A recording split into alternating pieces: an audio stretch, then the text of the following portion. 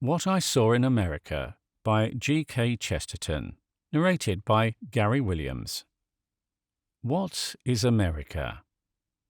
I have never managed to lose my old conviction that travel narrows the mind. At least, a man must make a double effort of moral humility and imaginative energy to prevent it from narrowing his mind. Indeed, there is something touching and even tragic about the thoughtless tourist who might have stayed at home, loving Laplanders, embracing Chinamen and clasping Patagonians to his heart in Hampstead or Surbiton, but for his blind and suicidal impulse to go and see what they looked like.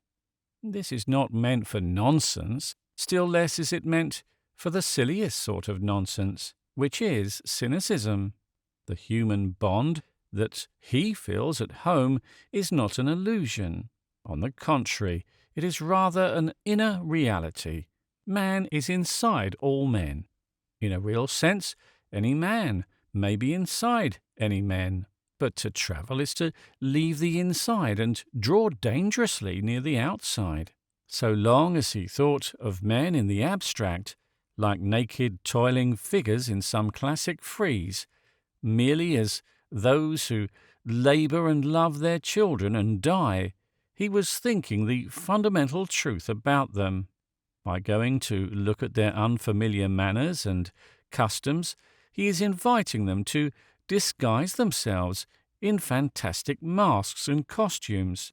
Many modern internationalists talk as if men are different nationalities, had only to meet and mix and understand each other. In reality, that is the moment of supreme danger, the moment when they meet. We might shiver at the old euphemism by which a meeting meant a duel. Travel ought to combine amusement with instruction, but most travellers are so much amused that they refuse to be instructed. I do not blame them for being amused. It is perfectly natural to be amused at a Dutchman for being Dutch or a Chinaman for being Chinese. Where they are wrong is that they take their own amusement seriously. They base on it their serious ideas of international instruction. It was said that the Englishman takes his pleasures sadly, and the pleasure of despising foreigners is one which he takes most sadly of all. He comes to scoff and does not remain to pray, but rather to excommunicate. Hence, in international relations, there is far too little laughing and far too much sneering. But I believe that there is a better way, which largely consists of laughter, a form of friendship between nations, which is actually founded on differences. To hint at some such better way is the only excuse of this book. Let me begin my American impressions with two impressions I had before I went to America. One was an incident, and the other an idea, and when taken together, they illustrate the attitude I mean. The first principle is that nobody should be ashamed of thinking a thing funny because it is foreign. The second is that he should be ashamed of thinking it wrong because it is funny. The reaction of his senses and superficial habits of mind against something new and to him abnormal is a perfectly healthy reaction. But the mind, which imagines that mere unfamiliarity can possibly prove anything about inferiority, is a very inadequate mind. It is inadequate even in criticizing things that may really be inferior to the things involved here. It is far better to laugh at a Negro for having a black face than to sneer at him for having a sloping skull. It is proportionally even more preferable to laugh rather than judge in dealing with highly civilized peoples. Therefore, I put at the beginning two working examples of what I felt about America before I saw it, the sort of thing that a man has a right to enjoy as a joke, and the sort of thing he has a duty to understand and respect, because it is the explanation of the joke. When I went to the American consulate to regularize my passports, I was capable of expecting the American consul to be American. Embassies and consulates are, by tradition, like islands of the soil for which they stand, and I have often found the tradition corresponding to the truth. I have seen the unmistakable French official living on omelettes and a little wine, and serving his sacred abstractions under the last palm trees fringing a desert. In the heat and noise of quarrelling Turks and Egyptians, I have come suddenly, as with the cool shock of his own shower bath, on the listless amiability of the English gentleman. The officials I interviewed were very American, especially in being very polite. For whatever may have been the mood or meaning of Martin Chuzzlewit, I have always found Americans by far the politest people in the world. They put in my hands a form to be filled up, to all appearance like other forms I had filled up in other passport offices, but in reality it was very different from any form I had ever filled up in my life. At least it was a little like a freer form of the game called Confessions, which my friends and I invented in our youth, an examination paper containing questions like, if you saw a rhinoceros in the front garden, what would you do? One of my friends, I remember, wrote, "Take the pledge," but that is another story, and might bring Mr. Pussyfoot Johnson on the scene before his time. One of the questions on the paper was, "Are you an anarchist?" To which a detached philosopher would naturally feel inclined to answer, "What the devil has that to do with you? Are you an atheist?" Along with some playful efforts to cross-examine the official about what constitutes the Greek archy. Then there was the question, "Are you in favour of subverting the government of the United States by force?" Against this I should write, "I prefer to answer that question at the end of my tour, and not the beginning."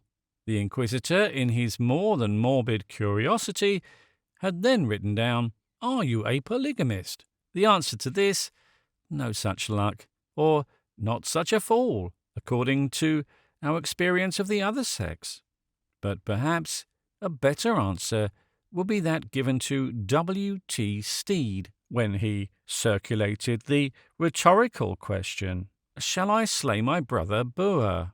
The answer that ran, "Never interfere in family matters." But among many things that amused me almost to the point of treating the form thus disrespectfully, the most amusing was the thought of the ruthless outlaw who should feel compelled to treat it respectfully. I like to think of the foreign desperado seeking to slip into America with official papers under official protection and sitting down to write with a beautiful gravity, "I am an anarchist. I hate you all and wish to destroy you," or "I intend to subvert by force the government of the United States as soon as possible," sticking the long sheath knife in my left trouser pocket into Mr. Harding at the earliest opportunity. Or again, "Yes, I am a polygamist, all right, and my 47 wives are accompanying me on the voyage, disguised as secretaries." There seems to be a certain simplicity of mind about these answers, and it is reassuring to know that anarchists and polygamists are so pure and good that the police have only to ask them questions, and they are certain to tell no lies. Now, that is a model of the sort of foreign practice founded on foreign problems, at which a man's first impulse is naturally to laugh. Nor have I any intention of apologizing for my laughter. A man is perfectly entitled to laugh at a thing because he happens to find it incomprehensible. What he has no right to do is to laugh at it as incomprehensible and then criticize it as if he comprehended it. The very fact of its unfamiliarity and mystery ought to set him thinking about the deeper causes that make people so different from himself, and that without merely assuming that they must be inferior to himself. Superficially, this is rather a queer business. It would be easy enough to suggest that in this America has introduced a quite abnormal spirit of inquisition and interference with the liberty unknown among all the ancient despotisms and aristocracies. About that there will be something to be said later, but superficially it is true that the degree of officialism is comparatively unique. In a journey which I took only the year before, I had occasion to have my papers passed by governments which many worthy people in the West would vaguely identify with corsairs and assassins. I have stood on the other side of Jordan, in the land ruled by a rude Arab chief, where the police looked so like brigands that one wondered what the brigands looked like. But they did not ask me whether I had come to subvert the power of the Sharif, and they did not exhibit the faintest curiosity about my personal views on the ethical basis of civil authority. These ministers of ancient Muslim despotism did not care about whether I was an anarchist, and naturally would not have minded if I had been a polygamist.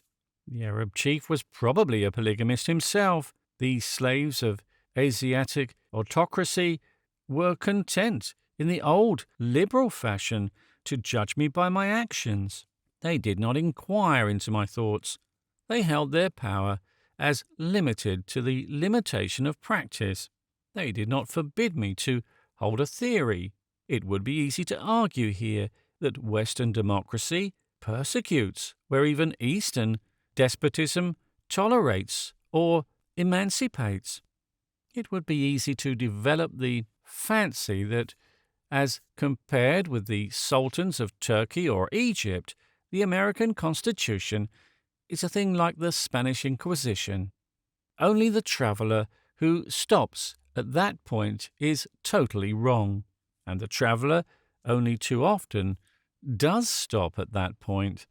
He has found something to make him laugh, and he will not suffer it to make him think, and the remedy is not to unsay what he has said, not even, so to speak, to unlaugh what he has laughed, not to deny that there is something unique and curious about this American Inquisition into our abstract opinions, but rather to continue the train of thought and follow the admirable advice of Mr. H.G. Wells, who said, "It is not much good thinking of a thing unless you think it out."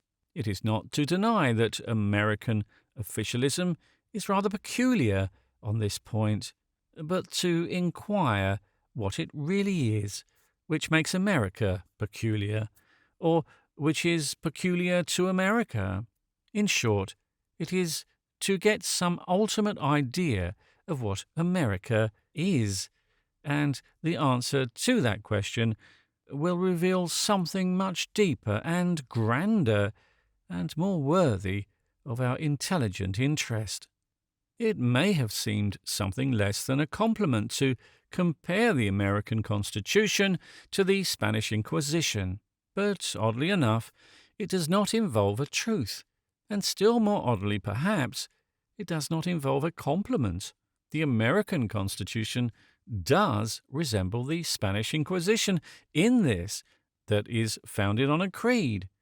America is the only nation in the world that is founded on a creed. That creed is set forth with dogmatic and even theological lucidity in the Declaration of Independence, perhaps the only piece of practical politics that is also theoretical politics and also great literature. It enunciates that all men are equal in their claim to justice, that governments exist to give them that justice, and that their authority is, for that reason, just. It certainly does condemn anarchism, and it does also, by inference, condemn atheism, since it clearly names the Creator as the ultimate authority from whom these equal rights are derived. Nobody expects a modern political system to proceed logically in the application of such dogmas, and in the matter of God and government, it is naturally God whose claim is taken more lightly. The point is that there is a creed, if not about divine, at least about human things. Now, a creed is at once the broadest and the narrowest thing in the world. In its nature, it is as broad as its scheme for a brotherhood of all men. In its nature, it is limited by its definition of the nature of all men. This was true of the Christian Church, which was truly said to exclude neither Jew nor Greek, but which did definitely substitute something else for Jewish religion or Greek philosophy. It was truly said to be a net drawing in of all kinds, but a net of a certain pattern, the pattern of Peter the fisherman. And this is true even of the most disastrous distortions or degradations of that creed, and true, among others, of the Spanish Inquisition. It may have been narrow-touching theology. It could not confess to being narrow about nationality or ethnology. The Spanish Inquisition might be admittedly inquisitorial, but the Spanish Inquisition could not be merely Spanish. Such a Spaniard, even when he was narrower than his own creed, had to be broader than his own empire.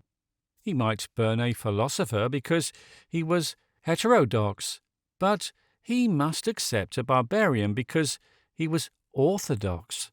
And we see even in modern times that the same church which is blamed for making sages heretics is also blamed for making savages priests. Now, in a much vaguer and more evolutionary fashion, there is something of the same idea at the back of the great American experiment, the experiment of democracy of diverse races, which has been compared to a melting pot.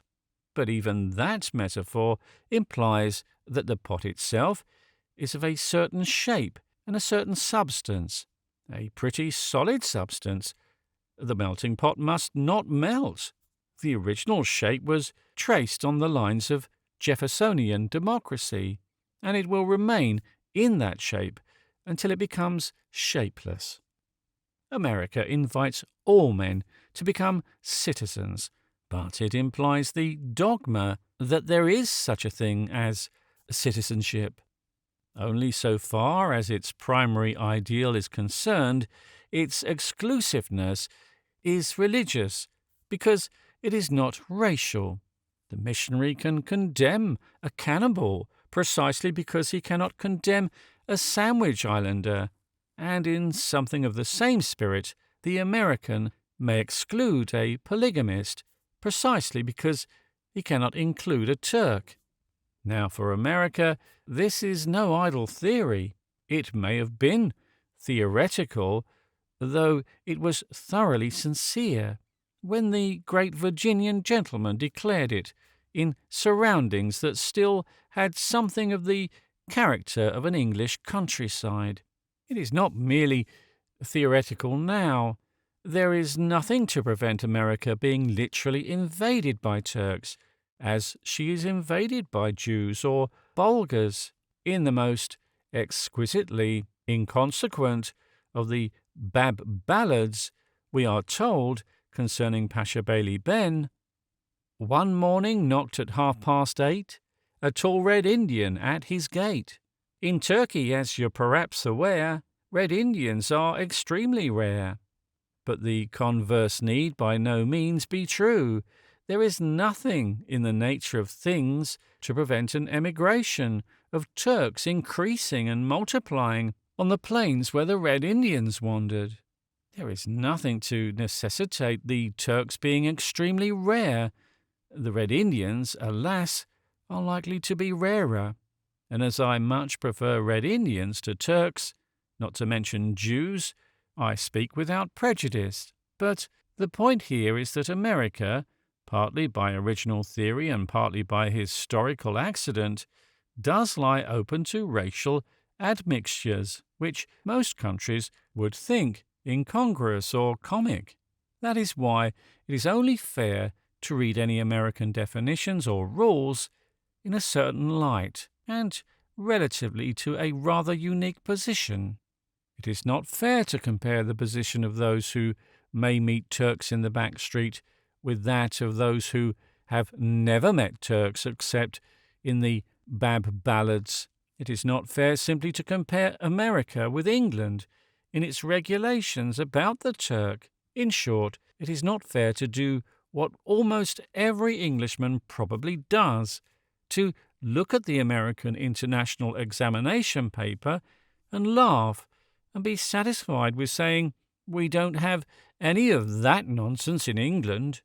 We do not have any of that nonsense in England because we have never attempted to have any of that philosophy in England.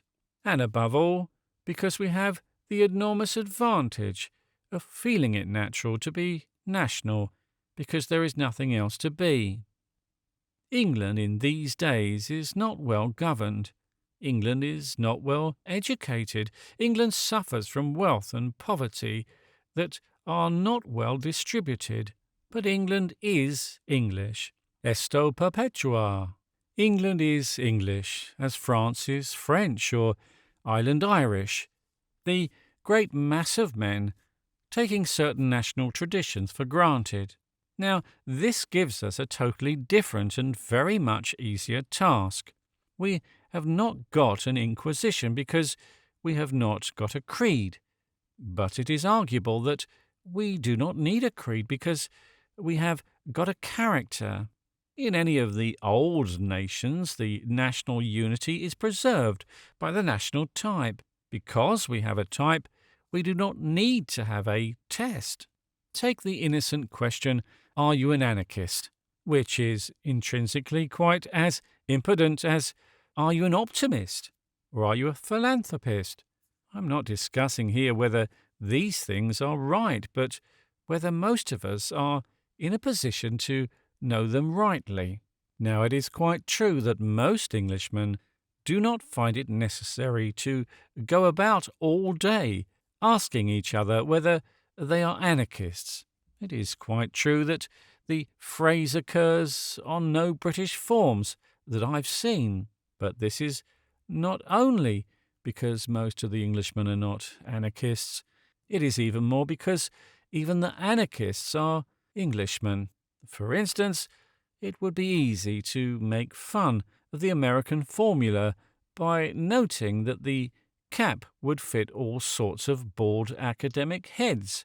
It might well be maintained that Herbert Spencer was an anarchist. It is practically certain that Auburn Herbert was an anarchist.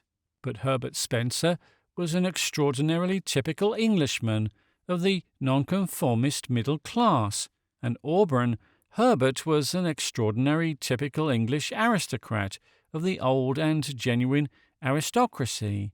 Everyone knew in his heart that the squire would not throw a bomb at the Queen, and the nonconformist would not throw a bomb at anybody. Everyone knew that there was something subconscious in a man like Auburn Herbert, which would have come out only in throwing bombs at the enemies of England, as it did come out in his son and namesake, the generous and unforgotten, who fell flinging bombs from the sky far beyond the German line. Everyone knows that normally, in the last resort, the English gentleman is patriotic. Everyone knows that the English nonconformist is national even when he denies that he is patriotic. Nothing is more notable indeed than the fact that nobody is more stamped with the mark of his own nation than the man who says that there ought to be no nations. Somebody called Cobden the international man, but no man could be more English than Cobden. Everybody recognizes Tolstoy as the iconoclast of all patriotism, but nobody could be more Russian than Tolstoy.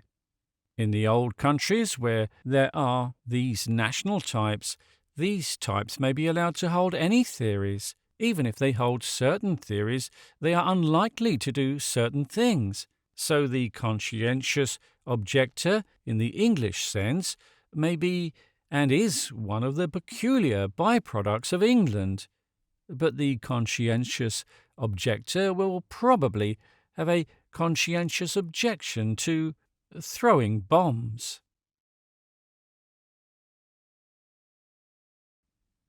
Now, I am very far from intending to imply that these American tests are good tests, or that there is no danger of tyranny becoming the temptation of America.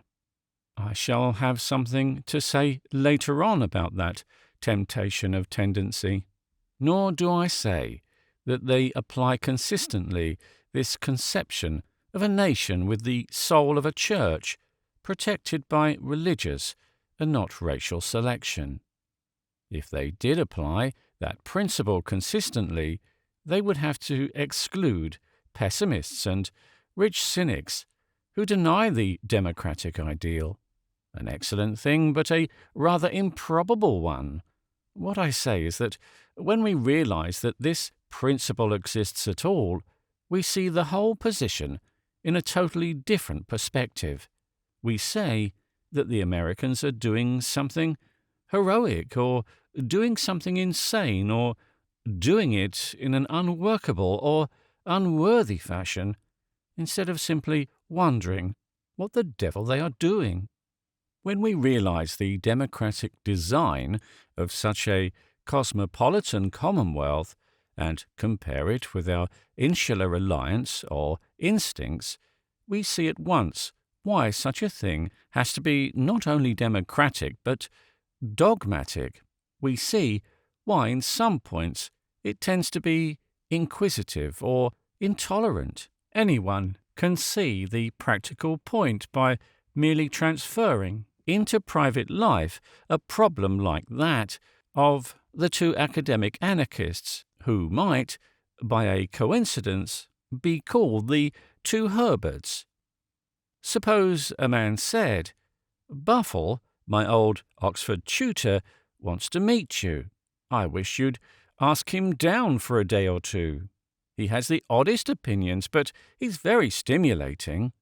It would not only occur to us that the oddity of the Oxford Don's opinions would lead him to blow up the house, because the Oxford Don is an English type. Suppose somebody said, "Do let me bring old Colonel Robinson down for the weekend. He's a bit of a crank, but quite interesting." We should not anticipate the Colonel running amok with a carving knife and offering up human sacrifice in the garden, for these are not among the daily habits of an old English colonel, and because we know his habits, we do not care about his opinions. But suppose somebody offered to bring a person from the interior of Kamskatka to stay with us for a week or two, and added that his religion was a very extraordinary religion. We should feel a little more inquisitive about what kind of religion it was. If somebody wished to add a hairy Ainu to the family party at Christmas, explaining that his point of view was so individual and interesting, we should want to know a little more about it and him. We should be tempted to draw up a fantastic and examination paper as that presented to the immigrant going to America. We should ask what a hairy Anu was, and how hairy he was, and above all, what sort of Anu he was. Would etiquette require us to ask him to bring his wife? And if we did ask him to bring his wife, how many wives would he bring? In short, in the American formula, is he a polygamist? Merely as a point of housekeeping and accommodation, the question is not irrelevant. Is the hairy Anu content with hair, or does he wear any clothes? If the police insist on his wearing clothes, will he recognize the authority of the police? In short, as in the American formula, is he an anarchist?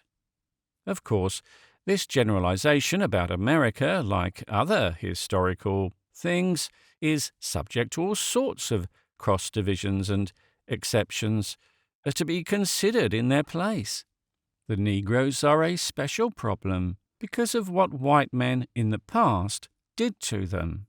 The Japanese are a special problem because of what men fear that they in the future may do to white men.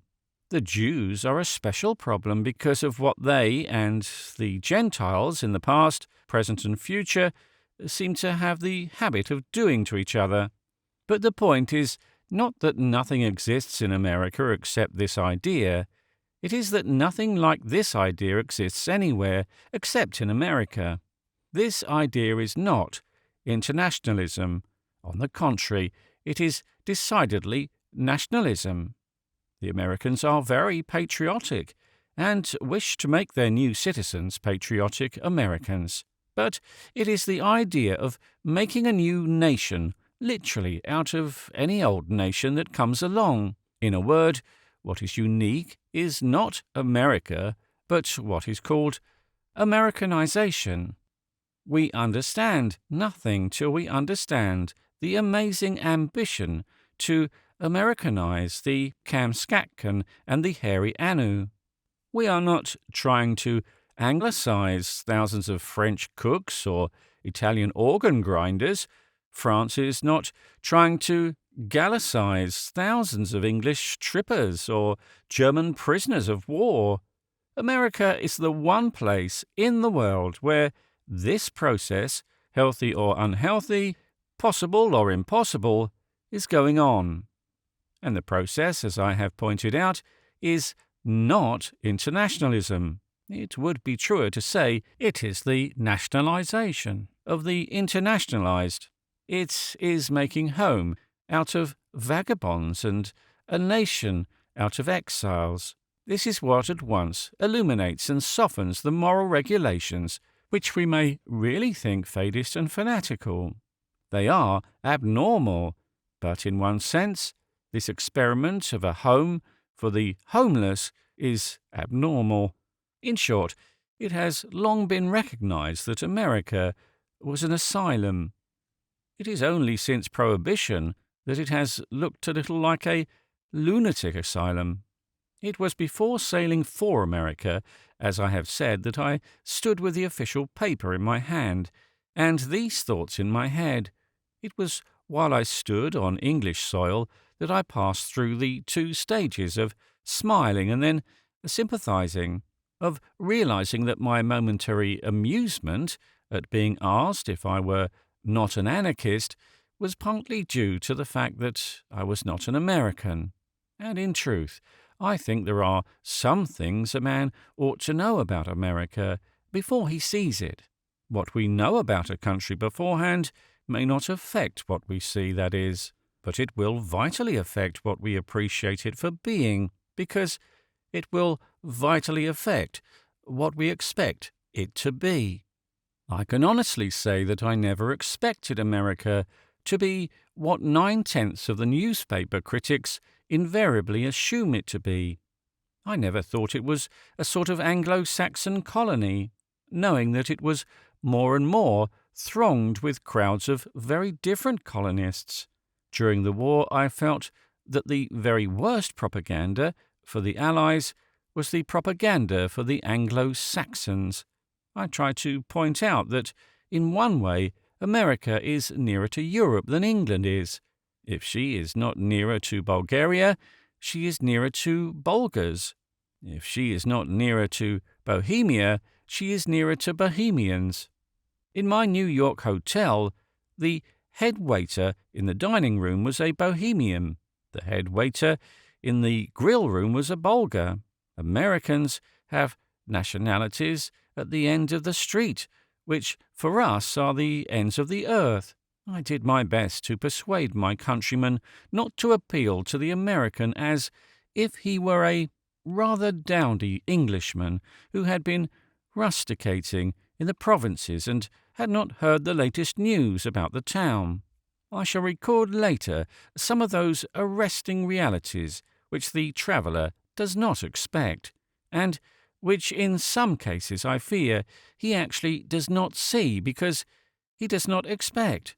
I shall try to do justice to the psychology of what Mr. Belloc has called eye-openers in travel, but there are some things about America that a man ought to see, even with his eyes shut.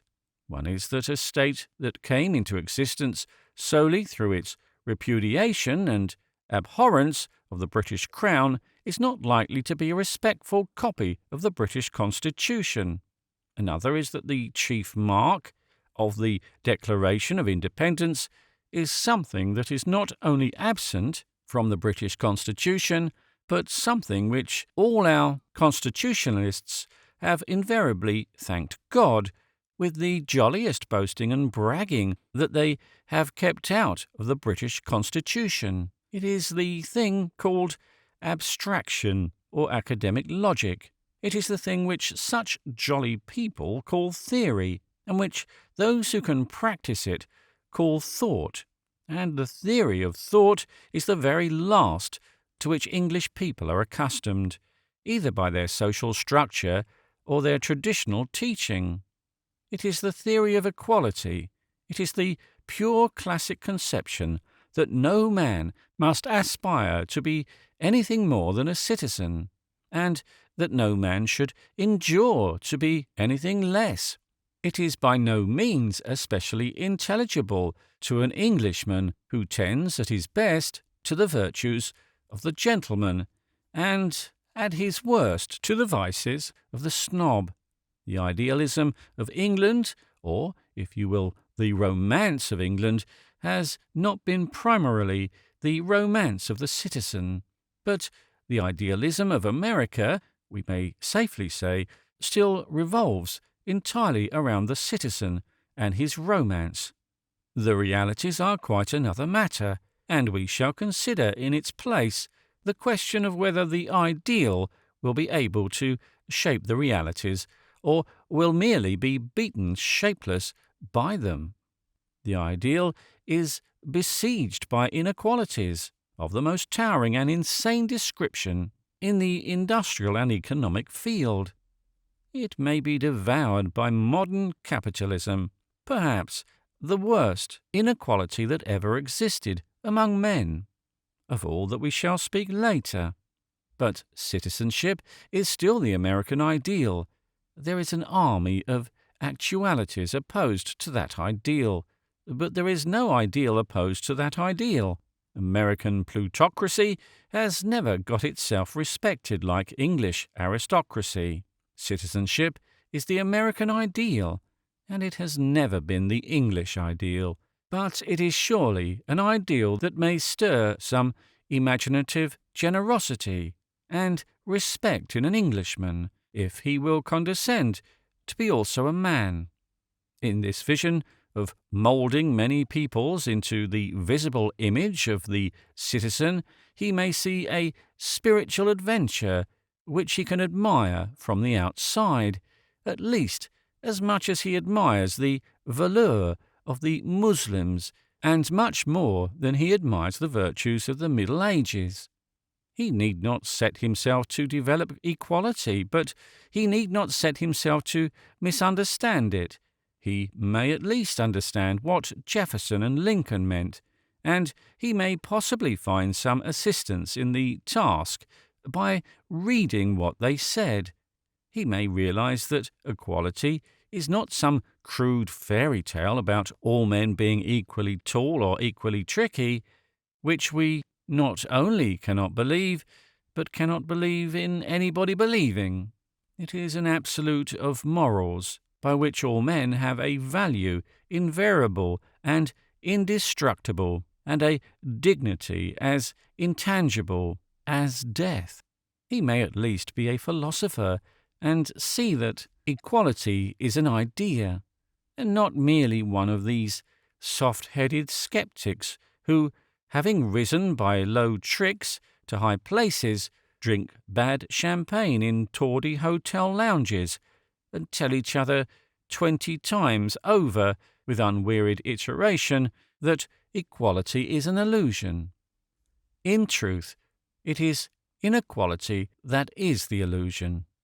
The extreme disproportion between men that we seem to see in life is a thing of changing lights and lengthening shadows, a twilight full of fancies and distortions. We find a man famous and cannot live long enough to find him forgotten. We see a race dominant and cannot linger to see it decay. It is the experience of men that always returns to the equality of men. It is the average that ultimately justifies the average man. It is when men have seen and suffered much and come at the end of more elaborate experiments that they see men as men under an equal light of death and daily laughter, and none the less mysterious for being many.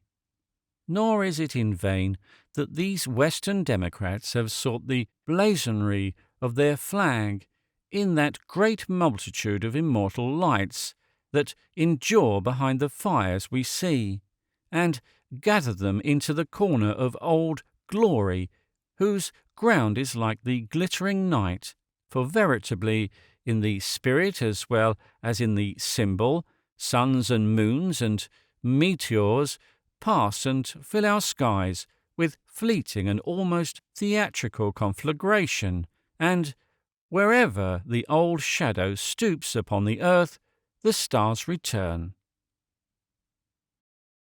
A meditation in a New York hotel.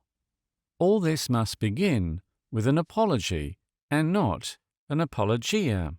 When I went wandering about the States disguised as a lecturer, I was well aware that I was not sufficiently well disguised to be a spy. I was even in the worst possible position to be a sightseer. A lecturer to American audiences can hardly be in the holiday mood of a sightseer. It is rather the audience that is sightseeing, even if it is seeing a rather melancholy sight.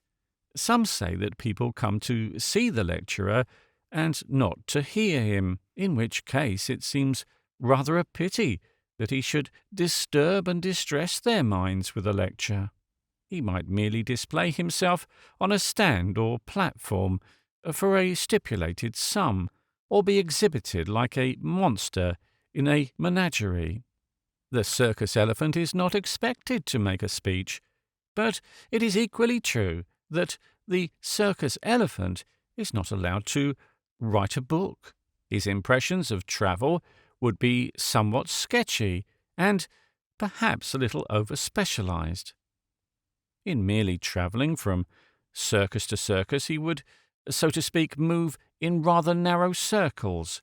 Jumbo, the great elephant, with whom I'm hardly so ambitious to compare myself, before he eventually went to the Barnum show, passed a considerable, and I trust happy part of his life in Regent's Park. But if he had written a book on England, founded on his impressions of the zoo, it might have been a little disproportionate and even misleading in its version of the flora and fauna of that country. He might imagine that lions and leopards were commoner than they are in our hedgerows and country lanes, or that the head and neck of a giraffe was as native to our landscapes as a village spire. And that is why I apologize in anticipation for a probable lack of proportion in this work. Like the elephant, I may have seen too much of a special enclosure where a special sort of lions are gathered together. I may exaggerate the territorial as distinct from the vertical space occupied by the spiritual giraffe, for the giraffe may surely be regarded as an example of uplift, and is even, in a manner of speaking, a highbrow. Above all, I shall probably make generalizations that are much too general and are insufficient through being exaggerative. To this sort of doubt all my impressions are subject, and among them the negative generalization with which I shall begin this rambling meditation on American hotels. In all my American wanderings, I never saw such a thing as an inn. They may exist, but they do not arrest the traveller upon every road, as they do in England and in Europe. The saloons no longer existed when I was there, owing to the recent reform which restricted intoxicants to the wealthier classes. But we feel that the saloons have been there, if one may so express it. Their absence is still present. They remain in the structure of the street and the idiom of the language, but the saloons were not inns. If they had been inns, it would have been far harder, even for the power of modern plutocracy, to root them out. There will be a very different chase when the white hart is hunted to the forest, or when the red lion turns to bay. But people could not feel about the American saloon as they feel about the English inns. They could not feel that the prohibitionist, that vulgar chucker-out, was chucking Chaucer out of the Tabard and Shakespeare out of the Mermaid. In justice to the American prohibitionists, it must be realized that they were not doing quite such desecration, and that many of them felt the saloon a specially poisonous sort of place. They did feel that drinking places were used only as drug shops. So they have effected the great reconstruction by which it will be necessary to use only drug shops as drinking places. But I'm not dealing here with the problem of prohibition, except in so far as it is involved in the statement that the saloons were in no sense inns. Secondly, of course, there are the hotels. There are, indeed. There are hotels toppling to the stars, hotels covering the acreage of villages, hotels in multitudinous number, like a mob of Babylonian or Assyrian monuments. But the hotels also are not inns. Broadly speaking, there is only one hotel in America. The pattern of it, which is a very rational pattern, is repeated in cities as remote from each other as the capitals of European empires. You may find that hotel rising among the red blooms of the warm spring woods of Nebraska, or whitened with Canadian snows near the eternal noise of Niagara. And before touching on this solid and simple pattern itself, I may remark that the same system of symmetry runs through all the details of the interior. As one hotel is like another hotel, so one hotel floor is like another hotel floor. If the passage outside your bedroom door, or hallway, as it is called, contains, let us say, a small table with a green vase and a stuffed flamingo, or some trifle of the sort, you may be perfectly certain that there is exactly the same table, vase, and flamingo on every one of the 32 landings of that towering habitation. This is where it differs most, perhaps, from the crooked landings and unexpected levels of the old English inns, even when they call themselves hotels. To me, there was something weird, like a magic multiplication, in the exquisite sameness of these suites. It seemed to suggest the still atmosphere of some eerie psychological story. I once myself entertained the notion of a story in which a man was to be prevented from entering his house, the scene of some crime or calamity, by people who painted and furnished the next house to look exactly like it, the assimilation going to the most fantastic lengths, such as altering the numbering of houses in the street. I came to America and found an hotel fitted and upholstered throughout for the enactment of my phantasmal fraud.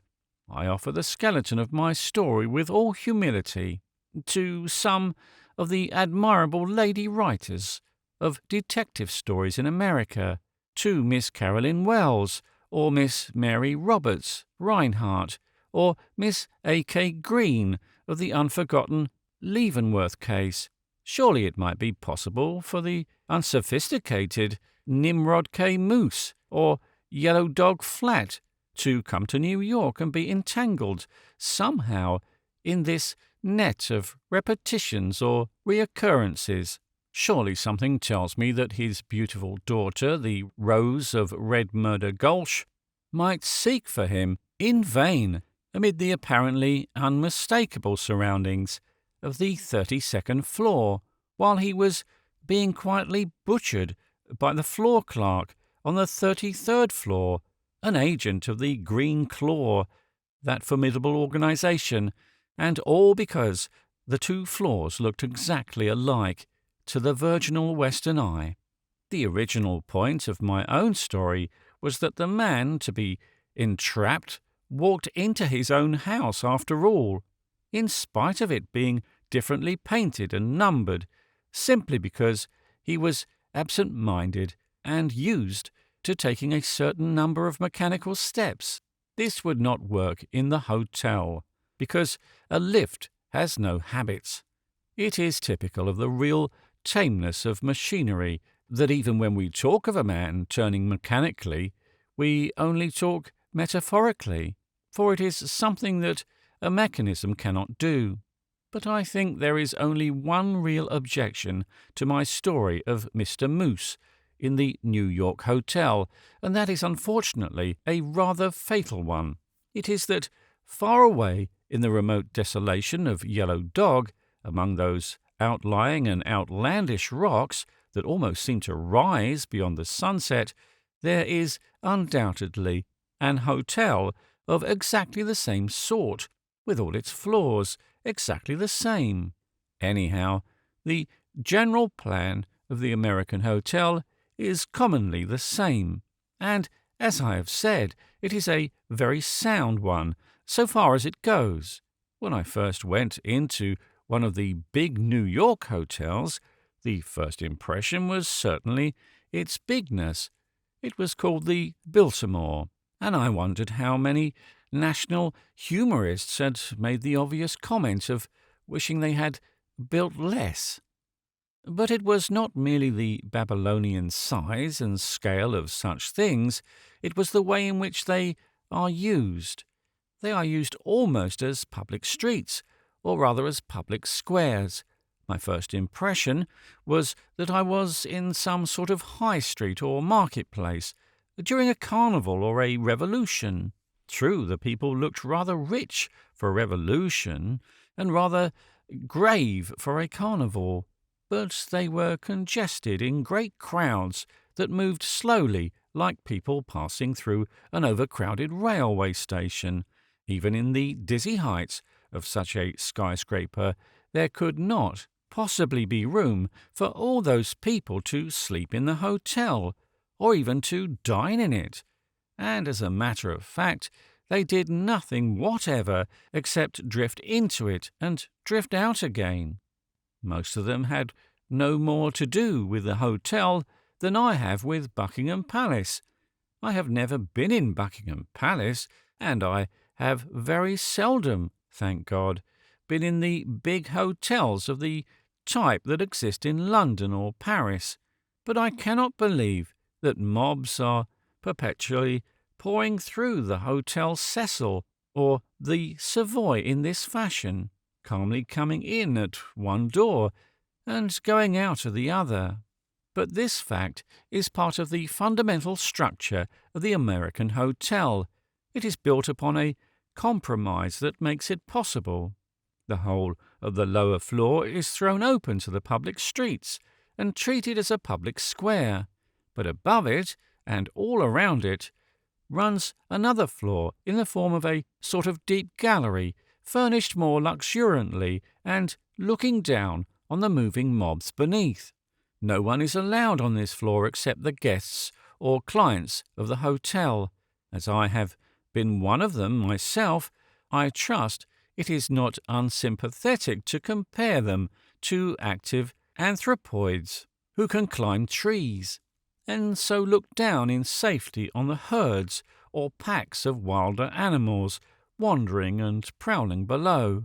Of course, there are modifications of this architectural plan, but they are generally approximations to it. It is the plan that seems to suit the social life of the American cities. There is generally something like a ground floor that is more public. A half floor or gallery above that is more private, and above that the bulk of the block of bedrooms, the huge hive with its innumerable and identical cells. The ladder of ascent in this tower is of course the lift, or as it is called, the elevator. With all that we hear of American hustle and hurry, it is rather strange that Americans seem to like more than we do to linger upon long words. And indeed, there is an element of delay in their diction and spirit, very little understood, which I may discuss elsewhere. Anyhow, they say elevator when we say lift, just as they say automobile when we say motor, and stenograph when we say typist, or sometimes, by a slight confusion, typewriter. Which reminds me of another story that never existed, about a man who was accused of having murdered and dismembered his secretary when he had only taken his typing machine to pieces, but we must not dwell on these digressions. The Americans may have another reason for giving long and ceremonious titles to the lift. When first I came among them, I had a suspicion that they possessed and practiced a new and secret religion, which was the cult of the elevator. I fancied they worshipped the lift, or at any rate worshipped in the lift. The details or data of this suspicion it were now vain to collect, as I have regretfully abandoned it, except in so far as they illustrate the social principles underlying the structural plan of the building. Now, an American gentleman invariably takes off his hat in the lift. He does not take off his hat in the hotel, even if it is crowded with ladies, but he always so salutes a lady in the elevator, and this marks the difference of atmosphere. The lift is a room, but the hotel is a street. But during my first delusion, of course, I assumed that he uncovered in this tiny temple merely because he was in church. There is something about the very word elevator that expresses a great deal of his vague but idealistic religion. Perhaps that flying chapel will eventually be ritualistically decorated like a chapel, possibly with a symbolic scheme of wings. Perhaps a brief religious service will be held in the elevator as it ascends, in a few well-chosen words, touching the utmost for the highest. Possibly he would consent even to call the elevator a lift, if he could call it an uplift. There would be no difficulty, except what I cannot but regard as the chief moral problem of all optimistic modernism. I mean, the difficulty of imagining a lift which is free to go up, if it is not also free to go down. I think I know my American friends and acquaintances too well to apologize for any levity in these illustrations. Americans make fun of their own institutions, and their own journalism is full of such fanciful conjectures. The tall building is itself artistically akin to the tall story. The very word skyscraper is an admirable example of an American lie, but I can testify quite as eagerly to the solid and sensible advantages of the systematical hotel. It is not only a pattern of vases and stuffed flamingos, it is also an equally accurate pattern of cupboards and baths. It is a dignified and humane custom to have a bathroom attached to every bedroom, and my impulse to sing the praises of it brought me once at least into a rather quaint complication. I think it was in the city of Dayton.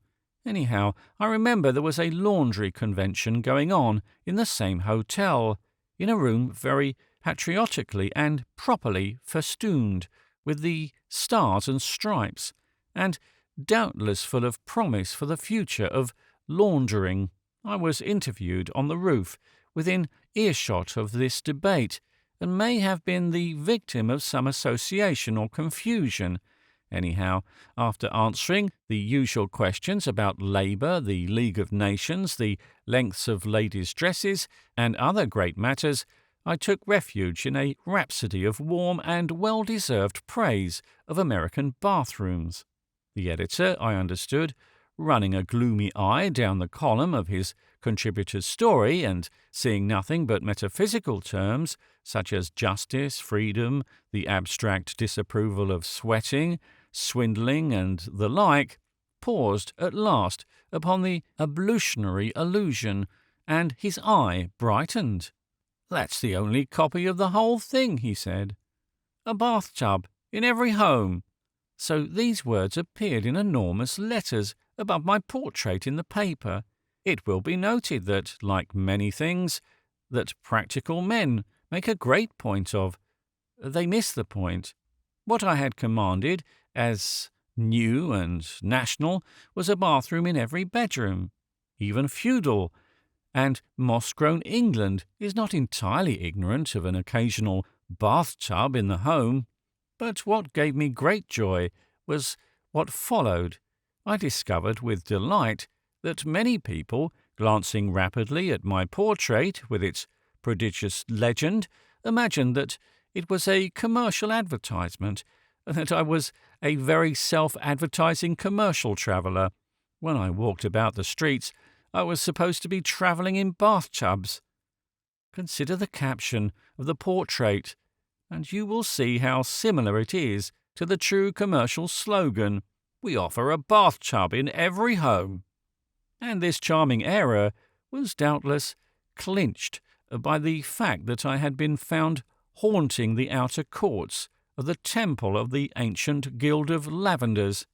I never knew how many shared the impression. I regret to say that I only traced it with certainty in 2 individuals, but I understand that it included the idea that I had come to the town to attend the laundry convention and had made an eloquent speech to that senate, no doubt exhibiting my tubs. Such was the penalty of too passionate and unrestrained an admiration for American bathrooms. Yet the connection of ideas, however inconsequent, does cover the part of social practice for which these American institutions can really be praised. About everything like laundry or hot and cold water, there is not only organization, but what does not always, or perhaps often go with it, efficiency. Americans are particular about these things of dress and decorum, and it is a virtue which I very seriously recognize, though I find it very hard to emulate. But with them, it is a virtue. It is not a mere convention, still less a mere fashion. It is really related to human dignity rather than to social superiority.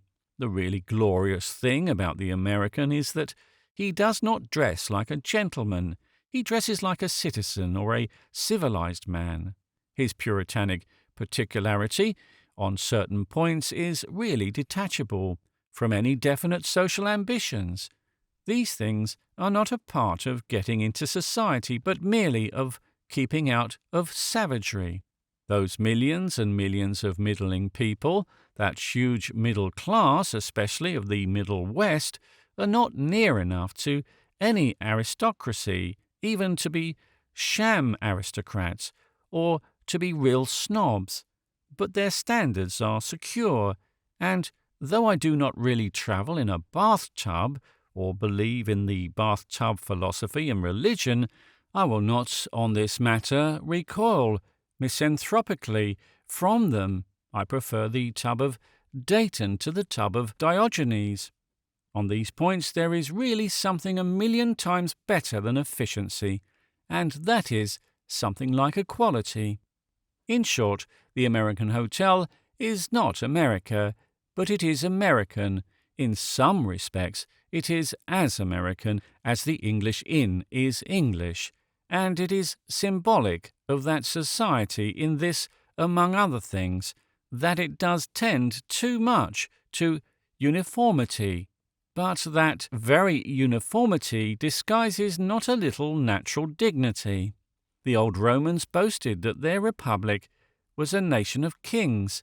If we really walked abroad in such a kingdom, we might very well grow tired of the sight of a crowd of kings, of every man with a gold crown on his head, or an ivory sceptre in his hand. But it is arguable that we ought not to grow tired of the repetition of crowns and sceptres any more than the reputation of flowers and stars.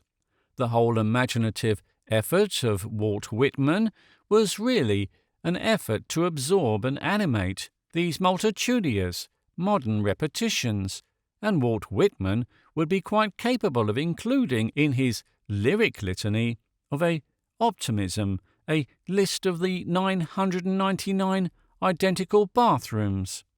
I do not sneer at the generous effort of the giant, though I think, when all is said, that it is a criticism of modern machinery that the effort should be gigantic as well as generous. While there is so much repetition, there is little repose. It is the pattern of the kaleidoscope rather than a wallpaper, a pattern of figures running and even leaping like the figures in a zoetrope. But even the groups where there was no hustle, there was often something of homelessness. I do not mean merely that they were not dining at home, but rather that they were not at home even when dining, and dining at their favourite hotel. They would frequently start up and dart from the room at a summons from the telephone. It may have been fanciful, but I could not help feeling a breath of home, as from a flap or flutter of St. George's Cross, when I first sat down in a Canadian hostelry, and read the announcement that no such telephonic or other summonses were allowed in the dining-room. It may have been a coincidence, and there may be American hotels with this merciful proviso, and Canadian hotels without it, but the thing was symbolic, even if it was not evidential.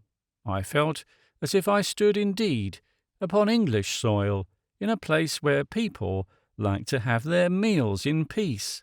The process of the summons is called paging, and consists of sending a little boy with a large voice through all the halls and corridors of the building, making them resound with a name.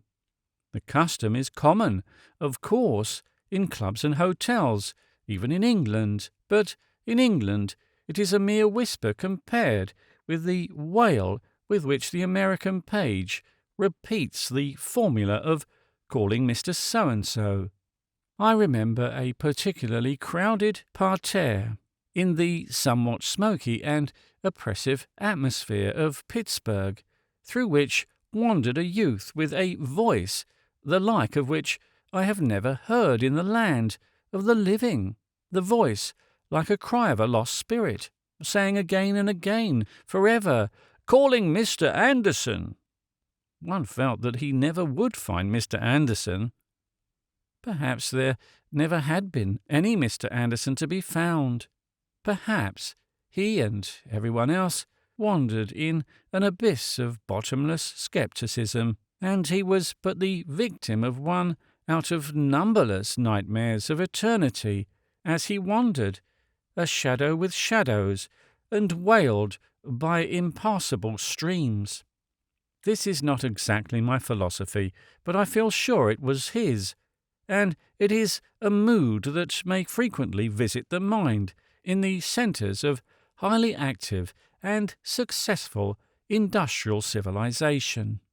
Such are the first idle impressions of the great American hotel, gained by sitting for the first time in its gallery and gazing on its drifting crowds with the thoughts equally drifting.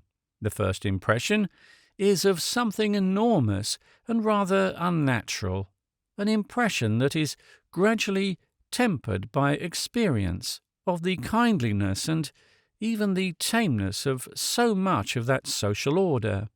But I should not be recording the sensations with sincerity if I did not touch in passing the note of something unearthly about that vast system to an insular traveller who sees it for the first time. It is as if he were wandering in another world among the fixed stars, or worse still, in an ideal utopia of the future. Yet I am not certain, and perhaps the best of all news is that nothing is really new. I sometimes have a fancy that many of these new things in new countries are but the resurrections of old things which have been wickedly killed or stupidly stunted in old countries. I have looked over the sea of little tables in some light and airy open-air cafe, and my thoughts have gone back to the plain wooden bench and wooden table that stands solitary and weather-stained outside so many neglected English inns.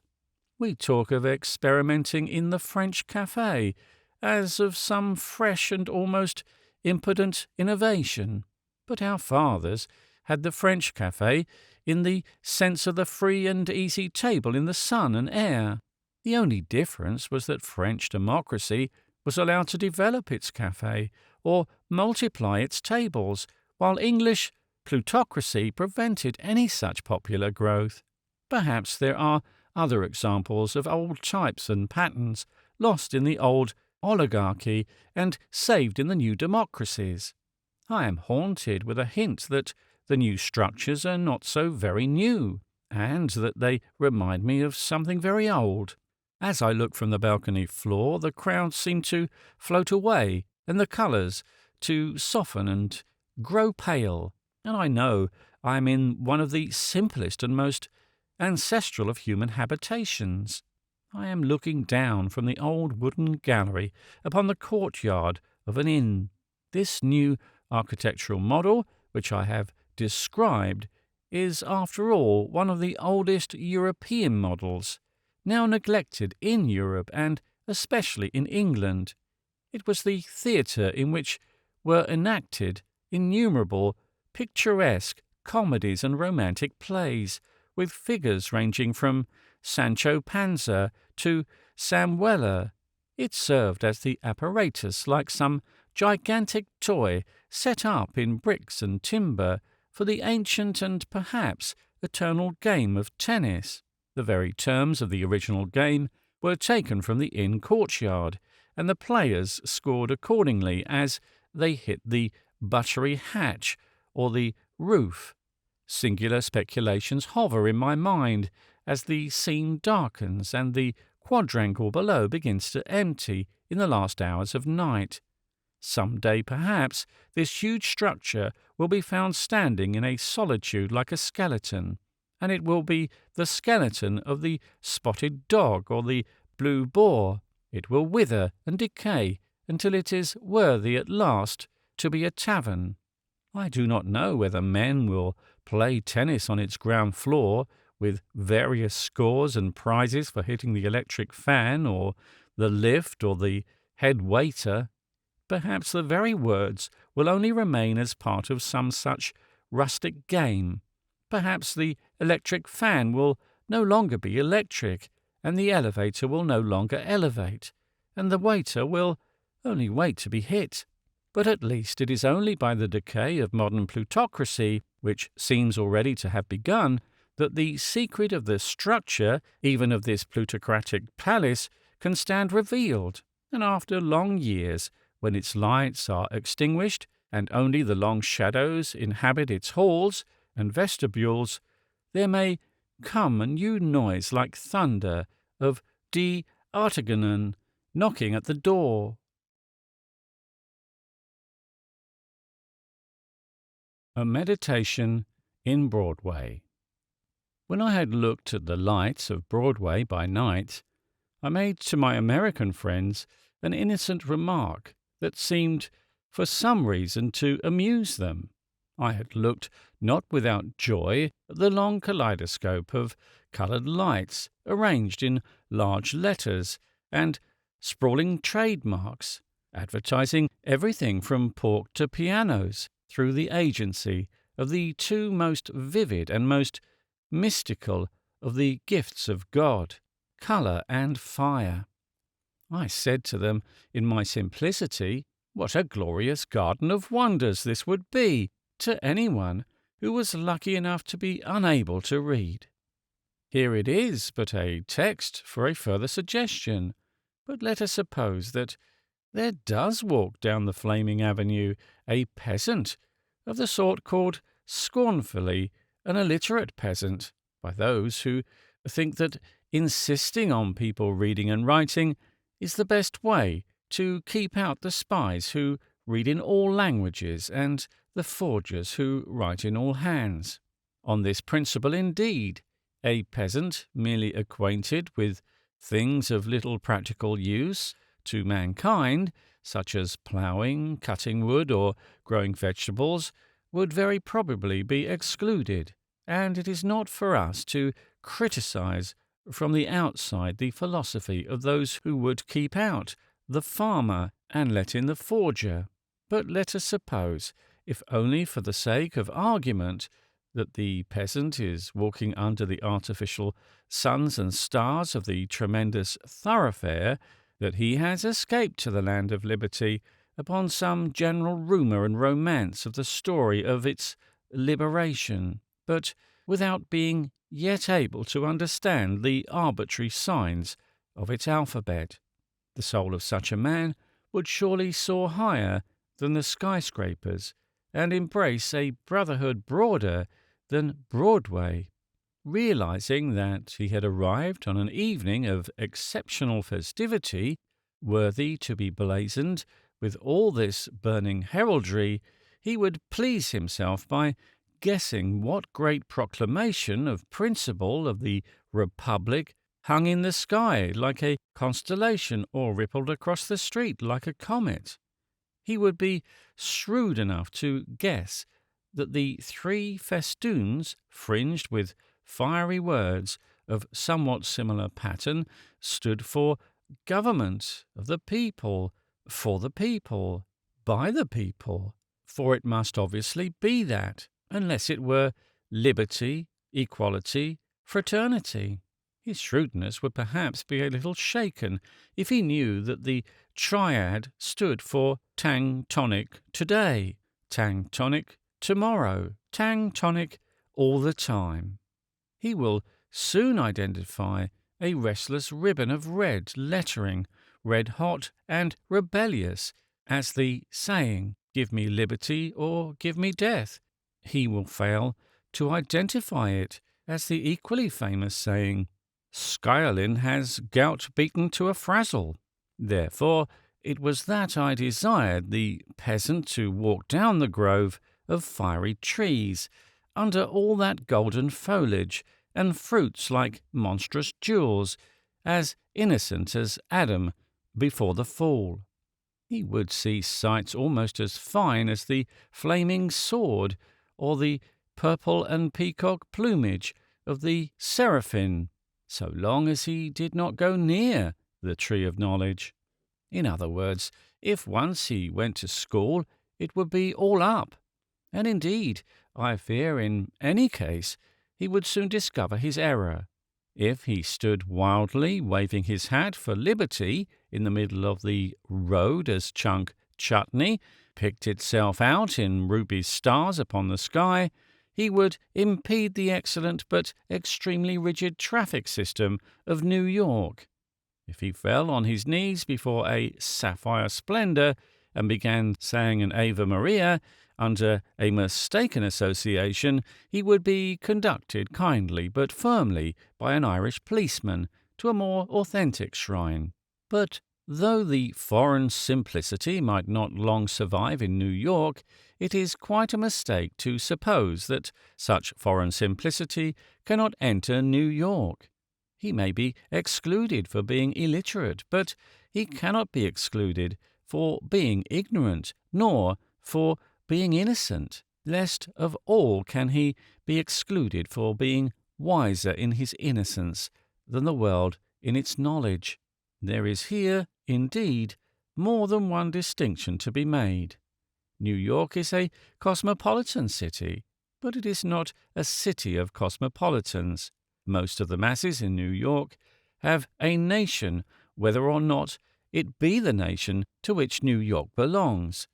Those who are Americanized are American, and very patriotically American. Those who are not thus nationalized are not in the least internationalized. They simply continue to be themselves. The Irish are Irish, the Jews are Jewish, and all sorts of other tribes carry on the traditions of remote European valleys, almost untouched.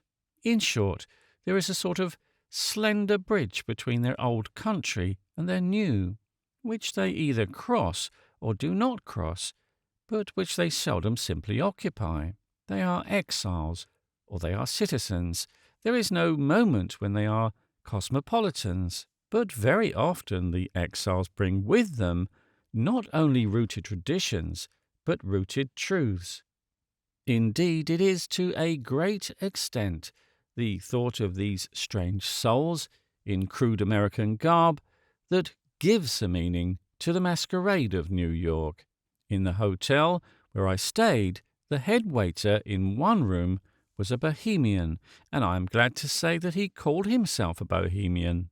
I have already protested sufficiently before American audiences against the pedantry of perpetually talking about Czechoslovakia. I suggested to my American friends that the abandonment of the word Bohemian in its historical sense might well extend to its literary and figurative sense.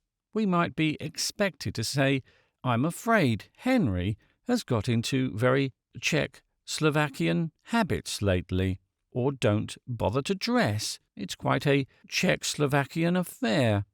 Anyhow, my Bohemian would have nothing to do with such nonsense.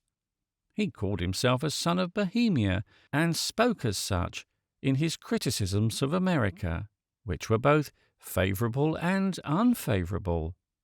He was a squat man, with a sturdy figure and a steady smile, and his eyes were like dark pools in the depth of a darker forest. But I do not think he had ever been deceived by the lights of Broadway.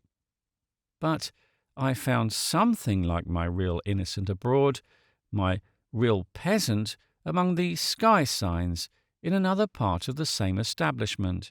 He was a much leaner man, equally dark, with a hooked nose, hungry face, and fierce black moustache. He also was a waiter, and was in the costume of waiter, which is in a smarter edition of the costume of a lecturer. As he was serving me with clam chowder or some such thing, I fell into speech with him, and he told me he was a Bulgar. I said something like, "I'm afraid I don't know as much as I ought to about Bulgaria. I suppose most of your people are agricultural, aren't they?" He did not stir an inch from his regular attitude, but he slightly lowered his low voice and said, "Yes, from the earth we come, and to the earth we return. When people get away from that, they are lost." To hear such a thing said by the waiter was alone an epoch in the life of an unfortunate writer of fantastic novels. To see him clear away the clam chowder like an automation, and bring me more iced water like an automation, or like nothing on earth except an American waiter, for piling up ice in the cold passion of their lives, and all this after having uttered something so dark and deep, so starkly incongruous, and so startlingly true, was an indescribable thing, but very like the picture of the peasant admiring Broadway. So he passed, with his artificial clothes and manners, lit up with all the ghastly artificial light of the hotel and all the ghastly artificial life of the city, and his heart was like his own remote and rocky valley, where those unchanging words were carved as on a rock. I do not profess to discuss here at all adequately the question this raises about the Americanization of the vulgar. It has many aspects, of some of which most Englishmen and even some Americans are rather unconscious. For one thing, a man with so rugged a loyalty to land could not be Americanized in New York, but it is not so certain that he could not be Americanized in America. We might almost say that a peasantry is hidden in the heart of America. So far as our impressions go, it is a secret. It is rather an open secret, covering only some 1,000 square miles of open prairie. But for most of our countrymen, it is something invisible, unimagined, and unvisited. The simple truth that where all those acres are, there is agriculture, and where all the agriculture is, there is considerable tendency towards distributive or decently equalized property, as in peasantry. On the other hand, there are those who say that the vulgar will never be Americanized, that he only comes to be a waiter in America, that he may afford to return to be a peasant in Bulgaria.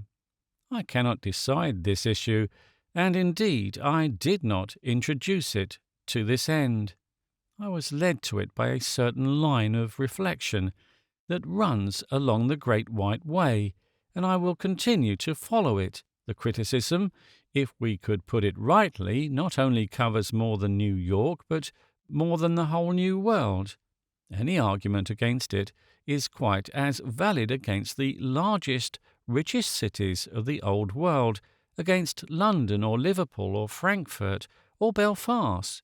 But it is in New York that we see the argument most clearly, because we see the thing thus, towering into its own turrets and breaking into its own fireworks. I disagree with the aesthetic condemnation of the modern city with its skyscrapers and sky signs. I mean that which laments the loss of beauty and its sacrifice to utility. It seems to me the very reverse of the truth.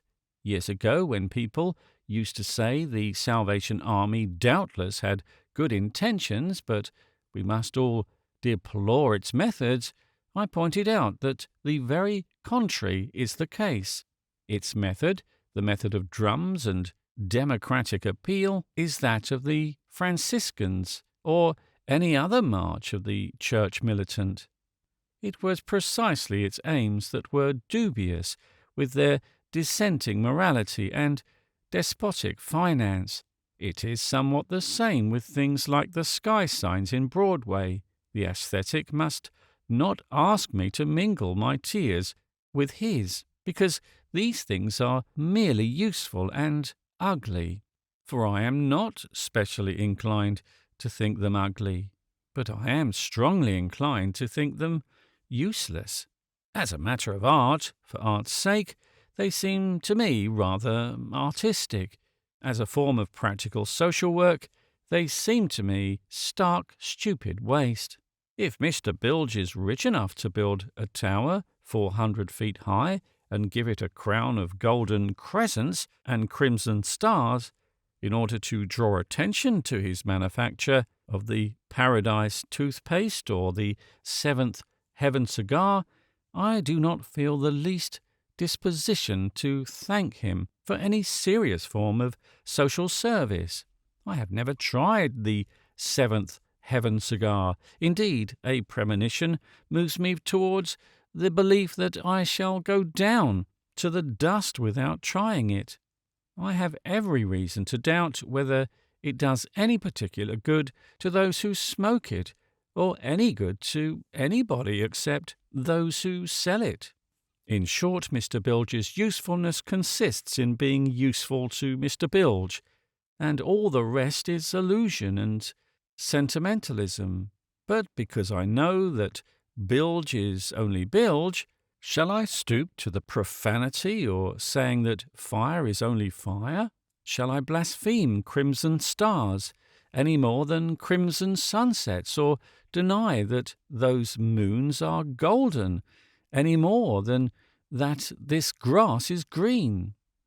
If a child saw these coloured lights, he would dance with as much delight as at any other coloured toys, and it is the duty of every poet, and even every critic, to dance in respectful imitation of the child. Indeed, I am in a mood of so much sympathy with the fairy lights of this pantomime city that I should be almost sorry to see social sanity and a sense of proportion return to extinguish them.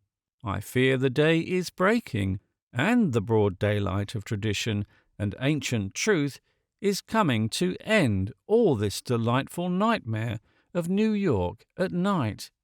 Peasants and priests and all sorts of practical and sensible people are coming back into power, and their stern realism may wither all the beautiful, unsubstantial, useless things. They will not believe in the seventh heaven cigar, even when they see it shining as with stars in the seventh heaven.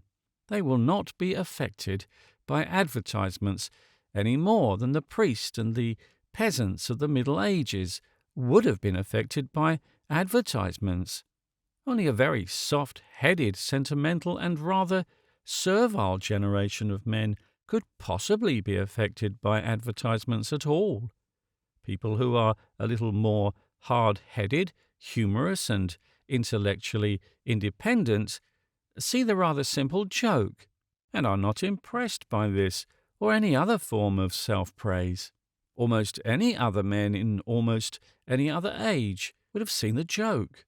If you had said to a man in the Stone Age, "Ugh says Ugh makes the best stone hatchets," he would have perceived a lack of detachment and disinterestedness about the testimonial.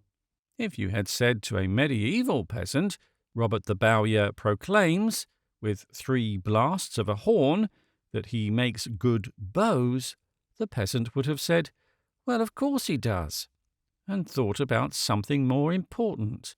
It is only among people whose minds have been weakened by a sort of mesmerism that so transparent a trick as that of advertisement could ever have been tried at all.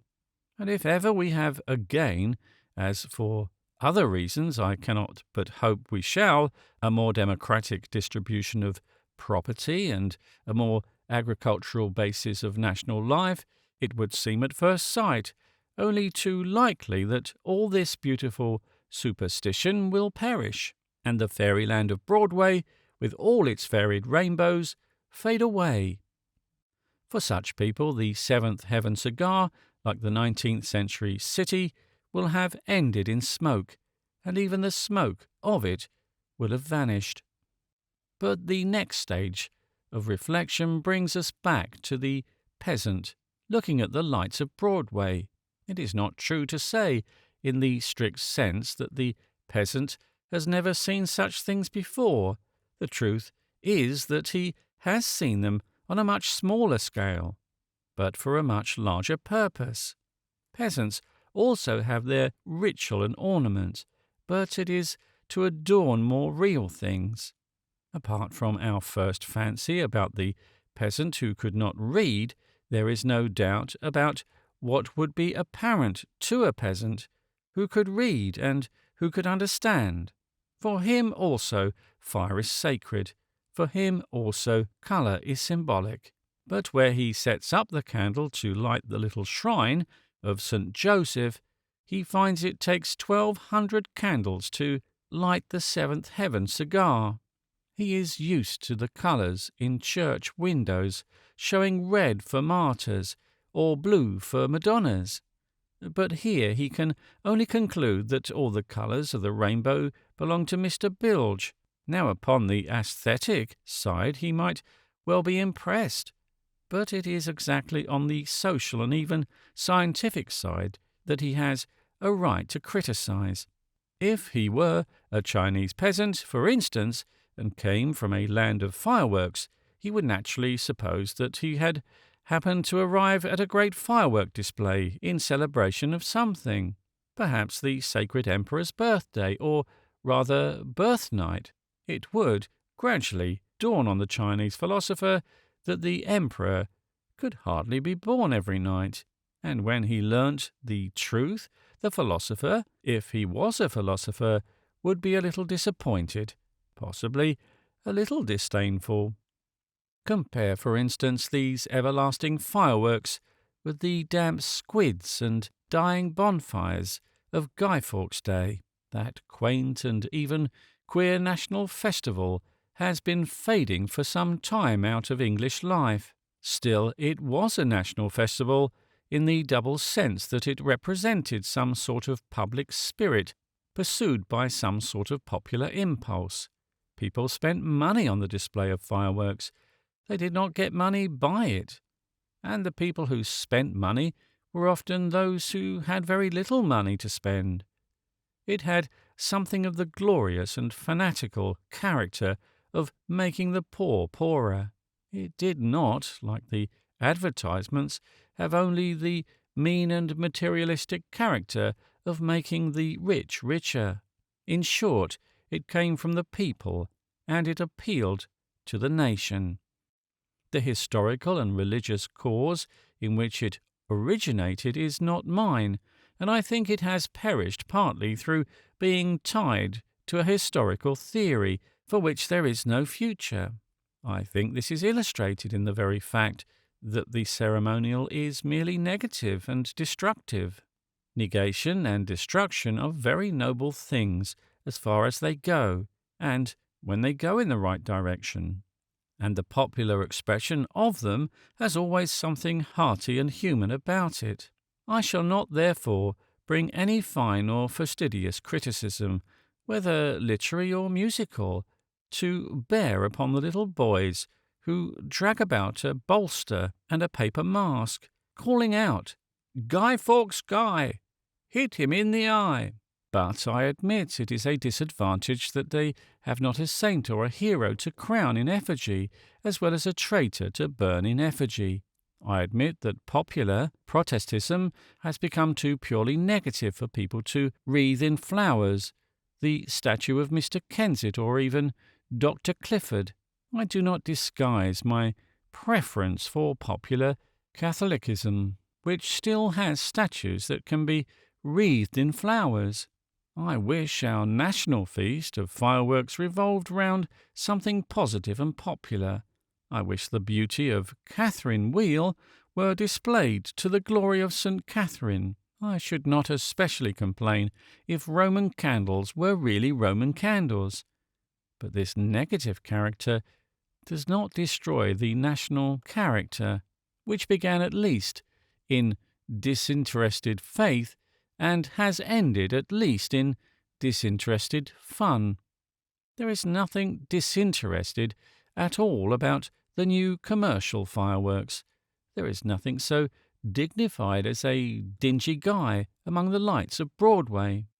In that thoroughfare, indeed, the very word guy has another and milder significance. An American friend congratulated me on the impression I produced on a lady interviewer, observing, "She says you're a regular guy." This puzzled me a little at the time. "Her description is no doubt correct," I said, "but I confess that it would never have struck me as specially complimentary. But it appears that it is one of the most graceful of compliments. in the original American. A guy in America is a colourless term for a human being. All men are guys being endowed by their creator with certain, but I am misled by another association, and a regular guy means, I presume, a reliable and respectable guy.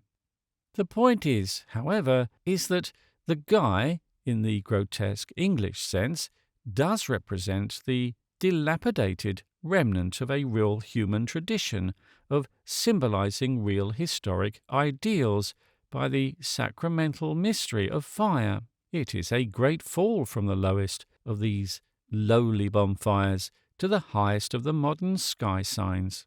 The new illumination does not stand for any national ideal at all, and what is yet more to the point, it does not come from any popular enthusiasm at all. That is where it differs from the narrowest national Protestantism of the English institution.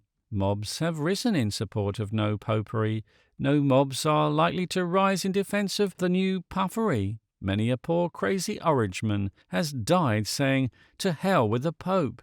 It is doubtful whether any man will ever, with his last breath, frame the ecstatic words, "Try Hugby's chewing gum." These modern and mercantile legends are imposed upon us by a mercantile minority, and we are merely passive to the suggestion. The hypnotist of high finance or big business merely writes his commands in heaven with a finger of fire. All men really are guys in the sense of dummies. We are only the victims of his pyrotechnic violence, and it is he who hits us in the eye. This is the real case against that modern society that is symbolized by such art and architecture. It is not that it is toppling, but that it is top-heavy. It is not that it is vulgar, but rather that it is not popular. In other words, the democratic ideal of countries like America, while it is still generally sincere and sometimes intense, is at issue with another tendency, an industrial progress, which is, of all things on earth, the most undemocratic. America is not alone in possessing the industrialism, but she is alone in emphasizing the ideal that strives with industrial capitalism, and ideal democracy are everywhere in controversy. But perhaps only here are they in conflict. France has a democratic ideal, but France is not industrial. England and Germany are industrial, but England and Germany are not really democratic. Of course, when I speak here of industrialism, I speak of great industrial areas. There is, as will be noted later, another side to all these countries. There is in America itself not only a great deal of agricultural society, but a great deal of agricultural equality, just as there are still peasants in Germany, and may some day again be peasants in England. But the point is that the ideal and its enemy, the reality, are here crushed very close to each other in the high narrow city, and that the skyscraper is truly named because its top, towering in such insolence, is scraping the stars of the American sky, the very heaven of the American spirit. That seems to me the main outline of the whole problem. In the first chapter of this book, I have emphasized the fact that equality is still the ideal, though no longer the reality of America. I should like to conclude this one by emphasizing the fact that the reality of modern capitalism is menacing that ideal with terrors and even splendors that might well stagger the wavering and impressionable modern spirit.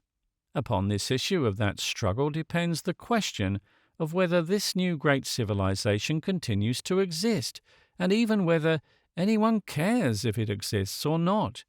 I have already used the parable of the American flag and the stars that stand for the multitudinous equality.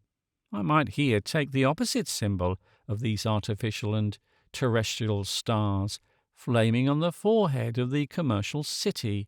and note the peril of the last illusion, which is that the artificial stars may seem to fill the heavens, and the real stars to have faded from sight. But I am content for the moment to refrain the merrily imaginative pleasure of those dizzy turrets and dancing fires. If those nightmare buildings were really all built for nothing, how noble they would be! The fact that they were really built for something need not unduly depress us for a moment, or drag down our soaring fancies. There is something about these vertical lines that suggests a sort of rush upwards, as of great cataracts topsy-turvy.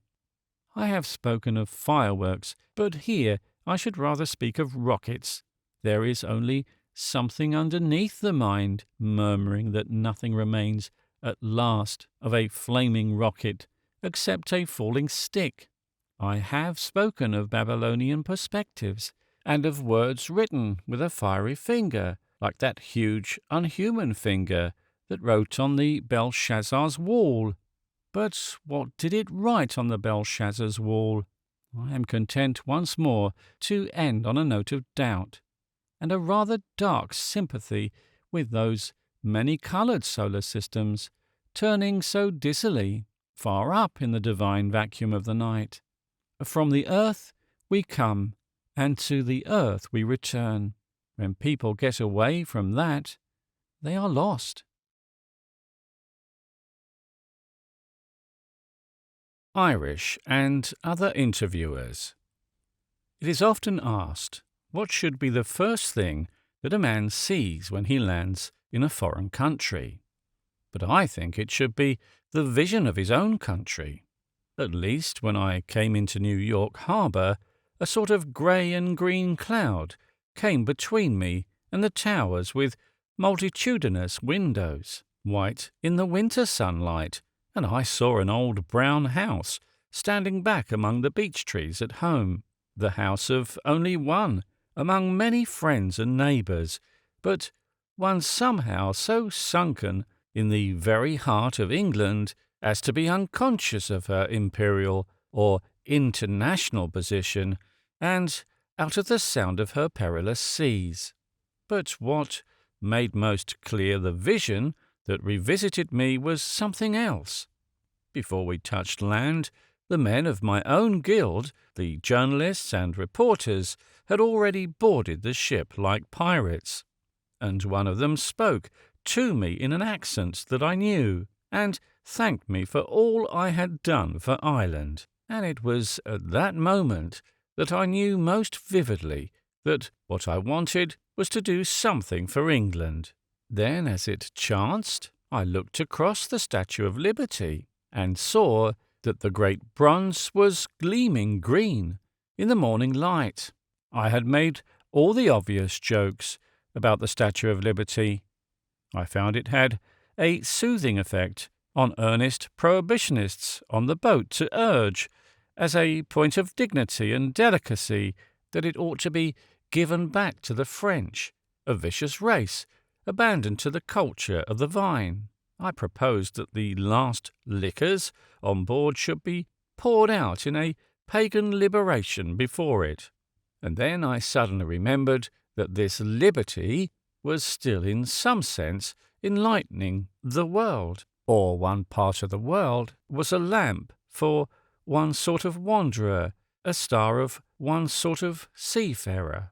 To one persecuted people, at least, this land had really been an asylum, even if recent legislation, as I have said, had made them think it a lunatic asylum. They had made it so much their home that the very colour of the country seemed to change with the infusion, as the bronze of the great statue took on a semblance of the wearing of the green. It is a commonplace that the Englishman has been stupid in his relations with the Irish, but he has been far more stupid in his relations with the Americans on the subject of the Irish. His propaganda has been worse than his practice, and his defence more ill-considered than the most indefensible things that he was intended to defend. There is, in this matter, a curious tangle of cross-purposes, which only a parallel example can make at all clear. And I will note the point here because it is some testimony to its vivid importance, that it was really the first I had to discuss on American soil with an American citizen. In a double sense, I touched Ireland before I came to America. I will take an imaginary instance from another controversy, in order to show how the apology can be worse than the action. The best we can say for ourselves is worse than the worst that we can do. There was a time when English poets and other publicists could always be inspired with instantaneous indignation about the persecuted Jews in Russia. We have heard less about them since we heard more about the persecuting Jews in Russia. I fear there are a great many middle-class Englishmen already who wish that Trotsky had been persecuted a little more. But even in those days, Englishmen divided their minds in a curious fashion and unconsciously distinguished between the Jews whom they had never seen in Warsaw and the Jews who they had often seen in Whitechapel. It seemed to be assumed that, by a curious coincidence, Russia possessed not only the very worst anti-Semites, but the very best Semites. A moneylender in London might be like Judas Iscariot, but a moneylender in Moscow must be like Judas Maccabeus. Nevertheless, there remained in our common sense an unconscious but fundamental comprehension of the unity of Israel, a sense that some things could be said, and some could not be said, about the Jews as a whole. Suppose that even in those days, to say nothing of these, an English protest against Russian anti-Semitism had been answered by the Russian anti-Semites, and suppose the answer had been somewhat as follows. It is all very well for foreigners to complain of our denying civic rights to our Jewish subjects, but we know the Jews better than they do. They are a barbarous people, entirely primitive and very like the simple savages who cannot count beyond 5 on their fingers. It is quite impossible to make them understand ordinary numbers, to say nothing of simple economics. They do not realize the meaning or the value of money. No Jew anywhere in the world can get into his stupid head the notion of the bargain or of exchanging one thing for another. Their hopeless incapacity for commerce or finance would retard the progress of our people, would prevent the spread of any sort of economic education, would keep the whole country on a level lower than that of the most prehistoric methods of barter. What Russia needs most is a mercantile middle class, and it is unjust to ask us to swamp its small beginnings in the thousands of these rude tribesmen who cannot do a sum of simple addition, or understand the symbolic character of a threepenny bit. We might as well be asked to give civic rights to cows and pigs as to this unhappy half-witted race who can no more count than the beasts of the field. In every intellectual exercise they are hopelessly incompetent. No Jew can play chess. No Jew can learn languages. No Jew has ever appeared in the smallest part in any theatrical performance. No Jew can give or take any pleasure connected with any musical instrument. These people are our subjects, and we understand them. We accept full responsibility for treating such troglodytes on our own terms. It would not be entirely convincing. It would sound a little far-fetched and unreal, but it would sound exactly like our utterances about the Irish, as they sound to all Americans, and rather especially to anti-Irish Americans. That is exactly the impression we produce on the people of the United States when we say, as we do say, in substance, something like this. We mean no harm to the poor dear Irish. So dreamy, so irresponsible, so incapable of order or organisation. If we were to withdraw from their country, they would only fight amongst themselves. They have no notion of how to rule themselves. There is something charming about their unpracticability, about their very incapacity for the coarse business of politics, but for their own sakes it is impossible to leave these emotional visionaries to ruin themselves in the attempt to rule themselves. They are like children, but they are our own children, and we understand them. We accept full responsibility for acting as their parents and guardians. Now, the point is not only that this view of the Irish is false, but that it is the particular view that the Americans know to be false. While we are saying that the Irish could not organize, the Americans are complaining often very bitterly of the power of the Irish organization. While we say that the Irishman could not rule himself, the Americans are saying, more or less humorously, that the Irishman rules them. A highly intelligent professor said to me in Boston, "We have solved the Irish problem here. We have an entirely independent Irish government." While we are complaining in an almost passionate manner of the importance of mere cliques of idealists and dreamers, they are complaining, often, in a very indignant manner, of the power of great gangs of bosses and bullies.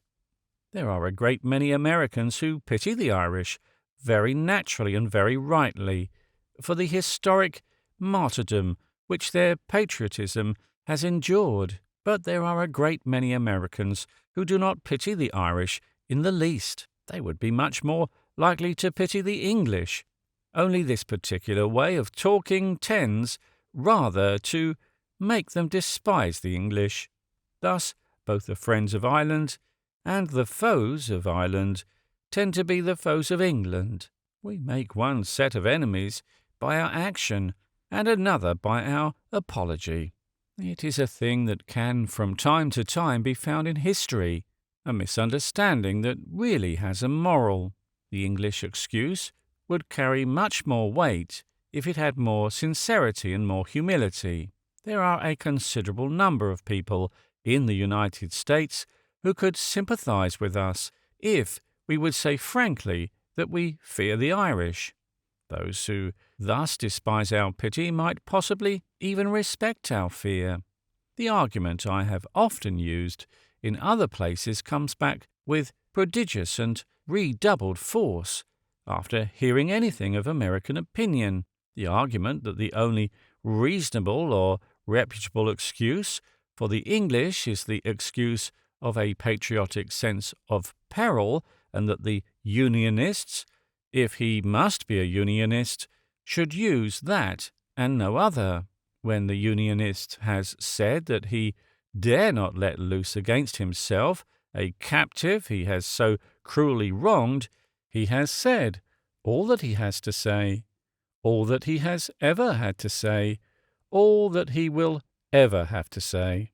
He is like a man who has sent a virile and rather vindictive rival unjustly to penal servitude, and who connives at the continuance of the sentence, not because he himself is particularly vindictive, but because he is afraid of what the convict will do when he comes out of prison. This is not exactly a moral strength, but it is a very human weakness, and that is the most that can be said of it. All other talk about Celtic frenzy or Catholic superstition is Kant invented to deceive himself, or to deceive the world.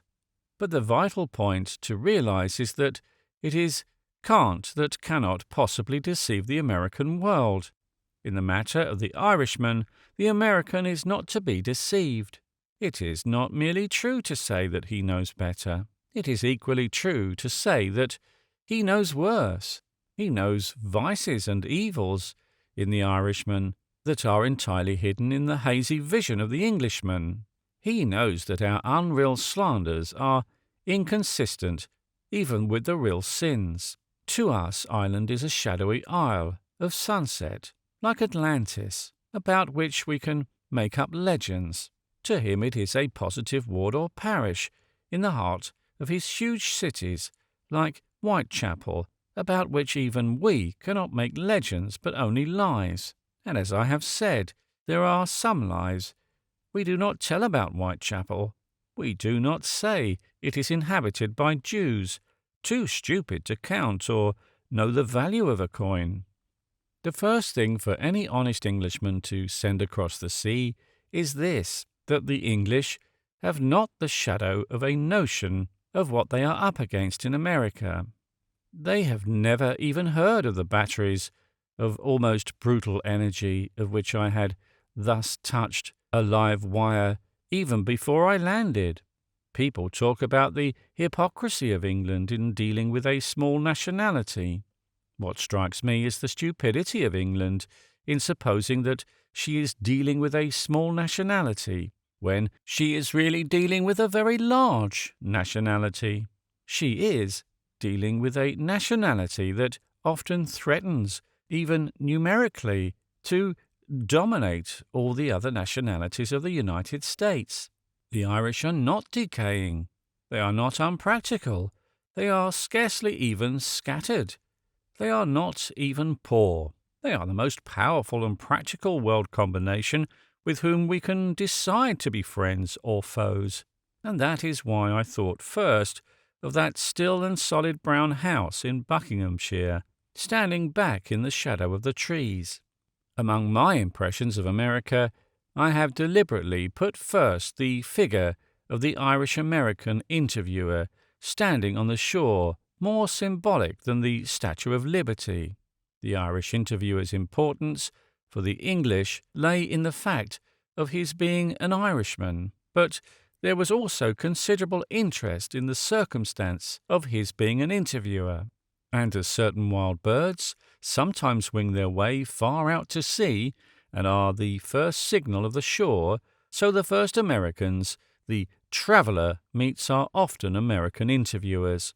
And they are generally birds of a feather, and they certainly flock together.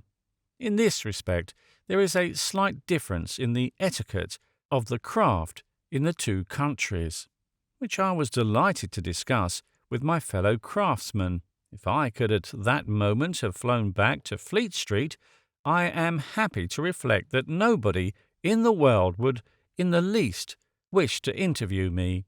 I should attract no more attention than the stone griffin opposite the law courts, both monsters being grotesque but also familiar.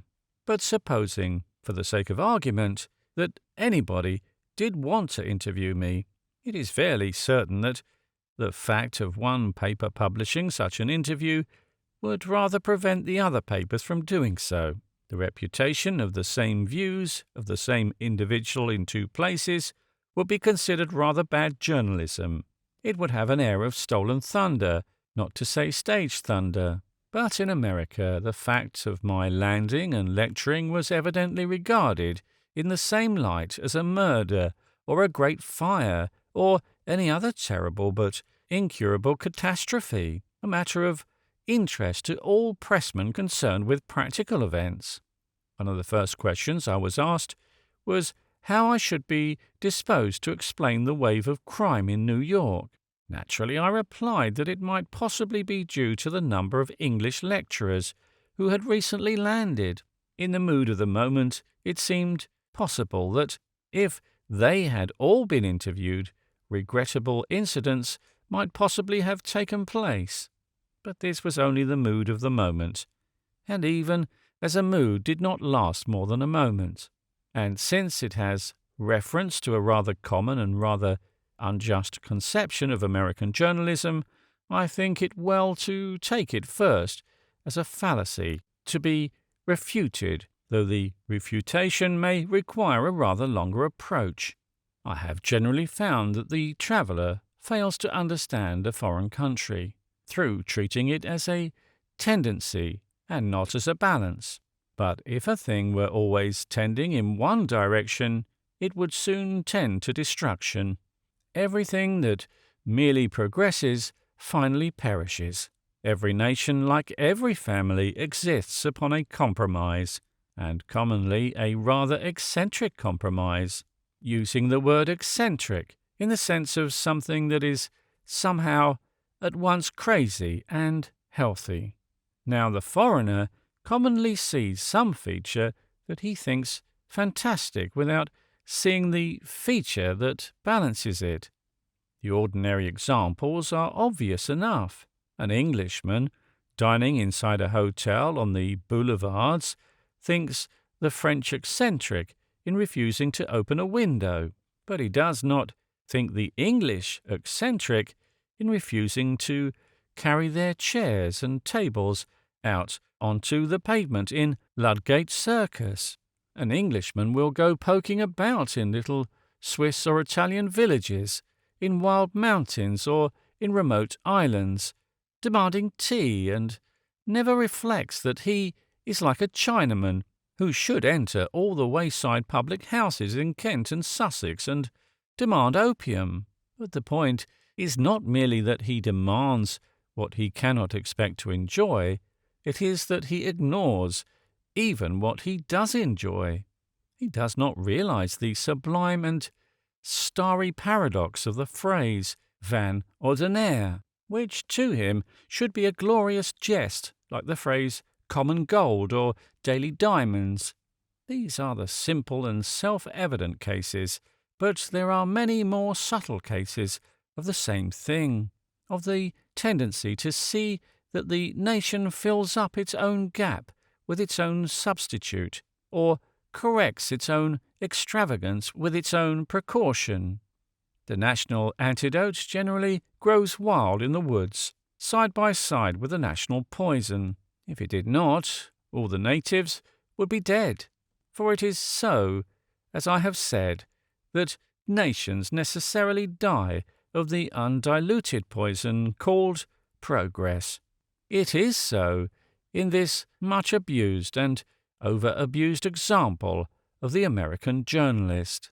The American interviewers really have exceedingly good manners for the purposes of their trade, granted that it is necessary to pursue their trade, and even that it is called their hustling method, can truly be said to cut both ways, or hustle both ways.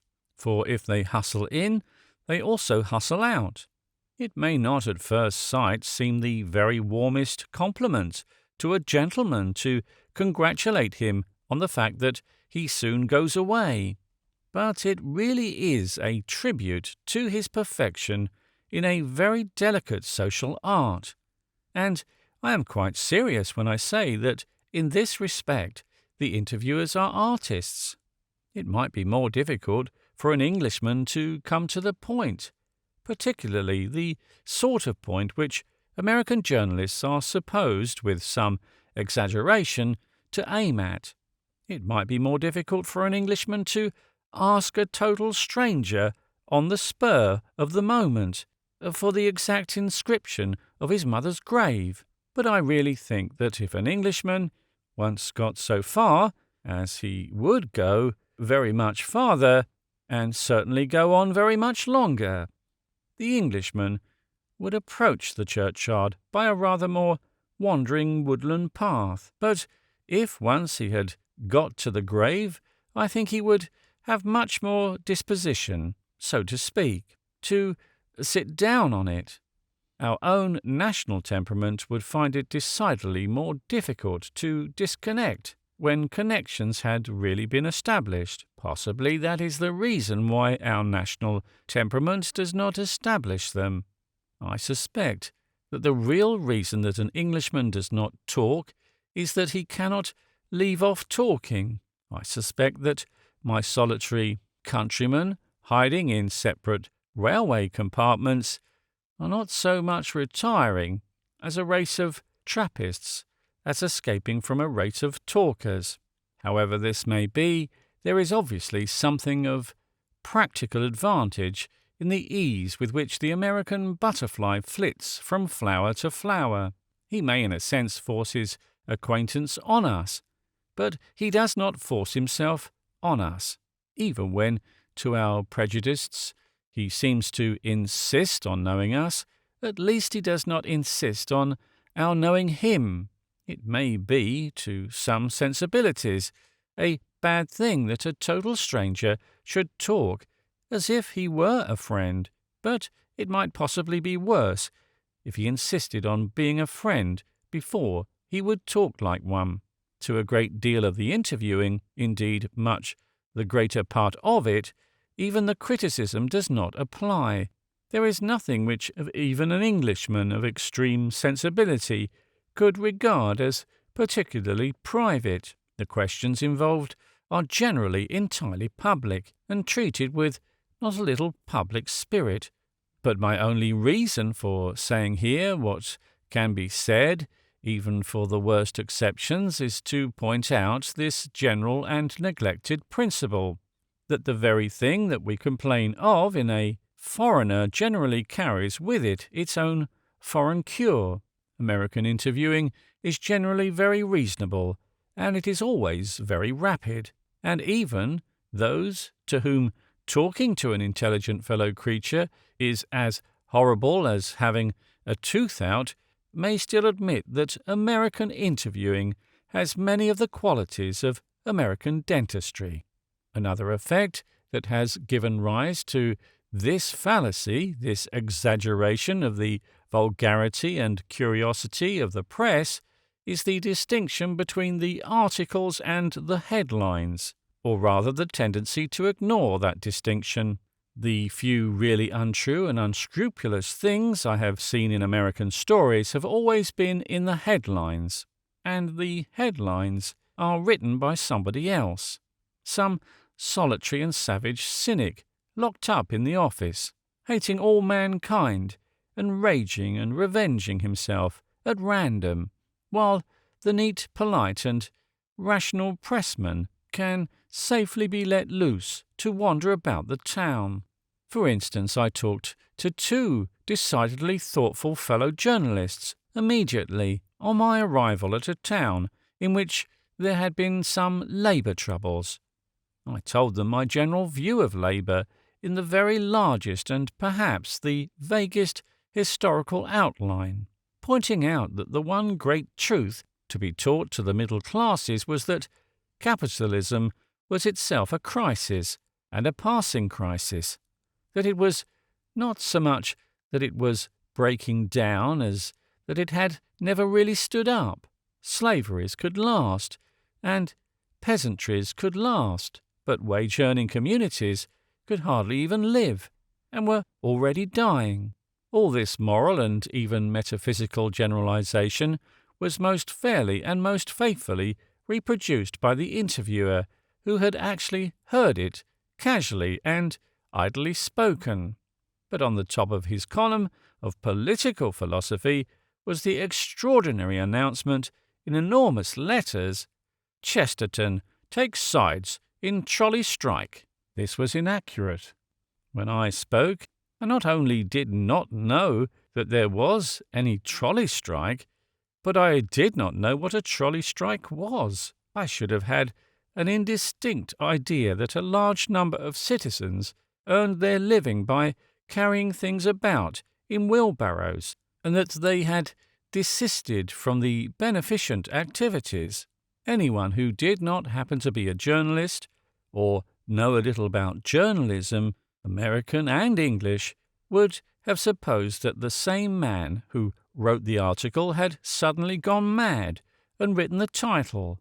But I know that we have here to deal with two different types of journalist, and the man who writes the headlines I will not dare to describe, for I have not seen him except in dreams. Another innocent complication is that the interviewer does sometimes translate things into his native language. It will not seem odd that a French interviewer should translate them into French, and it is certain that the American interviewer sometimes translates them into American. Those who imagine the two languages to be the same are more innocent than any interviewer.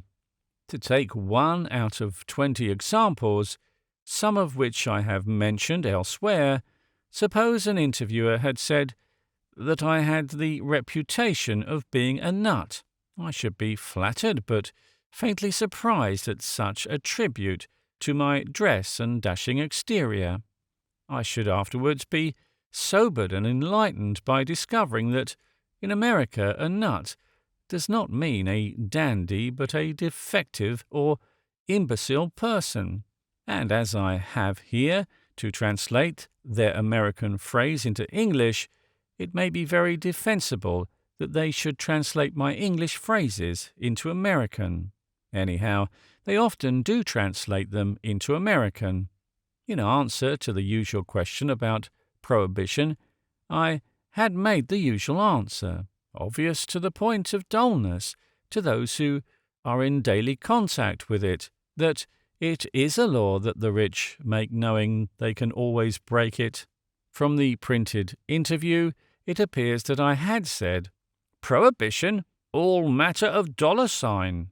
This is almost a vowed translation, like a French translation. Nobody can suppose that it would come natural to an Englishman to talk about $1, still less about $sign, whatever that may be. It is exactly as if he had made me talk about the Skelt and Stevenson Toy Theatre, a cent plain and 2 cents coloured, or condemned a parsimonious policy as dime-wise and dollar-foolish. Another interviewer once asked me who was the greatest American writer. I have forgotten exactly what I said, but after mentioning several names, I said that the greatest natural genius and artistic force was probably Walt Whitman. The printer interview is more precise, and students of my literary and conversational style will be interested to know that I said, "See here, Walt Whitman was your one real red-blooded man." Here again I hardly think the translation can have been quite unconscious. Most of my intimates are indeed aware that I do not talk like that, but I fancy that the same fact would have dawned on the journalist to whom I had been talking, and even this trivial point carries with it the two truths which must be, I fear, the rather monotonous moral of these pages. The first is that America and England can be far better friends when sharply divided than when shapelessly amalgamated. These two journalists were false reporters, but they were true translators. They were not so much interviewers as interpreters. And the second is that in any such difference it is often wholesome to look beneath the surface for a superiority.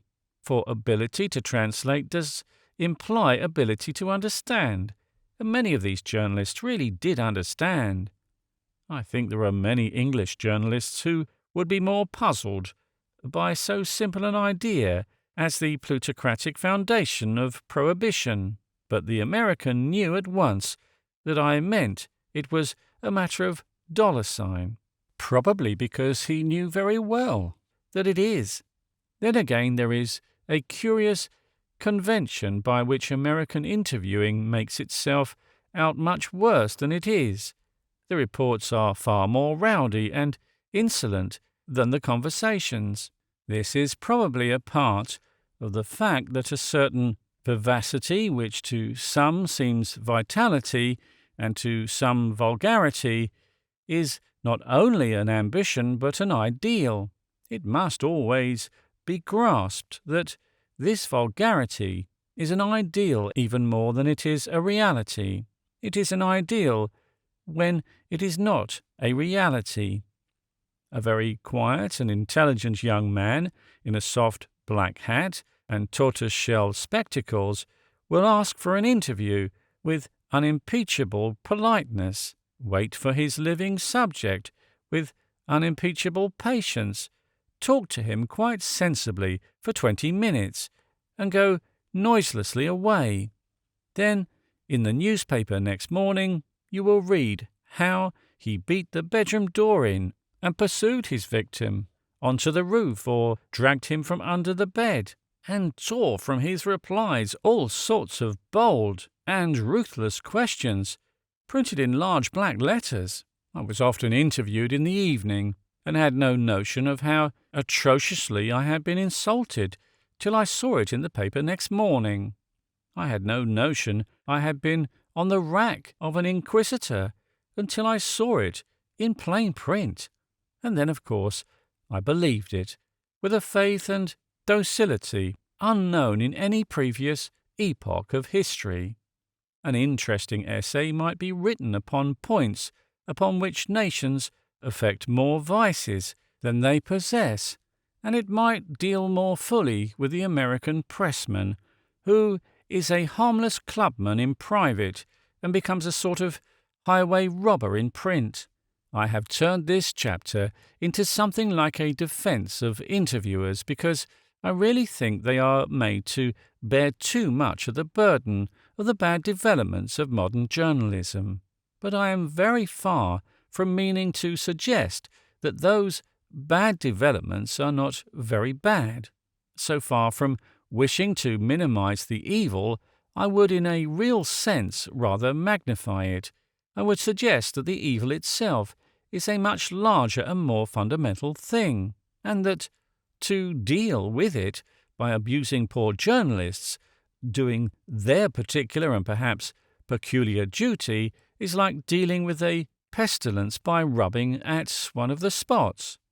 But what is wrong with the modern world will not be righted by attributing the whole disease to each of its symptoms in turn, first to the tavern and then to the cinema and then to the reporter's room. The evil of journalism is not in the journalists.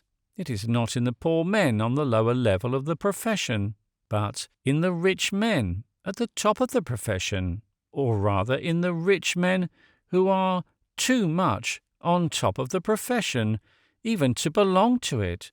The trouble with newspapers is the newspaper trust, as the trouble might be with a wheat trust, without involving vilification of all the people who grow wheat. It is the American plutocracy and not the American press. What is the matter with the modern world is not modern headlines or modern films or modern machinery.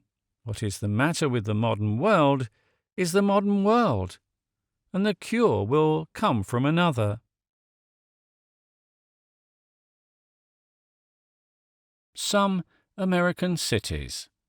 There is one point almost to be called a paradox to be noted about New York, and that is that in one sense it is really new. The term very seldom has any relevance to the reality. The New Forest is nearly as old as the Conquest, and the new theology is nearly as old as the Creed. Things have been offered to me as the new thought that might more properly be called the old thoughtlessness, and the thing we call the new poor law is already old enough to know better. But there is a sense in which New York is always new, in the sense that it is always being renewed. A stranger might well say that the chief industry of the citizens consists of destroying their city, but he soon realizes that they always started all over again with undiminished energy and hope. At first, I had a fancy that they never quite finished putting up a big building without feeling that it was time to pull it down again, and that somebody began to dig up the first foundations while somebody else was putting on the last tiles. This fills the whole of this brilliant and bewildering place with a quite unique and unparalleled air of rapid ruin.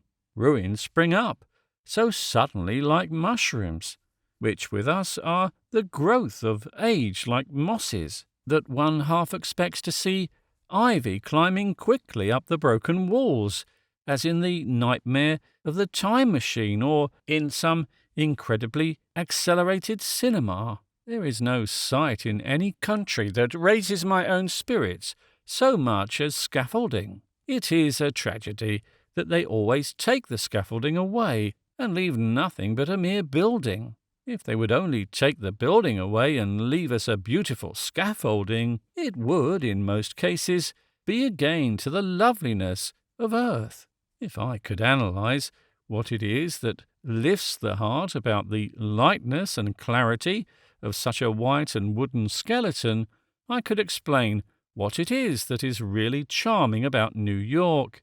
In spite of its suffering from the curse of cosmopolitanism and even the provincial superstition of progress, it is partly that all the destruction and reconstruction is an unexhausted artistic energy, but it is partly also that it is an artistic energy that does not take itself too seriously. It is first because man is here a carpenter, and secondly because he is a stage carpenter. Indeed, there is about the whole scene the spirit of scene shifting. It therefore touches whatever nerve in us has since childhood thrilled at all theatrical things. But the picture will be imperfect unless we realize something which gives it unity and marks it its chief difference from the climate and colours of Western Europe. We may say that the back scene remains the same. The sky remained, and in the depths of winter it seemed to be blue with summer, and so clear that I almost flattered myself that clouds were English products like primroses. An American would probably retort on my charge of the scene shifting by saying that at least he only shifted the towers and domes of the earth, and that in England it is the heavens that are shifty, and indeed we have changes from day to day that would seem to him as distinct as different magic lantern slides. One view showing the Bay of Naples and the next the North Pole. I do not mean, of course, that there are no changes in the American weather, but as a matter of proportion, it is true that the most unstable part of our scenery is the most stable part of theirs. Indeed, we might almost be pardoned the boast that Britain alone really possesses the noble thing called weather, most other countries having to be content with climate. It must be confessed, however, that they often are content with it, and the beauty of New York, which is considerable, is very largely due to the clarity that brings out the colours of varied buildings against the equal colour of sky. Strangely enough, I found myself repeating about this vista of the West two vivid lines in which Mr. W.B. Yeats has called up a vision of the East, and coloured, like the eastern birds, at evening in their rainless skies. To invoke a somewhat less poetic parallel, even the untravelled Englishman has probably seen American posters and trade advertisements of a patchy and gaudy kind, in which a white house or a yellow motor car are cut out, as in cardboard against a sky like blue marble. I used to think it was only new art, but I found that it is really New York. It is not for nothing that the very nature of local character has gained the nickname of local colour. Colour runs through all our experience, and we all know that our childhood found talismanic gems in the very paints in the paint box, or even in their very names. And just as the very name of Crimson Lake really suggests to me some sanguine and mysterious myrrh, dark, yet red as blood, so the very name of burnt sienna became afterwards tangled up in my mind with the notion of something traditional and tragic, as if some such golden Italian city had really been darkened by many conflagrations in the wars of medieval democracy. Now, if one had the caprice of conceiving some city exactly contrary to one thus seared and seasoned by fire, its colour might be called up to a childish fancy by the mere name of raw umber, and such a city is New York. I used to be puzzled by the name of raw umber, being unable to imagine the effect of fried umber or stewed umber. But the colours of New York are exactly in that key, and might be adumbrate by phrases like raw pink or raw yellow. It is really, in a sense, like something uncooked, or something which the satiric would call half-baked, and yet the effect is not only beautiful, it is even delicate. I had no name for this nuance until I saw that somebody had written of the pastel-tinted towers of New York, and I knew that the name had been found. There are no paints dry enough to describe all that dry light, and it is not a box of colours, but of crayons. If the Englishman returning to England is moved at the sight of a block of white chalk, the American sees rather a bundle of chalks, nor can I imagine anything more moving. Fairy tales are told to children about a country where the trees are like sugar sticks and the lakes like treacle, but most children would feel almost as greedy for a fairyland where the trees were like brushes of green paint and the hills were of coloured chalks. But here, what accentuates this arid freshness is the fragmentary look of the continental reconstruction and change. The strong daylight finds everywhere the broken edges of things, and the sort of hues we see in newly turned earth, or the white sections of trees. And it is in this respect that the local colour can literally be taken as local character. For New York, considered in itself, is primarily a place of unrest, and those who sincerely love it, as many do, love it for the romance of its restlessness.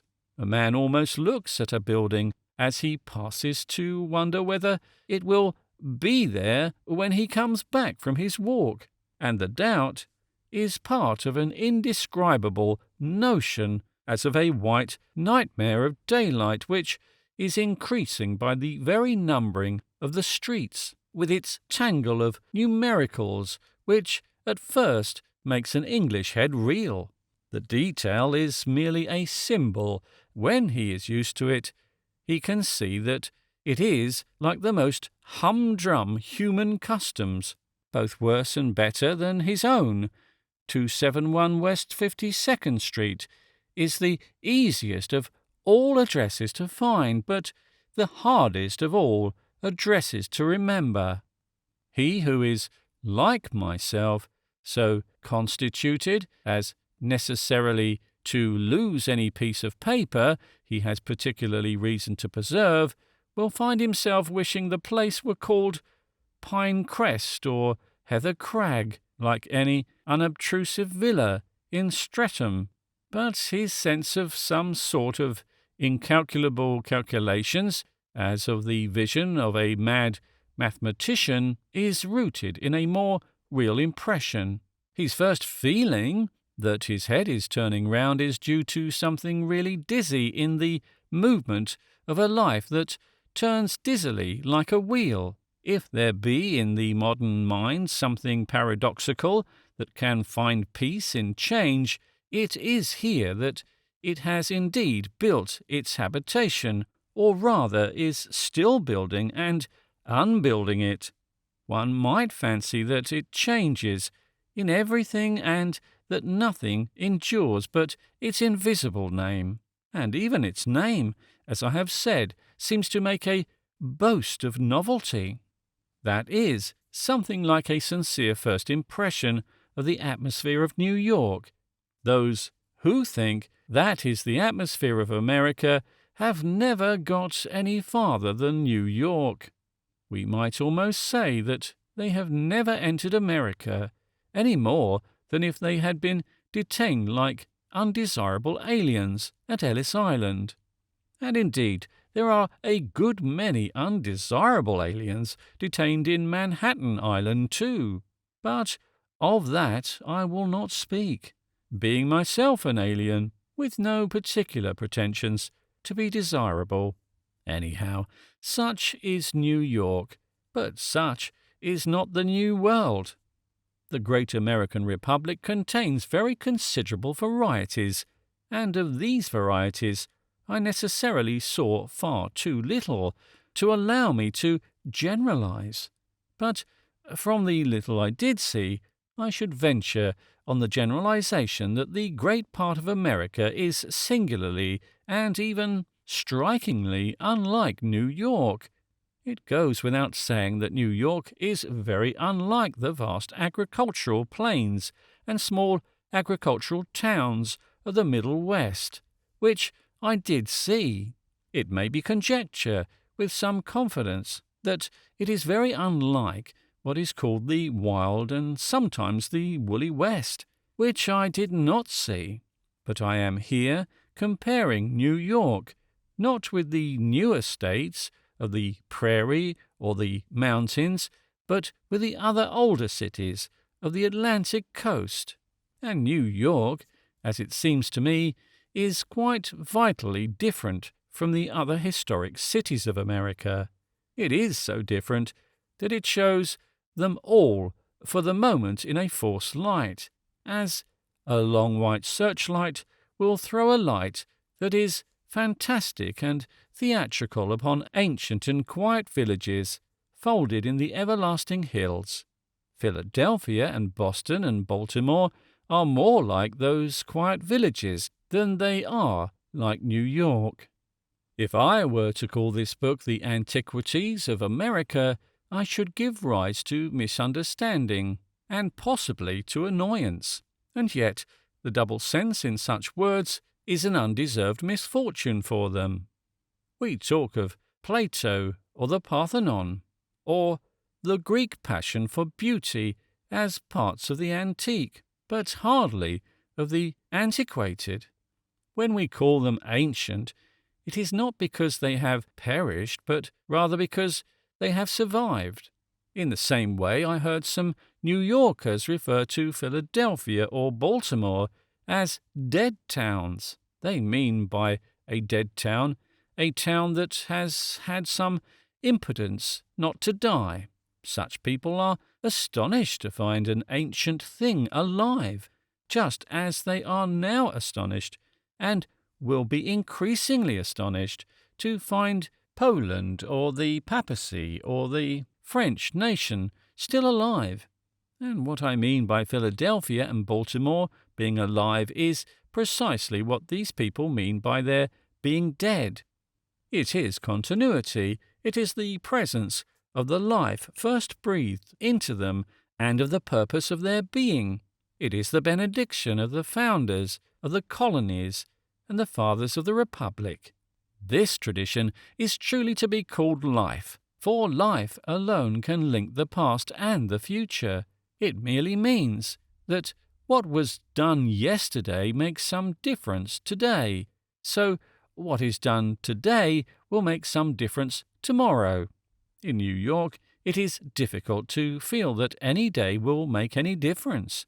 These moderns only die daily without power to rise from the dead. But I can truly claim that in coming into some of these more stable cities of the States, I felt something quite sincerely of that historic emotion which is satisfied in the eternal cities of the Mediterranean. I felt in America what many Americans suppose can only be felt in Europe. I have seldom had that sentiment stirred more simply and directly than when I saw, from afar off, above the vast grey labyrinth of Philadelphia, great Penn upon his pinnacle, like the graven figure of a god who had fashioned a new world, and remembered that his body lay buried in a field at the turning of a lane, a league from my own door. For this aspect of America is rather neglected in the talk about electricity and headlines.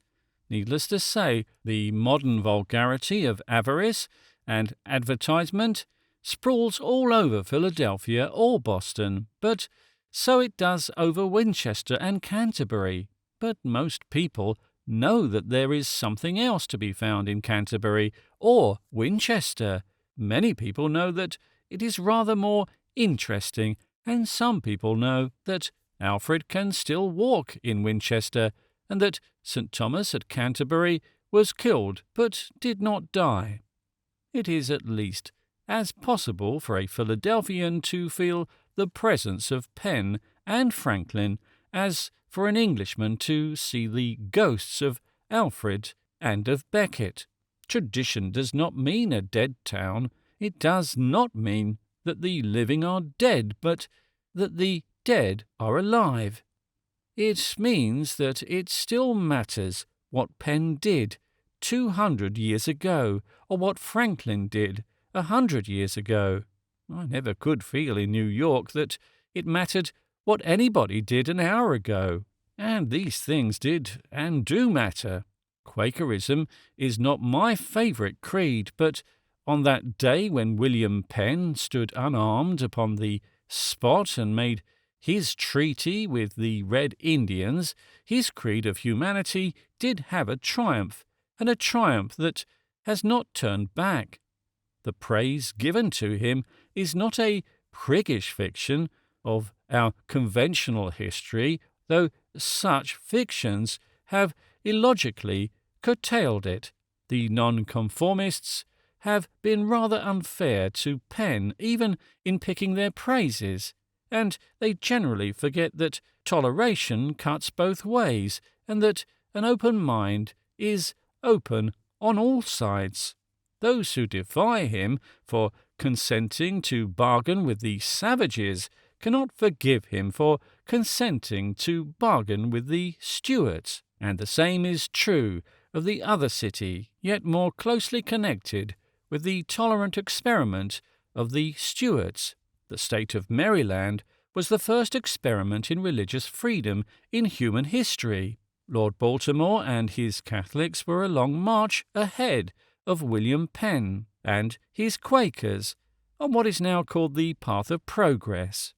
That the first religious toleration ever granted in the world was granted by Roman Catholics is one of those little informing details with which our Victorian histories did not exactly teem.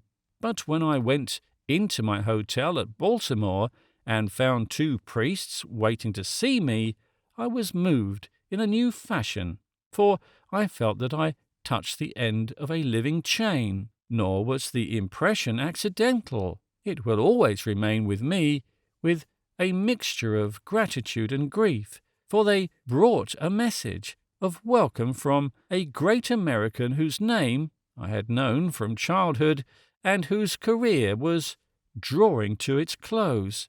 For it was but a few days after I left the city that I learned that Cardinal Gibbons was dead. On the top of a hill on one side of the town stood the first monument raised after the Revolution to Washington. Beyond it was a new monument saluting, in the name of Lafayette, the American soldiers who fell fighting in France in the Great War. Between them were steps and stone seats, and I sat down on one of them and talked to 2 children who were clambering about the bases of the monument. I felt a profound and radiant peace in the thought that they, at any rate, were not going to my lecture. It made me happy that in that talk neither they nor I had any names.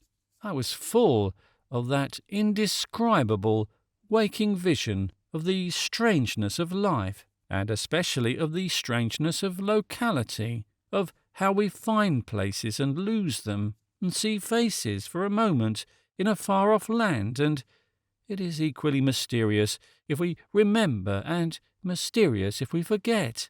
I had even stirring in my head the suggestion of some verses that I shall never finish, if I ever go back to Baltimore, the city of Maryland. But the poem would have to contain far too much, for I was thinking of 1,000 things at once, and wondering what the children would be like 20 years after, and whether they would travel in white goods or be interested in oil. And I was not untouched, it may be said, by the fact that a neighbouring shop had provided the only sample of the substance called tea ever found on the American continent, and in front of me soared up into the sky on wings of stone the column of all those high hopes of humanity 100 years ago. And beyond, there were lighted candles in the chapels and prayers in the antechambers, where perhaps already a prince of the church was dying. Only on a later page can I even attempt to comb out such a tangle of contrasts, which is indeed the tangle of America and the mortal life. But sitting there on the stone seat under the quiet sky, I had some experience of the thronging thousands of living thoughts and things noisy and numberless as birds that give its everlasting vivacity and vitality to a dead town. 2 other cities I visited which have the particular type of traditional character, the one being typical of the North and the other of the South. At least I may take a convenient antitypes, the town of Boston and St. Louis, and we might add Nashville as being a shade more truly Southern than St. Louis. To the extreme South, in the sense of what is called the Black Belt, I never went at all. Now, English travellers expect the South to be somewhat traditional, but they are not prepared for the aspects of Boston in the North, which are even more so. If we wished only for an antic or antithesis, we might say that one side the places are more prosaic than the names, and on the other the names are more prosaic than the places. St. Louis is a fine town, and we recognize a fine instinct of the imagination that, set on the hill overlooking the river and the statue of the Holy Horseman, who has christened the city. But the city is not as beautiful as its name. It could not be. Indeed, these titles set up a standard to which most splendid spires and turrets could not rise, and below which the commercial chimneys and sky signs conspicuously sink. We should think it odd if Belfast had borne the name of Joan of Arc. We should be slightly shocked if the town of Johannesburg happened to be called Jesus Christ. But few have noted a blasphemy or even a somewhat challenging benediction to be found in the very name of San Francisco. But on the other hand, a place like Boston is much more beautiful than its name, and, as I have suggested, an Englishman's general information or lack of information leaves him in some ignorance of the type of beauty that turns up in that type of place. He has heard so much about the purely commercial North as against the agricultural and aristocratic South, and the traditions of Boston and Philadelphia are rather too tenuous and delicate to be seen from across the Atlantic. But here also there are traditions, and a great deal of traditionalism. The circle of old families, which still meets with a certain exclusiveness in Philadelphia, is the sort of thing that we in England should expect to find rather in New Orleans. The academic aristocracy of Boston, which Oliver Wendell Holmes called the Brahmins, is still a reality, though it was always a minority and is now a very small minority. An epigram invented by Yale at the expense of Harvard describes it as very small indeed. Here is the jolly old Boston, the home of the bean and the cod, where Cabots speak only to Lowells, and Lowells speak only to God. But an aristocracy must be a minority, and it is arguable that the smaller it is, the better. I am bound to say, however, that the distinguished Dr. Cabot, the present representative of the family, broke through any taboo that may tie his affections to his creator and to Miss Amy Lowell, and broadened his sympathies so indiscriminately as to show kindness and hospitality to so lost a being as an English lecturer.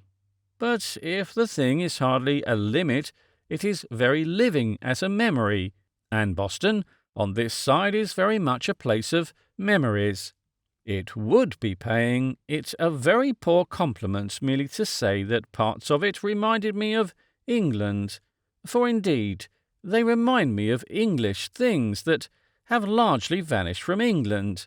There are old brown houses in the corners of squares and streets that are like glimpses of a man's forgotten childhood, and when I saw the long path with posts where the autocrat may be supposed to have walked with the schoolmistress, I felt I had come to the land where old tales come true. I pause in this place upon this particular aspect of America because it is very much missed in a mere contrast with England. I need not say that if I felt it even about slight figures of fiction, I felt it even more about the solid figures of history.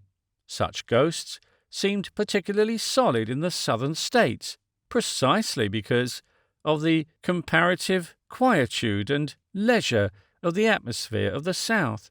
It was never more vivid to me than when coming in, at a quiet hour of the night, into the comparatively quiet hotel in Nashville, in Tennessee, and mounting to a dim and deserted upper floor where I found myself before a faded picture, and from the dark canvas looked forth the face of Andrew Jackson, watchful like a white eagle. At that moment, perhaps, I was in more than one sense alone. Most Englishmen know a good deal of American fiction and nothing whatever of American history. They know more about the autocrat of the breakfast table than about the autocrat of the army and the people. The one great democratic despot of modern times, the Napoleon of New World, the only notion the English public ever got about American politics, they got from a novel, Uncle Tom's Cabin, and, to say the least of it, it was no exception to the prevalence of fiction over fact. Hundreds of us have heard of Tom Sawyer for one who has heard of Charles Sumner, and it is possible that most of us could pass a more detailed examination about Toddy and Budge than about Lincoln and Lee.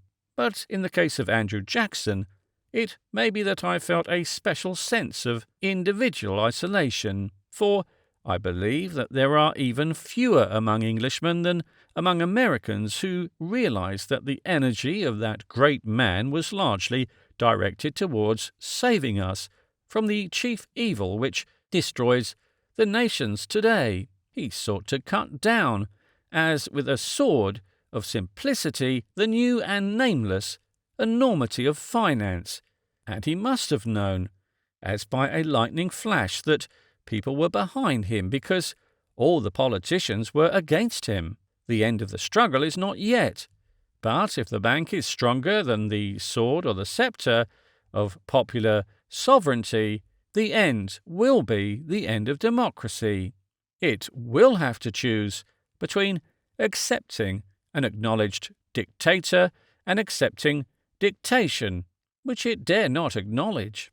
The process will have begun by giving power to people and refusing to give them their titles, and it will have ended by giving the power to people who refuse to give us their names. But I have a special reason for ending this chapter on the name of the great popular dictator who made war on the politicians and the financiers.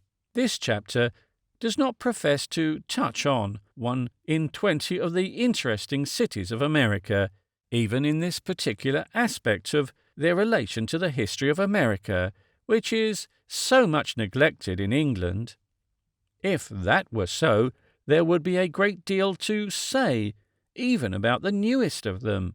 Chicago, for instance, is certainly something more than the mere pork-packing yard that English tradition suggests, and it has been building a boulevard not unworthy of its splendid position on its splendid lake. But all these cities are defiled and even diseased with industrialism. It is due, to the Americans to remember that they have deliberately preserved one of their cities from such defilement and such disease, and that is the presidential city, which stands in the American mind for the same ideal as the president, the idea of the republic that rises above modern money-getting and endures. There has really been an effort to keep the White House white. No factories are allowed in that town. No more than the necessary shops are tolerated. It is a beautiful city, and really retains something of the classical serenity of the 18th century, in which the fathers of the Republic moved. With all respect to the colonial place of that name, I do not suppose that Wellington is particularly like Wellington, but Washington really is like Washington. In this, as in so many things, there is no harm in our criticizing foreigners, if only we could also criticize ourselves. In other words, the world might need even less of its new charity if it had a little more of the old humility. When we complain of American individualism, we forget that we have fostered it by ourselves, having far less of this impersonal ideal of the Republic or Commonwealth as a whole. When we complain, very justly, for instance, of great pictures passing into the possession of American magnates, we ought to remember that we paved the way for it by allowing them all to accumulate in the possession of English magnates.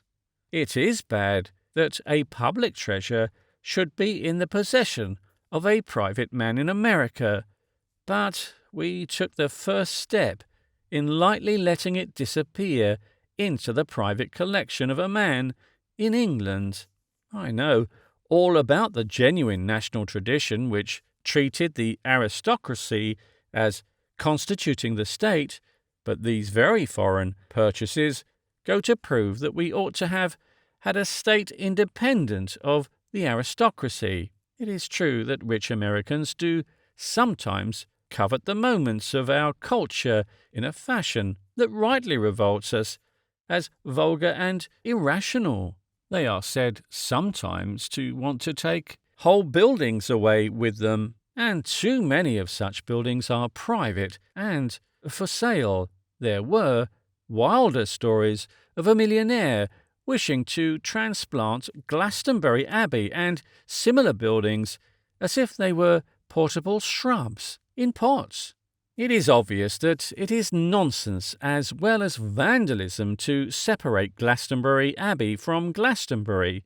I can understand a man venerating it as a ruin, and I can understand a man despising it as a rubbish heap, but it is senseless to insult a thing in order to idolarize it. It is meaningless to desecrate the shrine in order to worship the stones. That sort of thing is the bad side of American appetite and ambition, and we are perfectly right to see it not only as a deliberate blasphemy, but also as an unconscious buffoonery. But there is another side to the American tradition, which is really too much lacking in our own tradition, and it is illustrated in the idea of preserving Washington as a sort of paradise of impersonal politics, without personal commerce. Nobody could buy the White House or the Washington Monument. It may be hinted, as by an inhabitant of Glastonbury, that nobody wants to, but nobody could if he did want to. There is really a certain air of serenity and security about the place, lacking in every other American town. It is increased, of course, by the clear blue skies of that half-southern province, from which smoke has been banished. The effect is not so much in the mere buildings, though they are classical and often beautiful, but whatever else they have built a great blue dome, the largest dome in the world, and the place does express something in the inconsistent idealism of this strange people, and here at least they have lifted it higher than all the skyscrapers, and set it in a stainless sky.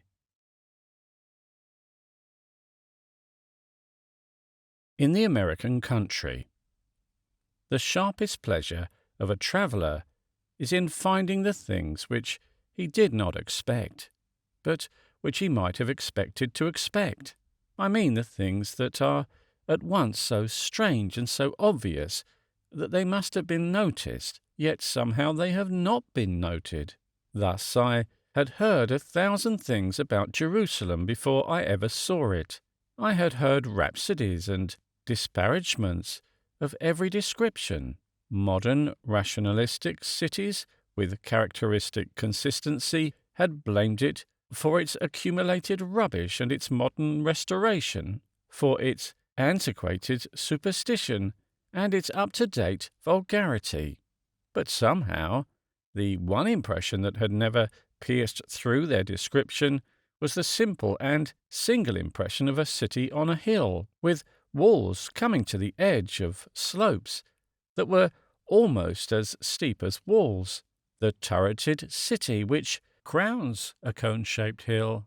In so many medieval landscapes, one would suppose that this was at once the plainest and most picturesque of all the facts, yet somehow, in my reading, I had always lost it amid a mass of minor facts that were merely details. We know that a city that is set upon a hill cannot be hid, and yet it would seem that it is exactly the hill that is hid, though perhaps it is only hid from the wise and the understanding. I had a similar and simple impression when I discovered America. I cannot avoid the phrase, for it would really seem that each man discovers it for himself. Thus I had heard a great deal, before I saw them, about the tall and dominant buildings of New York. I agree that they had an instant effect on my imagination, which I think is increased by the situation in which they stand, and out of which they arose. They are all the more impressive, because the building, while it is vertically so vast, is horizontally almost narrow. New York is an island, and has all the intensive romance of an island. It is a thing of almost infinite height upon very finite foundations. It is almost like a lofty lighthouse upon a lonely rock. But the story of the skyscrapers, which I had often heard, would by itself give a curiously false impression of the freshest and most curious characteristic of American architecture. Told only in terms of these great towers of stone and brick in the big industrial cities, the story would tend too much to an impression of something cold and colossal, like the monuments of Asia. It would suggest a modern Babylon, altogether too Babylonian. It would imply that a man of the New World was a sort of new pharaoh, who built not so much a pyramid as a pagoda of pyramids. It would suggest houses built by mammoths out of mountains, the cities reared by elephants in their own elephantine school of architecture. And New York does recall the most famous of all skyscrapers, the Tower of Babel. She recalls it none the less because there is no doubt about the confusion of tongues. But in truth, the very reverse is true of most of the buildings in America. I had no sooner passed out into the suburbs of New York on the way to Boston than I began to see something else quite contrary and far more curious. I saw forests upon forests of small houses stretched away to the horizon, as literal forests do, villages and towns and cities. And they were in another sense literally like forests. They were all made of wood. It was almost as fantastic to an English eye as if they had been all made of cardboard.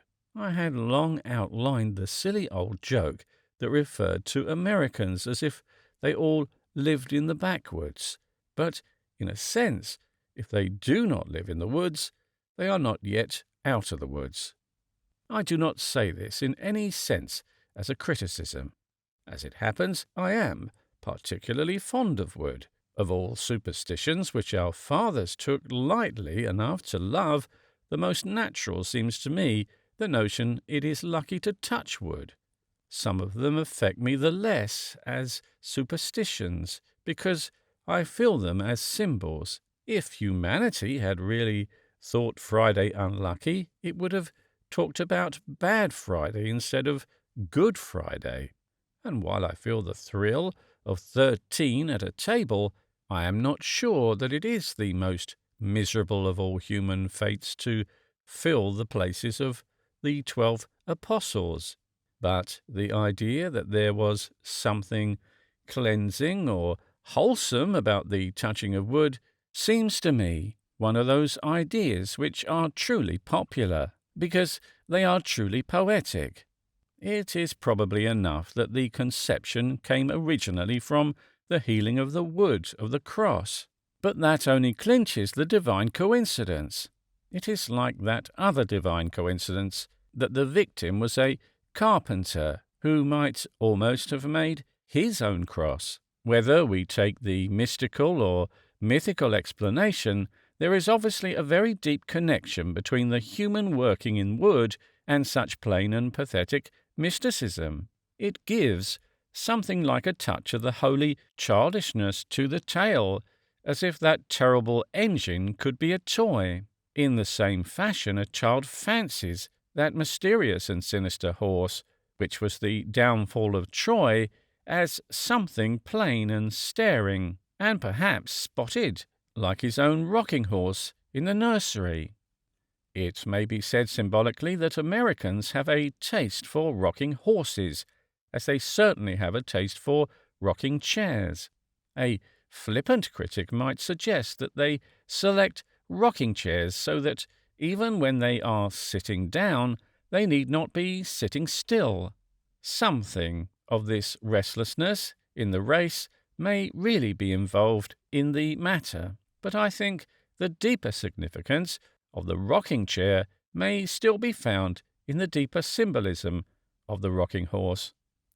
I think there is behind all this fresh and facile use of wood a certain spirit that is childish in a good sense of the word, something that is innocent and easily pleased. It is not altogether untrue, still less is it unfriendly. To say that the landscape seems to be dotted with dolls' houses, it is the true tragedy of every fallen son of Adam that he has grown too big to live in a doll's house.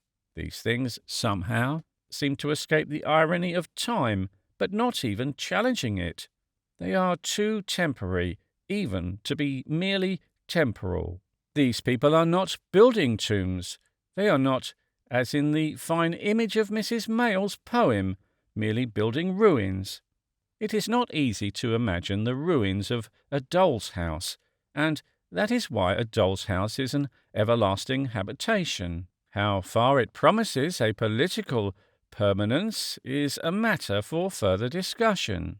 I am only describing the mood of discovery in which all these cottages, built of lath like the palaces of pantomime, really seemed coloured like the clouds of morning, which are both fugitive and eternal. There is also in all this an atmosphere that comes in another sense from the nursery. We hear much of Americans being educated on English literature, but I think few Americans realize how much English children have been educated on American literature. It is true, and it is inevitable, that they can only be educated on rather old-fashioned American literature.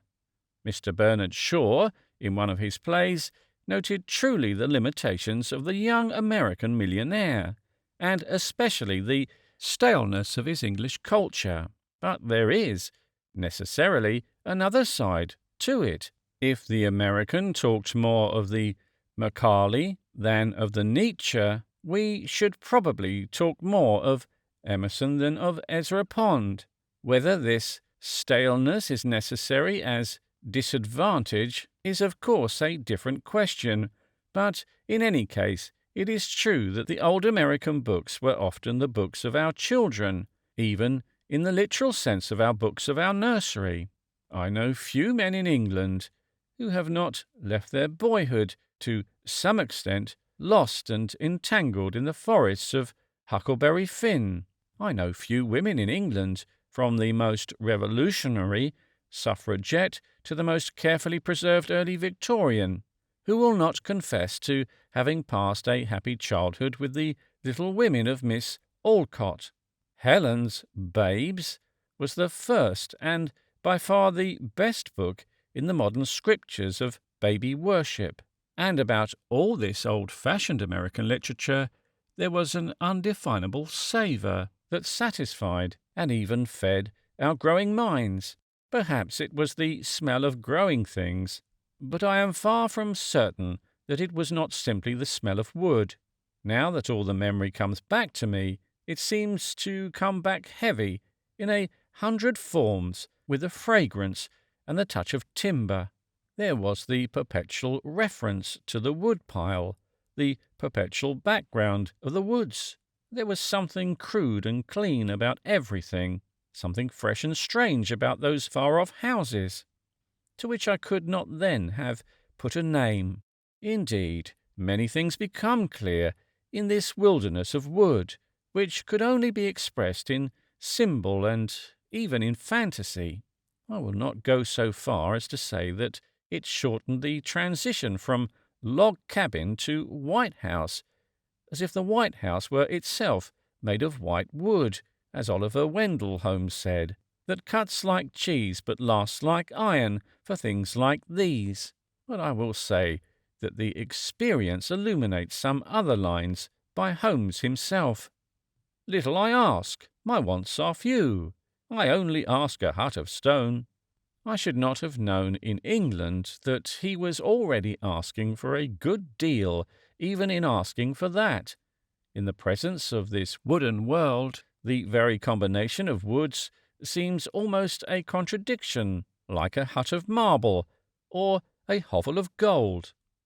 It was therefore with an almost infantile pleasure that I looked at all these promising expansion of fresh-cut timber, and thought of the housing shortage at home. I know not by what incongruous movement of mind there swept across me, at the same moment, the thought of things ancestral and hoary with the light of ancient dawns. The last war brought back body armour, the next war may bring back bows and arrows, and I suddenly had a memory of old wooden houses in London, and a model of Shakespeare's town.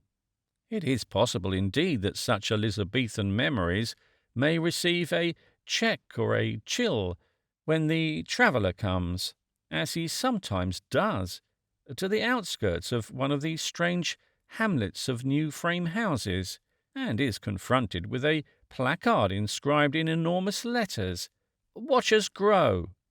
He can always imagine that he sees the timbers swelling before his eyes like pumpkins in some super-tropical summer. But he may have formed the conviction that no such proclamation could be found outside Shakespeare's town. And indeed, there is a serious criticism here to any one who knows history, since the things that grow are not always the things that remain, and pumpkins of that expansiveness have tendency to burst. I was always told that Americans were harsh, hustling, rather rude and perhaps vulgar, but they were very practical, and the future belonged to them. I confess I felt a fine shade of difference.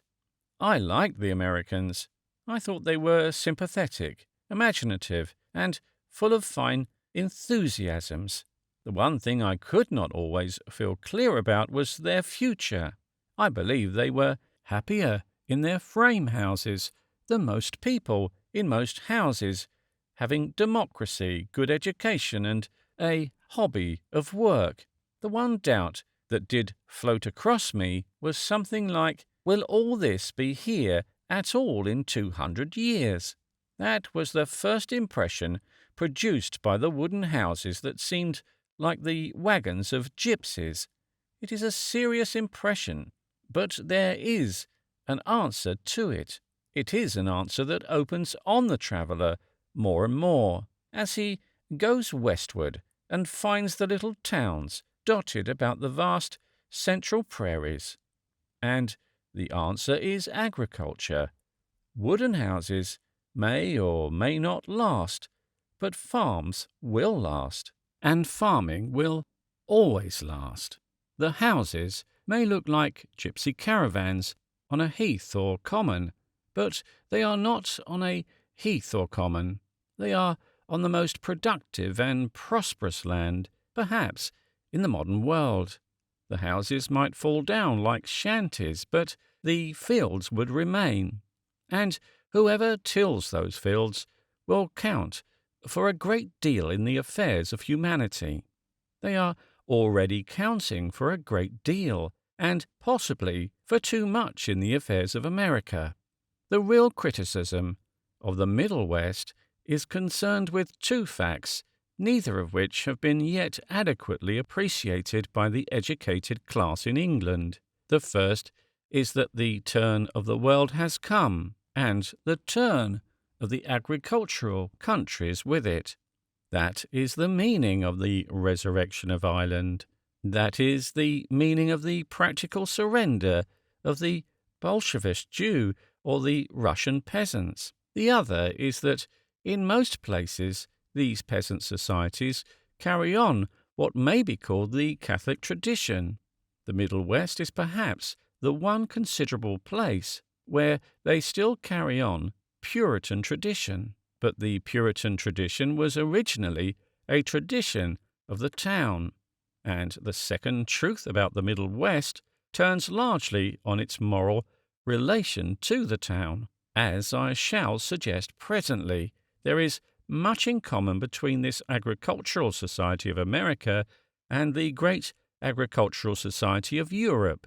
It tends, as the agricultural society nearly always does, to some decent degree of democracy.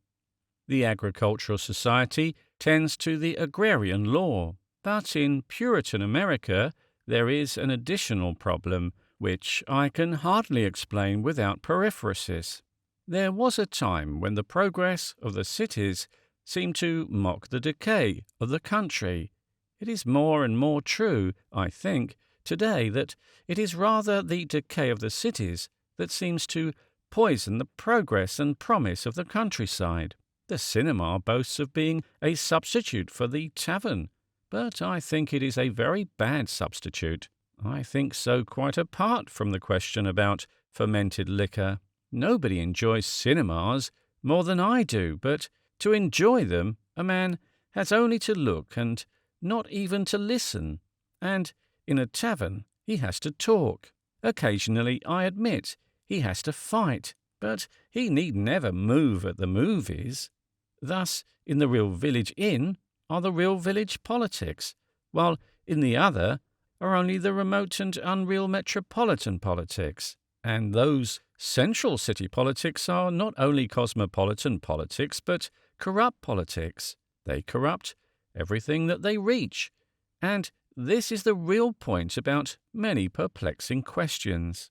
For instance, so far as I'm concerned, it is the whole point about feminism and the factory. It is very largely the point about feminism and many other callings, apparently more cultured than the factory, such as the law courts and the political platform. When I see women so wildly anxious to tie themselves to all this machinery of the modern city, my first feeling is not indignation, but that dark and ominous sort of pity with which we should see a crowd rushing to embark in a leaking ship under a lowering storm. When I see wives and mothers going in for business government, I not only regard it as bad business, but as a bankrupt business. It seems to me very much as if the peasant woman, just before the French Revolution, had insisted on being made duchesses, or, as is quite as logical and likely, on being made dukes. It is as if those ragged women, instead of crying out for bread, had cried out for powder and patches. By the time they were wearing them, they would be the only people wearing them, for powder and patches soon went out of fashion. But bread does not go out of fashion. In the same way, if women desert the family for the factory, they may find they have only done it for a deserted factory. It would have been very unwise of the lower orders to claim all the privileges of the higher orders in the last days of the French monarchy. It would have been very laborious to learn the science of heraldry or the tables of precedence, when all such things were at once most complicated and most moribund. It would be tiresome to be taught all those tricks just when the whole bag of tricks was coming to an end. A French satirist might have written a fine apologue about Jacques Bonhomme coming up to Paris in his wooden shoes and demanding to be made gold stick in a waiting in the name of liberty, equality, and fraternity. But I fear the stick, in waiting, would be waiting still. One of the first topics on which I heard conversation turning in America was that of the very interesting book called Main Street, which involves many of these questions of the modern industrial and the eternal feminine. It is simply the story, or perhaps rather the study than the story, of a young married woman in one of the multitudinous little towns on the great central plains of America, and of a sort of struggle between her own more restless culture and the provincial prosperity of her neighbours. There are a number of true and telling suggestions in the book, but the one touch which I found tingling in the memory of many readers was the last sentence, in which the master of the house, with unshaken simplicity, merely asks for the whereabouts of some domestic implement. I think it was a screwdriver. It seemed to me a harmless request, but from the way people talked about it, one might suppose he had asked for a screwdriver to screw down the wife in her coffin. And a great many advanced persons would tell us that wooden house in which she lived really was like a wooden coffin. But this appears to me to be taking a somewhat funeral view of the life of humanity. For after all, on the face of it, at any rate, this is merely the life of humanity, and even the life of which all humanitarians have striven to give to humanity. Revolutionists have treated it not only as the normal, but even as the ideal. Revolutionary wars have been waged to establish this. Revolutionary heroes have fought, and revolutionary martyrs have died, only to build such a wooden house for such a worthy family. Men have taken the sword and perished by the sword in order that the poor gentleman might have liberty to look for his screwdriver. For there is here a fact about America that is almost entirely unknown in England. The English have not in the least realized the real strength of America. We in England hear a great deal, we hear far too much about the economic energy of industrial America, about the money of Mr. Morgan, or the machinery of Mr. Edison. We never realize that while we in England suffer from the same sort of successes in capitalism and clockwork, we have not got what the Americans have got, something at least to balance it in the way of a free agriculture, a vast field of free farms dotted with small freeholders. For the reason I shall mention in a moment, they are not perhaps in the fullest and finest sense a peasantry, but they are in the practical and political sense a pure peasantry, in that their comparative equality is a true counterweight to the toppling injustice of the towns. And even in places like that described as Main Street, that comparative equality can immediately be felt. The men may be provincials, but they are certainly citizens. They consult on a common basis. And I repeat that in this, after all, they do achieve what many prophets and righteous men have died to achieve. This plain village, fairly prosperous, fairly equal, untaxed by tyrants and untroubled by wars, is after all the place which reformers have regarded as their aim. Whenever reformers have used their wits sufficiently to have any aim. The march to utopia, the march to the earthly paradise, the march to the New Jerusalem has been very largely the march to Main Street, and the latest modern sensation is a book written to show how wretched it is to live there. All this is true, and I think the lady might be more contented in her coffin, which is more comfortably furnished than most of the coffins where her fellow creatures live. Nevertheless, there is an answer to this, or at least modification of it. There is a case for the lady, and a case against the gentleman and the screwdriver, and when we have noted what it really is, we have noted the real disadvantage in a situation like that of modern America, and especially the Middle West. And with that we come back to the truth with which I started this speculation, the truth that few have yet realized, but of which I, for one, am more and more convinced that industrialism is spreading because it is decaying, that only the dust and ashes of its dissolution are choking up the growth of natural things everywhere and turning the green world grey. In this relative agricultural equality, the Americans of the Middle West are far in advance of the English of the 20th century. It is not their fault if they are still some centuries behind the English of the 12th century, but the defect by which they fall short of being a true peasantry is that they do not produce their own spiritual food, in the same sense as their own material food. They do not, like some peasantries, create other kinds of cultures besides the kind called agriculture. Their culture comes from the great cities, and that is where all the evil comes from. If a man had gone across England in the Middle Ages, or even across Europe in more recent times, he would have found a culture which showed its vitality by its variety.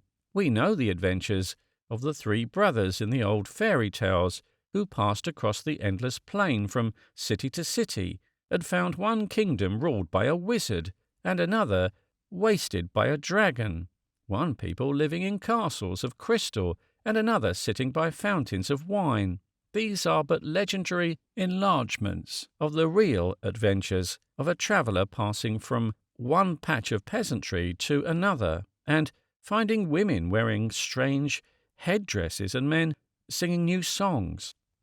A traveller in America would be somewhat surprised if he found the people in the city of St. Louis all wearing crowns and crusading armour in honour of their patron saint.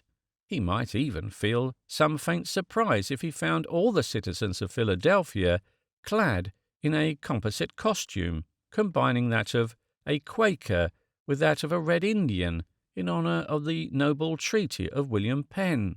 Yet these are the sort of local and traditional things that would really be found giving variety to the valleys of medieval Europe.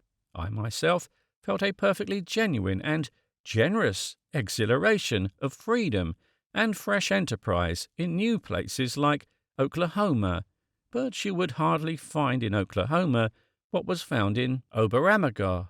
What goes to Oklahoma is not the peasant play, but the cinema, and the objection to the cinema is not so much that it goes to Oklahoma as that it does not come from Oklahoma. In other words, these people have, on the economic side, as much closer approach than we have to economic freedom. It is not for us, who have allowed our land to be stolen by squires and then vulgarized by sham squires, to sneer at such colonists as merely crude and prosaic. They at least have really kept something of the simplicity and, therefore, the dignity of democracy, and that democracy may yet save their country even from calamities of wealth and science. But while these farmers do not need to become industrial in order to become industrious, they do tend to become industrial insofar as they become intellectual. Their culture, and to some great extent their creed, do come along the railroads from the great modern urban centres, and bring with them a blast of death and a reek of rotting things.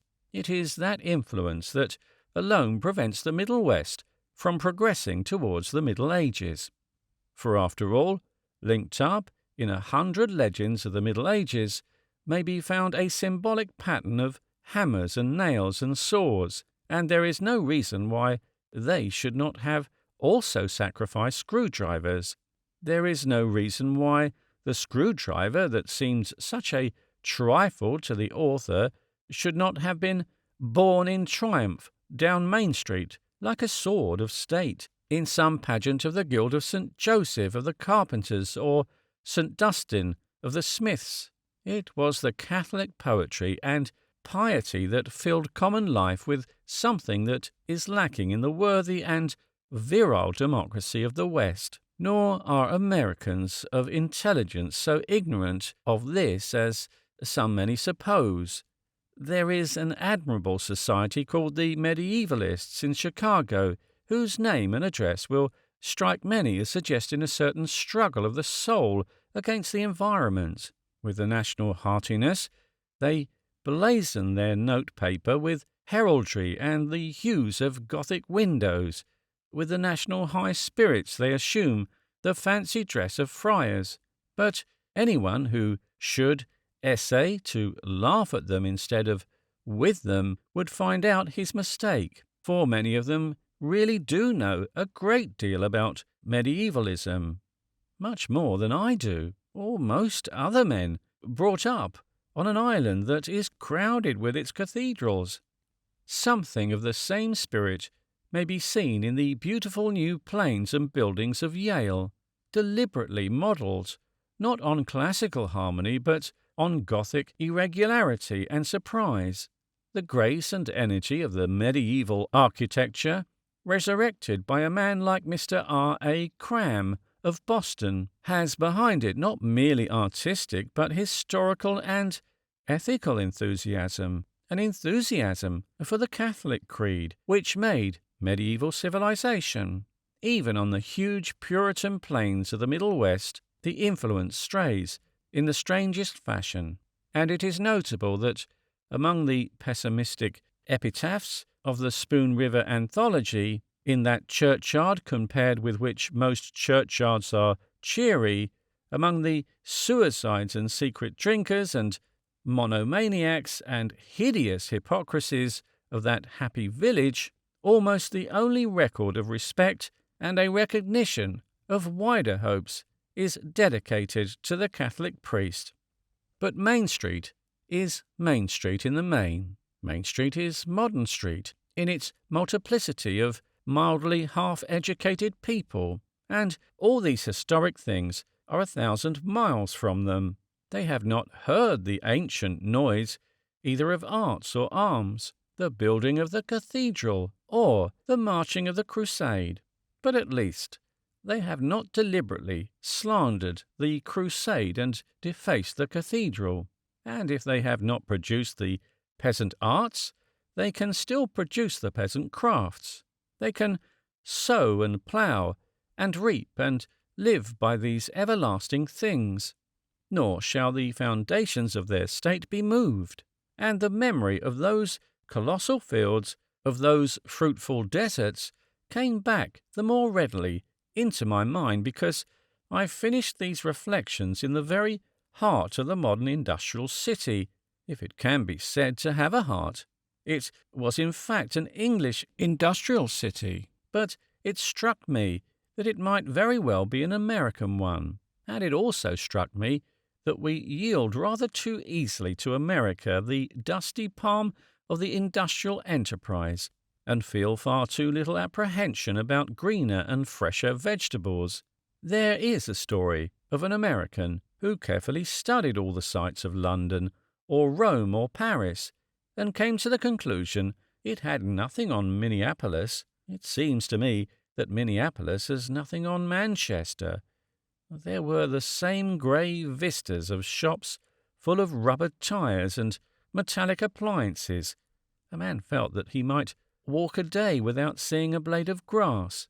The whole horizon was so infinite with efficiency. The factory chimneys might have been Pittsburgh, the sky signs might have been New York.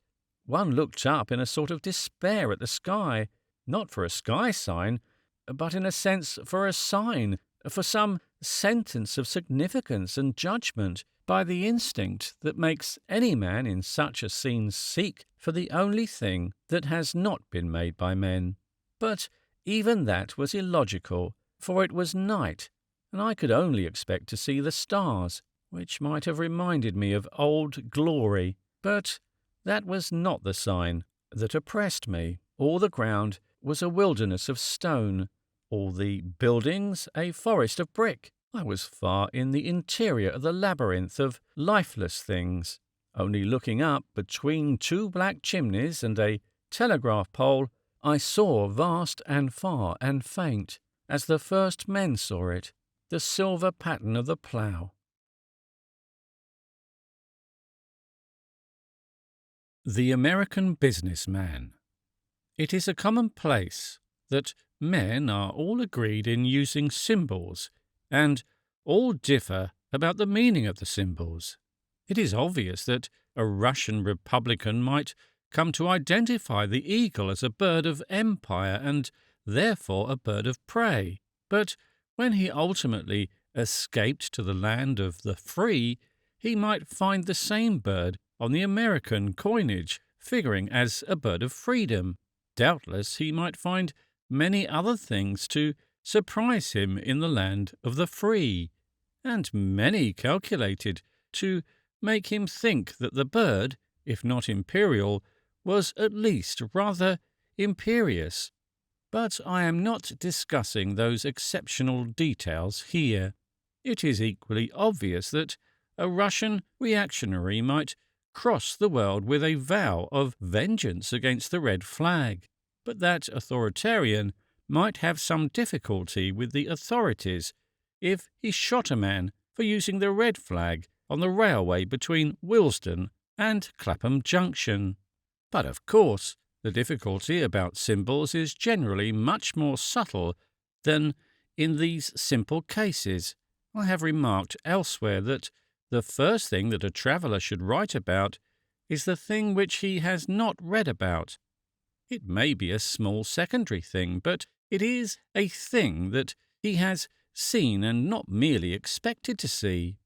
I gave the example of the great multitude of wooden houses in America, we might say of wooden towns and wooden cities, but after he has seen such things, his next duty is to see the meaning of them, and here a great deal of complication and controversy is possible. The thing probably does not mean what he first supposes it to mean on the face of it, but even on the face of it, he might mean many different and even opposite things. For instance, a wooden house might suggest an almost savage solitude, a rude shanty but put together by a pioneer in the forest, or it might mean a very recent and rapid solution of the housing problem conducted cheaply and therefore on a very large scale.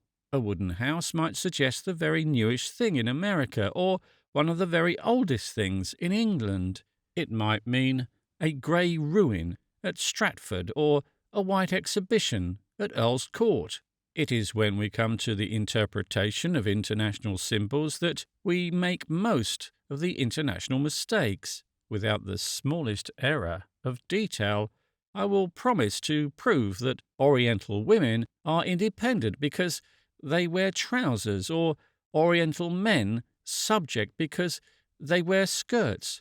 Merely to apply it to this case, I will take the example of two very commonplace and trivial objects of modern life, a walking stick and a fur coat.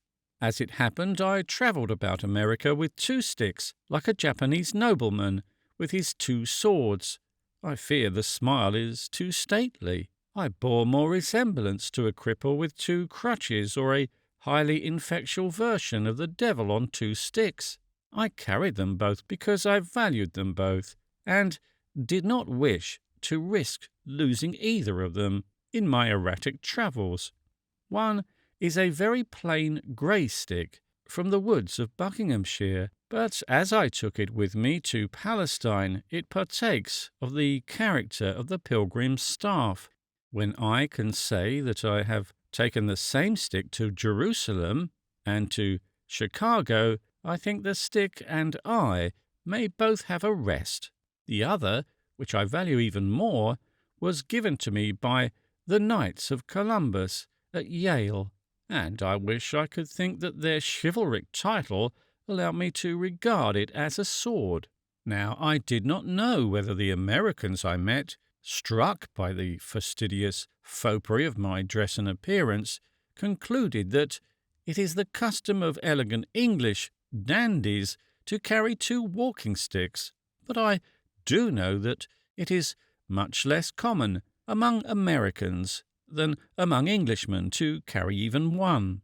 The point, however, is not merely that more sticks are carried by Englishmen than by Americans, it is that the sticks which are carried by Americans stand for something entirely different.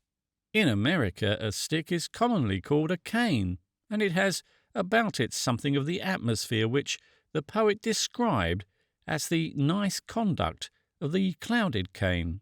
It would be an exaggeration to say that when the citizens of the United States see a man carrying a light stick, they deduce that if he does, that he does nothing else. But there is about it a faint flavour of luxury and lounging, and most of the energetic citizens of this energetic society avoid it by instinct. Now, in an Englishman like myself, carrying a stick may imply lounging, but it does not imply luxury, and I can say with some firmness that it does not imply dandyism. In a great many Englishmen, it means the very opposite even of lounging. By one of those fantastic paradoxes, which are the mystery of nationality, a walking stick often actually means walking. It frequently suggests the very reverse of the beau with his clouded cane. It does not suggest a town type, but rather specially a country type. It rather implies the king of Englishmen, who tramps about in lanes and meadows and knocks the tops off thistles. It suggests the sort of man who has carried the stick through his native woods, and perhaps even cut it in his native woods. There are plenty of these vigorous loungers, no doubt, in the rural parts of America, but the idea of a walking stick would not especially suggest them to Americans. It would not call up such figures like a fairy wand.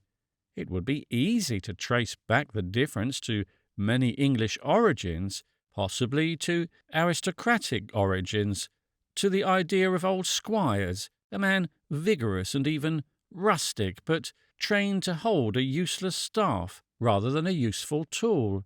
It might be suggested that American citizens do at least so far love freedom as to like to have their hands free. It might be suggested, on the other hand, that they keep their hands for the handles of many machines, and that the hand on a handle is less free than the hand on a stick or even a tool. But these, again, are controversial questions, and I am only noting a fact.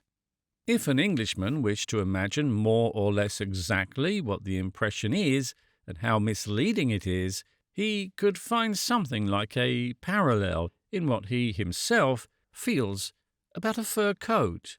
When I first found myself among the crowds on the main floor of a New York hotel, my rather exaggerated impression of the luxury of the place was largely produced by the number of men in fur coats, and what we should consider rather ostentatious fur coats, with all the fur outside. Now, an Englishman has a number of atmospheric but largely accidental associations in connection with a fur coat. I will not say that he thinks a man in a fur coat must be a wealthy and wicked man, but I do say that in his own ideal and perfect vision, a wealthy and wicked man would wear a fur coat. Thus, I had the sensation of standing in a surging mob of American millionaires, or even African millionaires. For the millionaires of Chicago must be like the Knights of the Round Table, compared with the millionaires of Johannesburg. But as a matter of fact, the man in the fur coat was not even an American millionaire, but simply an American. It did not signify luxury, but rather necessity, and even a harsh and almost heroic necessity. Orson probably wore a fur coat, and he was brought up by bears, but not the bears of Wall Street. Eskimos are generally represented as a furry folk, but they are not necessarily engaged in delicate financial operations, even in the typical and appropriate occupation called freezing out. And if the American is not exactly an Arctic traveller, rushing from pole to pole, at least he is often literally fleeing from ice to ice.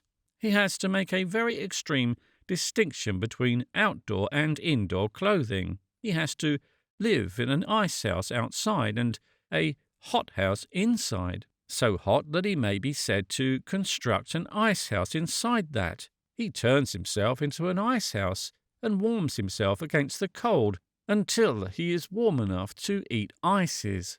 But the point is that the same coat of fur which in England would indicate the sybarite life may here very well indicate the strenuous life, just as the same walking stick, which would here suggest a lounger, would in England suggest a plodder and almost a pilgrim. And these two trifles are types which I should like to put by way of proviso and apology at the very beginning of any attempt at a record of any impressions of a foreign society. They serve merely to illustrate the most important impressions of all, the impression of how false all impressions may be. I suspect that most of the very false impressions have come from the careful record of very true facts.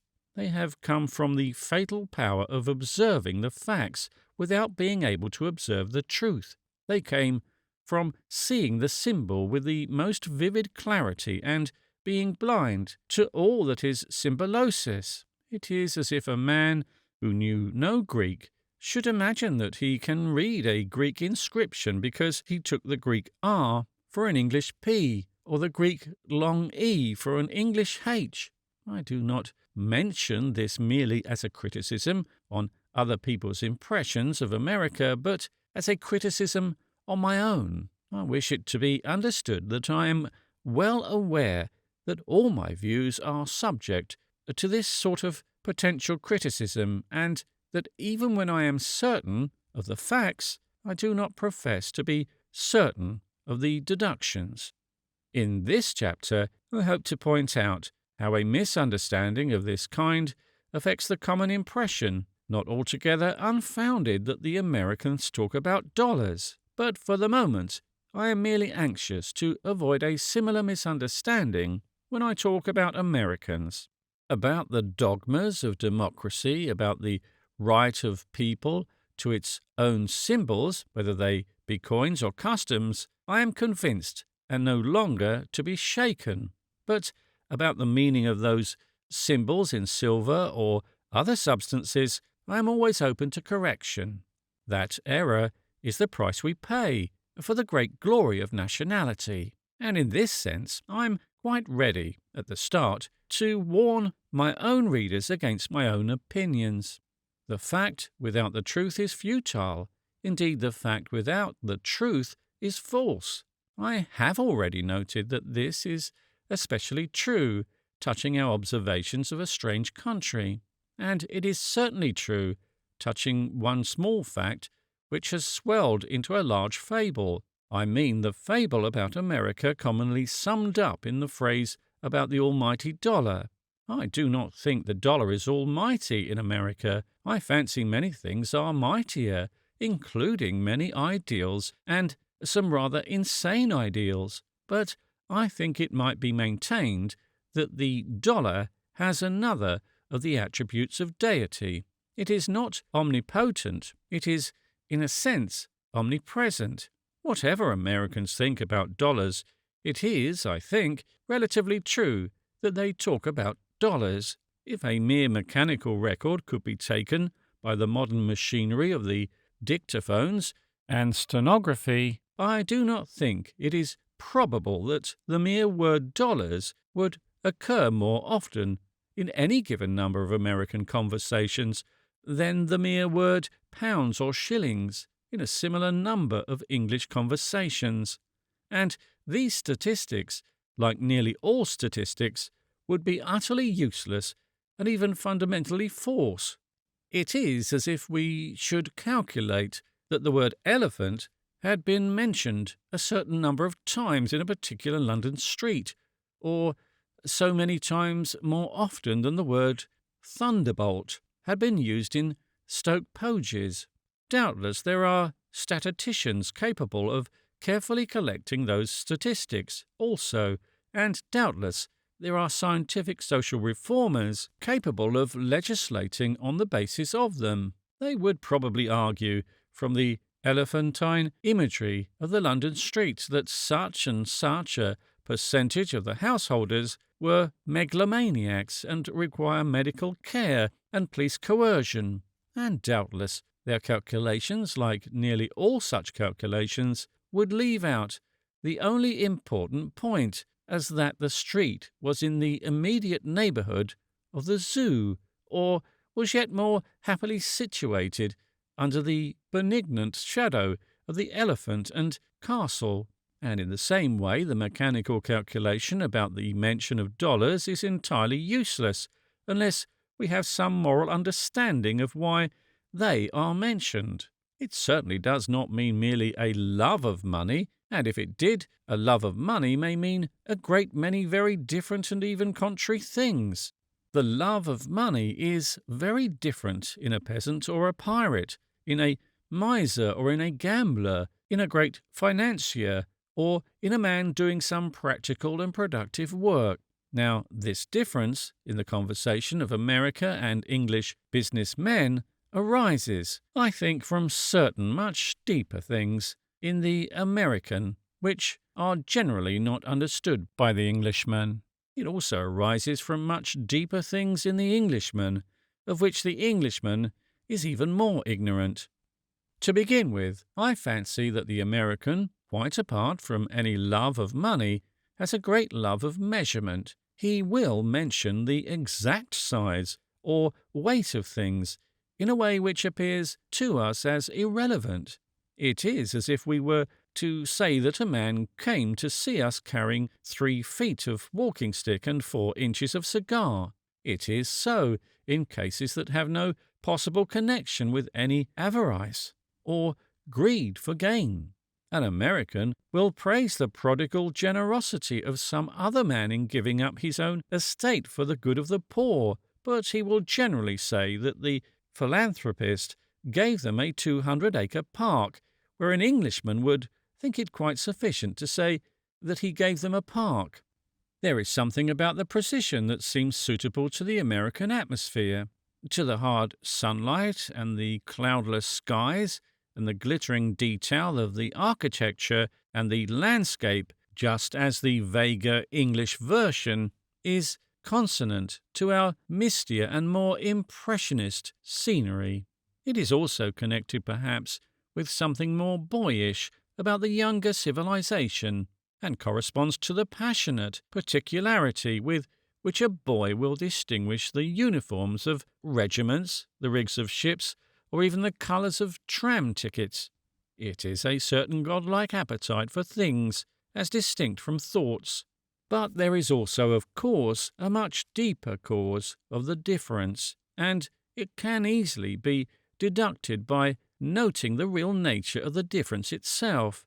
When 2 businessmen in a train are talking about dollars, I am not so foolish as to expect them to be talking about the philosophy of St. Thomas Aquinas. But if they were 2 English businessmen, I should not expect them to be talking about business. Probably it would be about some sport, and most probably some sport in which they themselves never dreamed of indulging. The approximate difference is that the American talks about his work and the Englishman about his holidays. His ideal is not labour but leisure. Like every other national characteristic, this is not primarily a point of praise or blame. In essence, it involves neither, and in effect, it involves both. It is certainly connected with that snobbishness which is a great sin of English society. The Englishman does love to conceive himself as a sort of country gentleman, and his castles in the air are all castles in Scotland, rather than in Spain, for, as an ideal, a Scotch castle is as English as a Welsh rarebit, or an Irish stew. And if he talks less about money, I fear it is sometimes because, in one sense, he thinks more of it. Money is a mystery in the old and literal sense of something too sacred for speech. Gold is a god, and like the god of some agnostic, has no name and is worshipped only in his works. It is true, in a sense, that the English gentleman wishes to have enough money to be able to forget it, but it may be questioned whether he does entirely forget it. As against this weakness, the American has succeeded, at the price of a great deal of crudity and clatter, in making general and very real respect for work. He has partly disenchanted the dangerous glamour of the gentleman, and in that sense has achieved some degree of democracy, which is the most difficult achievement in the world. On the other hand, there is a good side to the Englishman's daydream of leisure, and one which the American spirit tends to miss. It may be expressed in the word holiday, or still better in the word hobby. The Englishman, in his character of Robin Hood, really has got two strings to his bow. Indeed, the Englishman really is well represented by Robin Hood, for there is always something about him that may literally be called outlawed, in the sense of being extra-legal or outside the rules. A Frenchman said of Browning that his centre was not in the middle, and it may be said of many Englishmen that his heart is not where his treasure is. Browning expressed a very English sentiment when he said, "I like to know a butcher paints, a baker rhymes for his pursuit, candlestick maker much acquaints his soul with song, or happy mute blows out his brains upon the flute." Stevenson touched on the same insular sentiment when he said that many men he knew who were meat salesmen to the outward eye might, in the life of contemplation, sit with the saints. Now, the extraordinary achievement of the American meat salesman is that his poetic enthusiasm can really be for meat sales, not for money, but for meat. An American commercial traveller asked me, with a religious fire in his eyes, whether I did not think that salesmanship could be an art. In England, there are many salesmen who are sincerely fond of art, but seldom of the art of salesmanship. Art is with them a hobby, a thing of leisure and liberty. That is why the Englishman traveller talks, if not of art, then of sport. That is why the two city men in the London train, if they are not talking about golf, may be talking about gardening. If they are not talking about dollars or the equivalent of dollars, the reason lies much deeper than any superficial praise or blame touching the desire for wealth.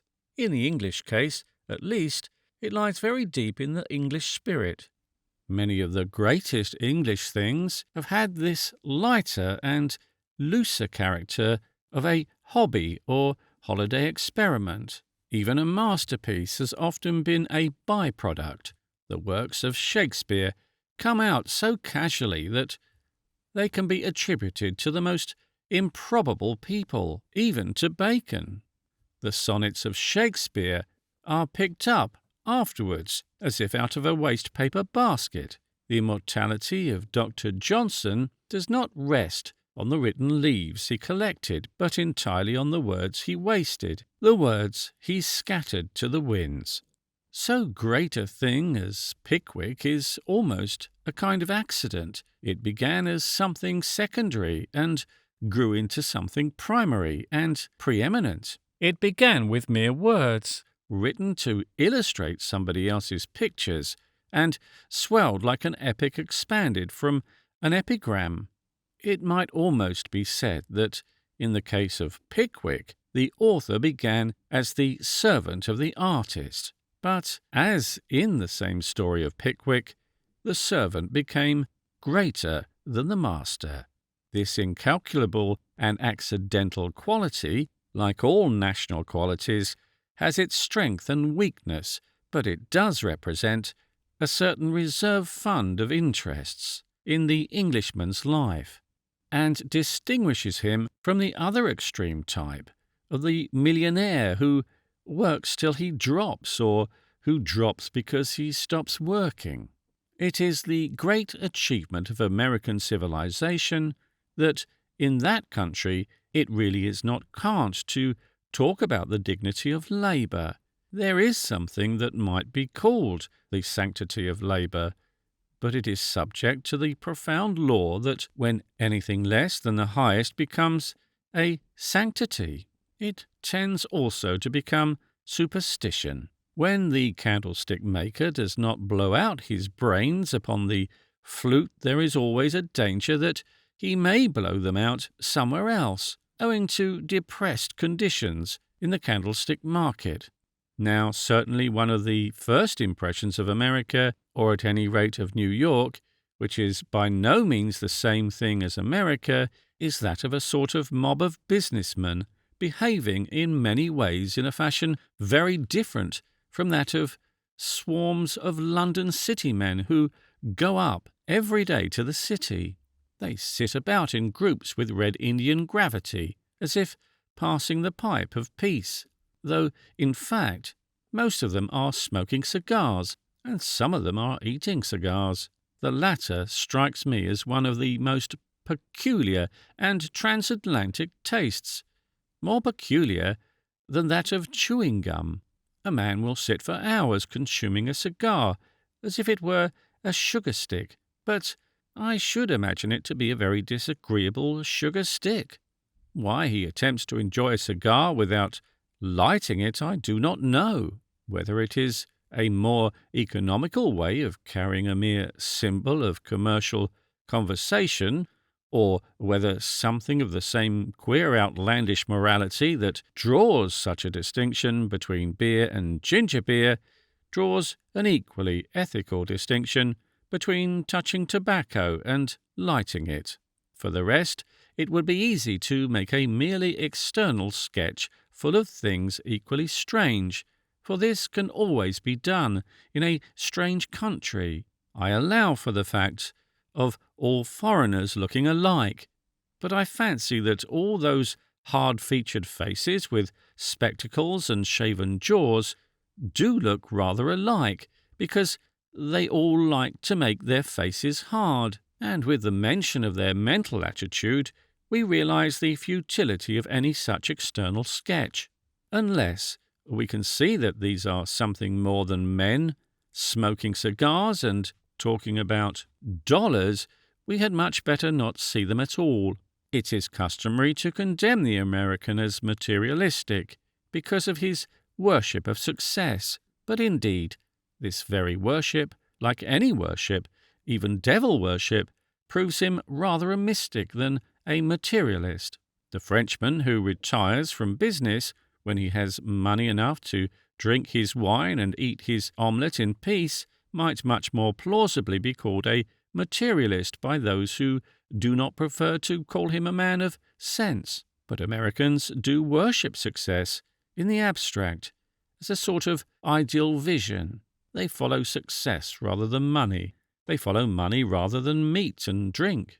If their national life in one sense is a perpetual game of poker, they are playing excitedly for chips or counters as well as for coins, and by the ultimate test of material enjoyment, like the enjoyment of an omelette, even a coin is itself a counter. The Yankee cannot eat chips as the Frenchman can eat chipped potatoes, but neither can he swallow red cents as the Frenchman swallows red wine. Thus, when people say of the Yankee that he worships the dollar, they pay a compliment to his fine spirituality, more true and delicate than they imagine.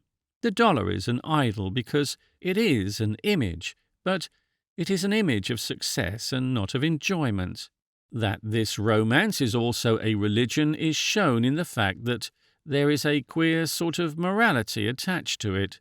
The nearest parallel to it is something like the sense of honour in the old duelling days. There is not a material but a distinctly moral savour about the implied obligation to collect dollars or to collect chips. We hear too much in England of the phrase about making good, for no sensible Englishman favours the needless interlarding of English with scraps of foreign languages. But though it means nothing in English, it means something very particular in American. There is a fine shade of distinction between succeeding and making good, precisely because there must always be a sort of ethical echo in the word good. America does vaguely feel a man making good as something analogous to a man being good or a man doing good. It is connected with his serious self-respect and his sense of being worthy of those he loves. Nor is this curious crude idealism wholly insincere, even when it drives him to what some of us would call stealing, any more than the duellist honour was insincere when it drove him to what some would call murder. A very clever American play which I once saw acted contained a complete working model of this morality. A girl was loyal to, but distressed by, her engagement to a young man on whom there was a sort of cloud of humiliation. The atmosphere was exactly what it would have been in England if he had been accused of cowardice or card-sharping, and there was nothing whatever the matter with the poor young man, except that some rotten mine or other in Arizona had not made good. Now in England we should be below or above that ideal of good. If we were snobs, we should be content to know that he was a gentleman of good connections, perhaps too much accustomed to private means to be expected to be businesslike. If we were somewhat larger-minded people, we should know that he might be as wise as Socrates and as splendid as Bayard, and yet be unfitted, perhaps one should say, therefore be unfitted, for the dismal and dirty gambling of modern commerce. But whether we were snobbish enough to admire him for being an idler, or chivalrous enough to admire him for being an outlaw, in neither case should we ever really and in our hearts despise him for being a failure. For it is this inner verdict of instinctive idealism that is the point at issue. Of course, there is nothing new or peculiar to the New World about a man's engagement practically failing through his financial failure. An English girl might easily drop a man because he was poor, or she might stick to him faithfully and defiantly, although he was poor. The point is that this girl was faithful, but she was not defiant. That is, she was not proud. The whole psychology of the situation was that she shared the weird, worldly idealism of her family, and it was wounded as her patriotism would have been wounded if he had betrayed his country. To do them justice, there was nothing to show that they would have had any real respect for a royal duke who had inherited millions. What the simple barbarians wanted was a man who could make good. That the process of making good would probably drag him through the mire of everything bad, that he would make good by bluffing, lying, swindling, or grinding the faces of the poor, did not seem to trouble them in the least. Against this fanaticism there is the shadow of truth, even in the fiction of aristocracy, that a gentleman may at least be allowed to be good without being bothered to make it. Another objection to the phrase about the almighty dollar is that it is an almighty phrase, and therefore an almighty nuisance.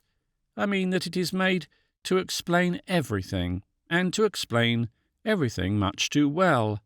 That is, much too easily.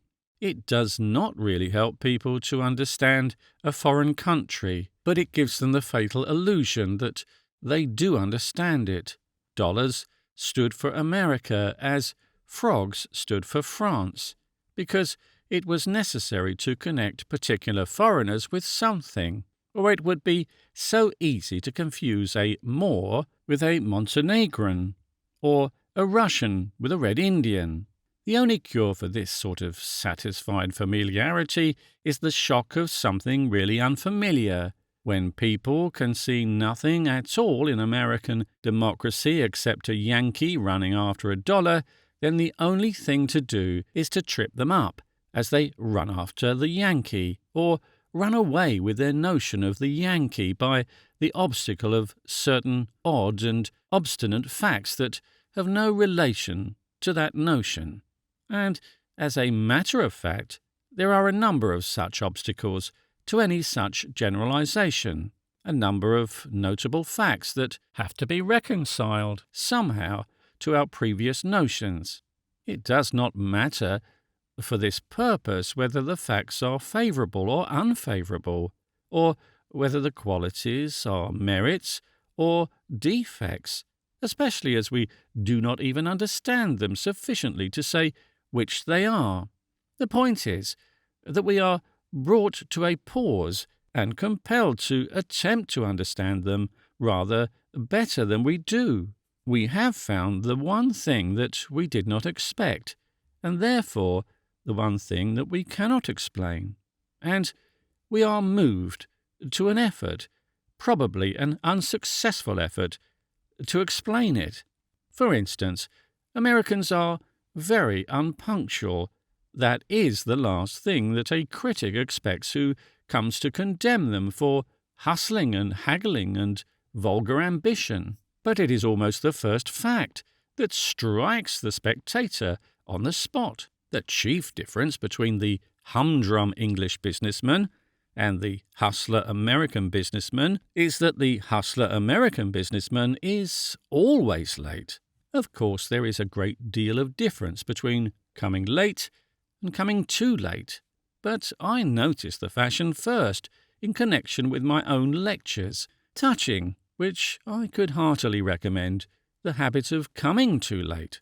I could easily understand a crowd of commercial Americans not coming to my lectures at all, but there was something odd about their coming in a crowd, and the crowd being expected to turn up some time after the appointed hour. The managers of these lectures, I continue to call them lectures, out of courtesy to myself, often explained to me that it was quite useless to begin properly until about half an hour after the time. Often people were still coming in 3/4 of an hour, or even an hour after time. Not that I object to that. As some lecturers are said to do, it seemed to me an agreeable break in the monotony. But as a characteristic of a people mostly engaged in practical business, it struck me as curious and interesting. I have grown accustomed to being the most unbusinesslike person in any given company, and it gave me a sort of dizzy exhalation to find I was not the most unpunctual person in that company. I was afterwards told by many Americans that my impression was quite correct, that American unpunctuality was really very prevalent and extended to much more important things. But at least I was not content to lump this along with all sorts of contrary things that I did not happen to like, and call it America. I am not sure of what it really means, but I rather fancy that, though it may seem the very reverse of the hustling, it has the same origin as the hustling. The American is not punctual because he is not punctilious. He is impulsive and has an impulse to stay as well as an impulse to go. For after all, punctuality belongs to the same order of ideas as punctuation, and there is no punctuation in telegrams. The order of clocks and set hours which English business has always observed is a good thing in its own way. Indeed, I think that in a larger sense it is better than the other way, but it is better because it is protection against hustling, not a promotion of it. In other words, it is better because it is more civilized. As a great Venetian merchant prince, clad in cloth of gold, was more civilized, or an old English merchant drinking port in an oak-panelled room was more civilized, or a little French shopkeeper shutting up his shop to play dominoes is more civilized, and the reason is that the American has the romance of business and is monomaniac, while the Frenchman has the romance of life and is sane. But the romance of business really is a romance, and the Americans are really romantic about it. And that romance, though it revolves round pork or petrol, is really like a love affair in this, that it involves not only rushing but also lingering. The American is too busy to have business habits. He is also too much in earnest to have business rules. If we wish to understand him, we must compare him not with the French shopkeeper when he plays dominoes, but with the same French shopkeeper when he works the guns or mans the trenches as a conscript soldier. Everybody used to the punctilious Prussian standard of uniform and parade has noticed the roughness and apparent laxity of the French soldier, the looseness of his clothes, the unsightliness of his heavy knapsack, in short, his inferiority in every detail of the business of war except fighting. There he is, much too swift to be smart. He is much too practical to be precise. By a strange illusion, which can lift pork packing almost to the level of patriotism, the American has the same free rhythm in his romance of business. He varies his conduct, not to suit the clock, but to suit the case. He gives more time to more important and less time to less important things, and he makes up his timetable as he goes along. Suppose he has 3 appointments.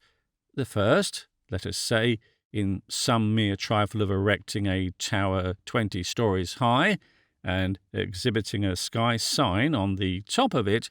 The second is a business discussion about the possibility of printing advertisements of soft drinks on the table napkins at a restaurant. The third is attending a conference to decide how the populace can be prevented from using chewing gum, and the manufacturers can still manage to sell it. He will be content merely to glance at the sky sign as he goes by in a trolley car or an automobile.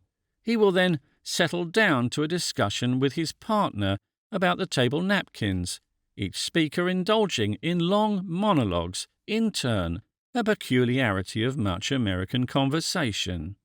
Now, if in the middle of one of these monologues he suddenly thinks that the vacant space of the waiter's shirt front might also be utilized to advertise the Gee Whiz Ginger campaign, he will instantly follow up the new idea in all its aspects and possibilities in an even longer monologue, and will never think of looking at his watch while he is rapturously looking at his waiter.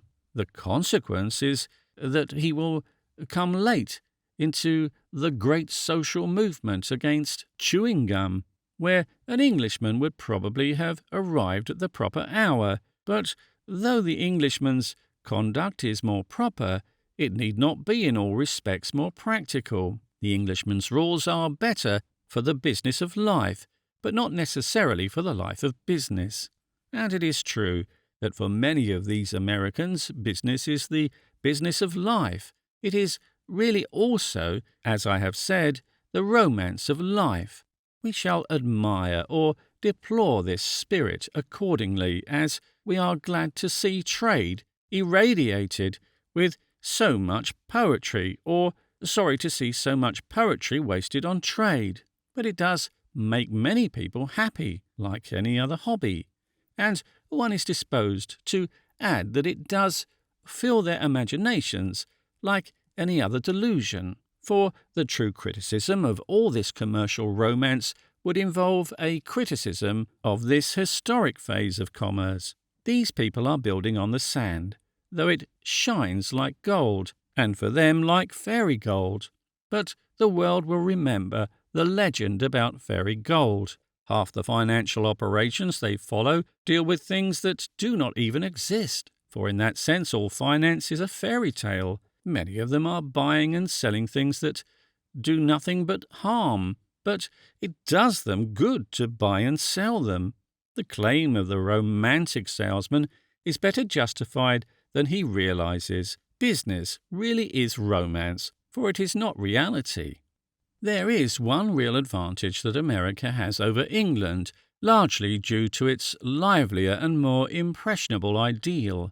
America does not think that stupidity is practical. It does not think that ideas are merely destructive things. It does not think that a genius is only a person to be told to go away and blow his brains out. Rather, it would open all its machinery to the genius and beg him to blow his brains in. It might attempt to use a natural force like Blake or Shelley for very ignoble purposes. It would be quite capable of asking Blake to take his tiger and his golden lions round a sort of Barnum show, or Shelley to hang his stars and hallowed clouds among the lights of Broadway. But it would not assume that a natural force is useless, any more than that Niagara is useless. And there is a very definite distinction here touching the intelligence of the trader, whatever we may think of either course touching the intelligence of the artist. It is one thing that Apollo should be employed by Admetus, although he is a god. It is quite another thing that Apollo should always be sacked by Admetus because he is a god. Now in England, largely owing to the accident of rivalry and therefore a comparison with France, there arose about the end of the 18th century an extraordinary notion that there was some sort of connection between dullness and success. What the Americans call a bonehead became what the English call a hard-headed man. The merchants of London evinced their contempt for the fanatic logicians of Paris by living in a permanent state of terror lest somebody should set the Thames on fire. In this, as in much else, it is much easier to understand the Americans if we connect them with the French, who were their allies, than with the English, who were their enemies. There are a great many Franco-American resemblances, which the practical Anglo-Saxons are of course too hard-headed or boneheaded to see. American history is haunted with the shadow of the plebiscitary president. They have a tradition of classical architecture for public buildings. Their cities are planned upon the squares of Paris and not upon the labyrinth of London. They call their cities Corinth and Syracuse, as the French called their citizens Epimdenandes and Timoleon. Their soldiers wore the French képi, and they make coffee admirably, and do not make tea at all.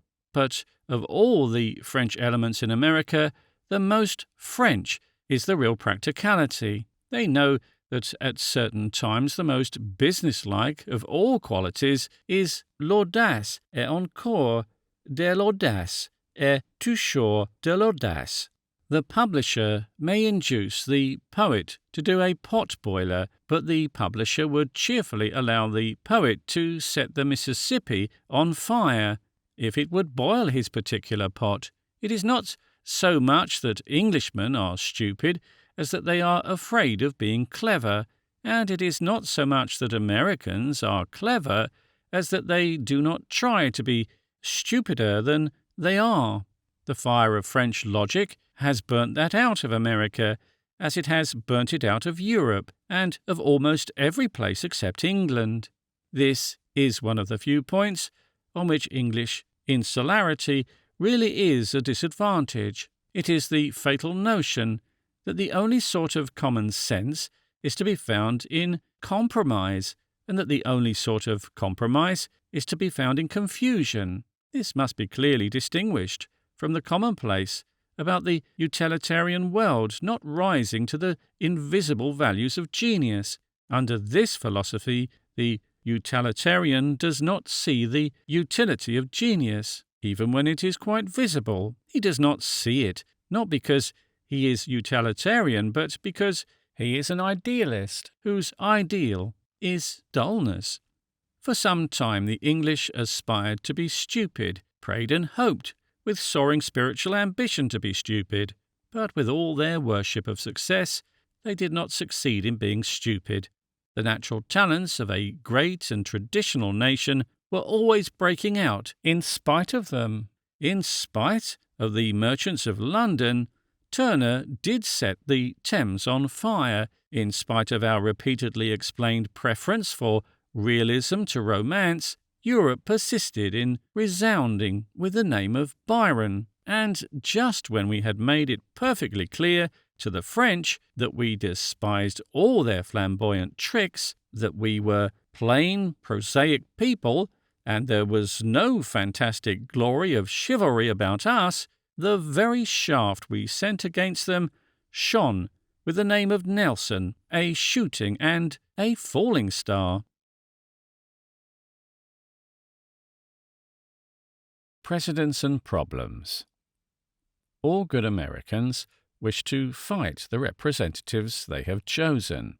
All good Englishmen wish to forget the representatives they have chosen. This difference, deep and perhaps ineradicable in the temperaments of the two peoples, explains 1,000 things in their literature and their laws.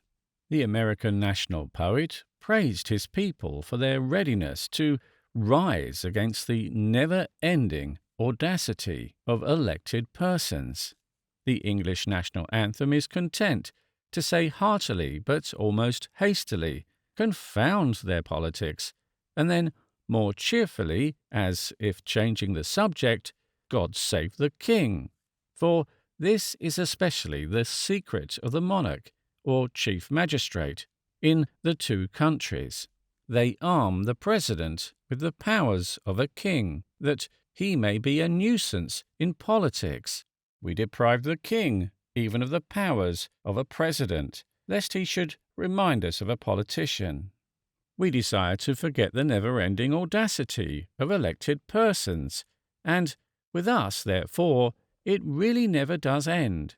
That is our practical objection to our own habit of changing the subject instead of changing the ministry. The king, as the Irish wit observed, is not a subject, but in that sense the English crowned head is not a king. He is a popular figure intended to remind us of the England that politicians do not remember, the England of horses and ships and gardens and good fellowship. The Americans have no such pearly social symbol, and it is rather the root than the result of this that their social luxury, and especially their sport, are a little lacking in humanity and humour. It is the American, much more than the Englishman, who takes his pleasures sadly, not to say savagely. The genuine popularity of constitutional monarchs in parliamentary countries can be explained by any practical example. Let us suppose that great social reform, the Compulsory Haircutting Act, has just begun to be enforced. The Compulsory Haircutting Act, as every good citizen knows, is a statute which permits any person to grow his hair to any length, in any wild or wonderful shape, so long as he is registered with a hairdresser who charges a shilling, but it imposes a universal close shave, like that which is found so hygienic during a curative detention of Dartmoor, on all who are registered only with a barber who charges threepence. Thus, while the ornamental classes can continue to ornament the street with Piccadilly weepers or chin beards, if they choose, the working classes demonstrate the care with which the state protects them by going about in a fresher, cooler and cleaner condition, a condition which has the further advantage of revealing at a glance that outline of the criminal skull which is so common among them. The compulsory hair-cutting act is thus in every way a compact and convenient example of all our current laws about education, sport, liquor, and liberty in general. Well, the law has passed, and the masses, insensible to its scientific value, are still murmuring against it. The ignorant peasant maiden is averse to so extreme a fashion of bobbing her hair, and does not see how she can even be a flapper with nothing to flap. Her father, his mind already poisoned by Bolshevists, begins to wonder who the devil does these things, and why. In proportion as he knows the world of today, he guesses that the real origin may be quite obscure, or the real motive quite corrupt. The pressure may have come from anybody who has gained power or money anyhow. It may come from the foreign millionaire who owns all the expensive hairdressing saloons. It may come from some swindler in the cutlery trade who has contracted to sell 1,000,000 bad razors. Hence the poor man looks about him with suspicion in the street, knowing that the lowest sneak or the loudest snob he sees may be directing the government of his country. Anybody may have to do with politics, and this sort of thing is politics. Suddenly he catches sight of a crowd, stops, and begins wildly to cheer a carriage that is passing. The carriage contains the one person who has certainly not orientated any great scientific reform. He is the only person in the Commonwealth who is not allowed to cut off other people's hair, or to take away other people's liberties. He at least is kept out of politics, and men hold him up, as they did an unspotted victim, to appease the wrath of the gods. He is their king, and the only man they know is not their ruler. We need not be surprised that he is popular, knowing how they are ruled. The popularity of a president in America is exactly the opposite. The American Republic is the last medieval monarchy. It is intended that the president shall rule and take all the risks of ruling. If the hair is cut, he is the hair cutter, the magistrate that bears not the razor in vain.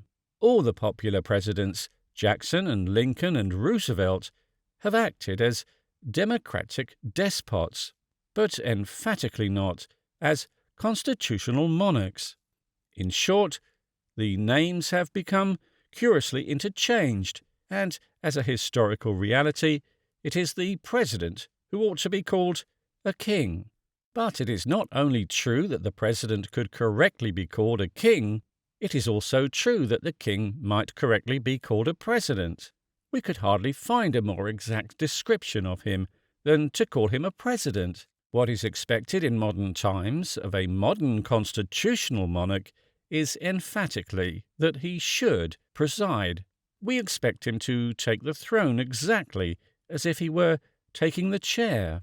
The chairman does not move the motion of resolution, far less vote it. He is not supposed even to favour it. He is expected to please everybody by favouring nobody. The primary essentials of a president or chairman are that he should be treated with ceremonial respect, that he should be popular in his personality, and yet impersonal in his opinions, and that he should actually be a link between all the other persons by being different from all of them. This is exactly what is demanded of the constitutional monarch in modern times. It is exactly the opposite to the American position, in which the president does not preside at all. He moves, and the thing he moves may truly be called emotion, for the national idea is perpetual motion. Technically, it is called a message, and might often actually be called a menace. Thus, we may truly say that the king presides and the president reigns. Some would prefer to say that the president rules, and some senators and members of the Congress would prefer to say that he rebels. But there is no doubt that he moves. He does not take the chair or even the stool, but rather the stump. Some people seem to suppose that the fall of President Wilson was a denial of this almost despotic ideal in America. As a matter of fact, it was the strongest possible assertion of it. The idea is that the president shall take responsibility and risk, and responsibility means being blamed, and risk means the risk of being blamed. The theory is that things are done by the president, and if things go wrong, or are alleged to go wrong, it is the fault of the president. This does not invalidate, but rather ratifies the comparison with true monarchs such as the medieval monarchs. Constitutional princes are seldom deposed, but despots were often deposed.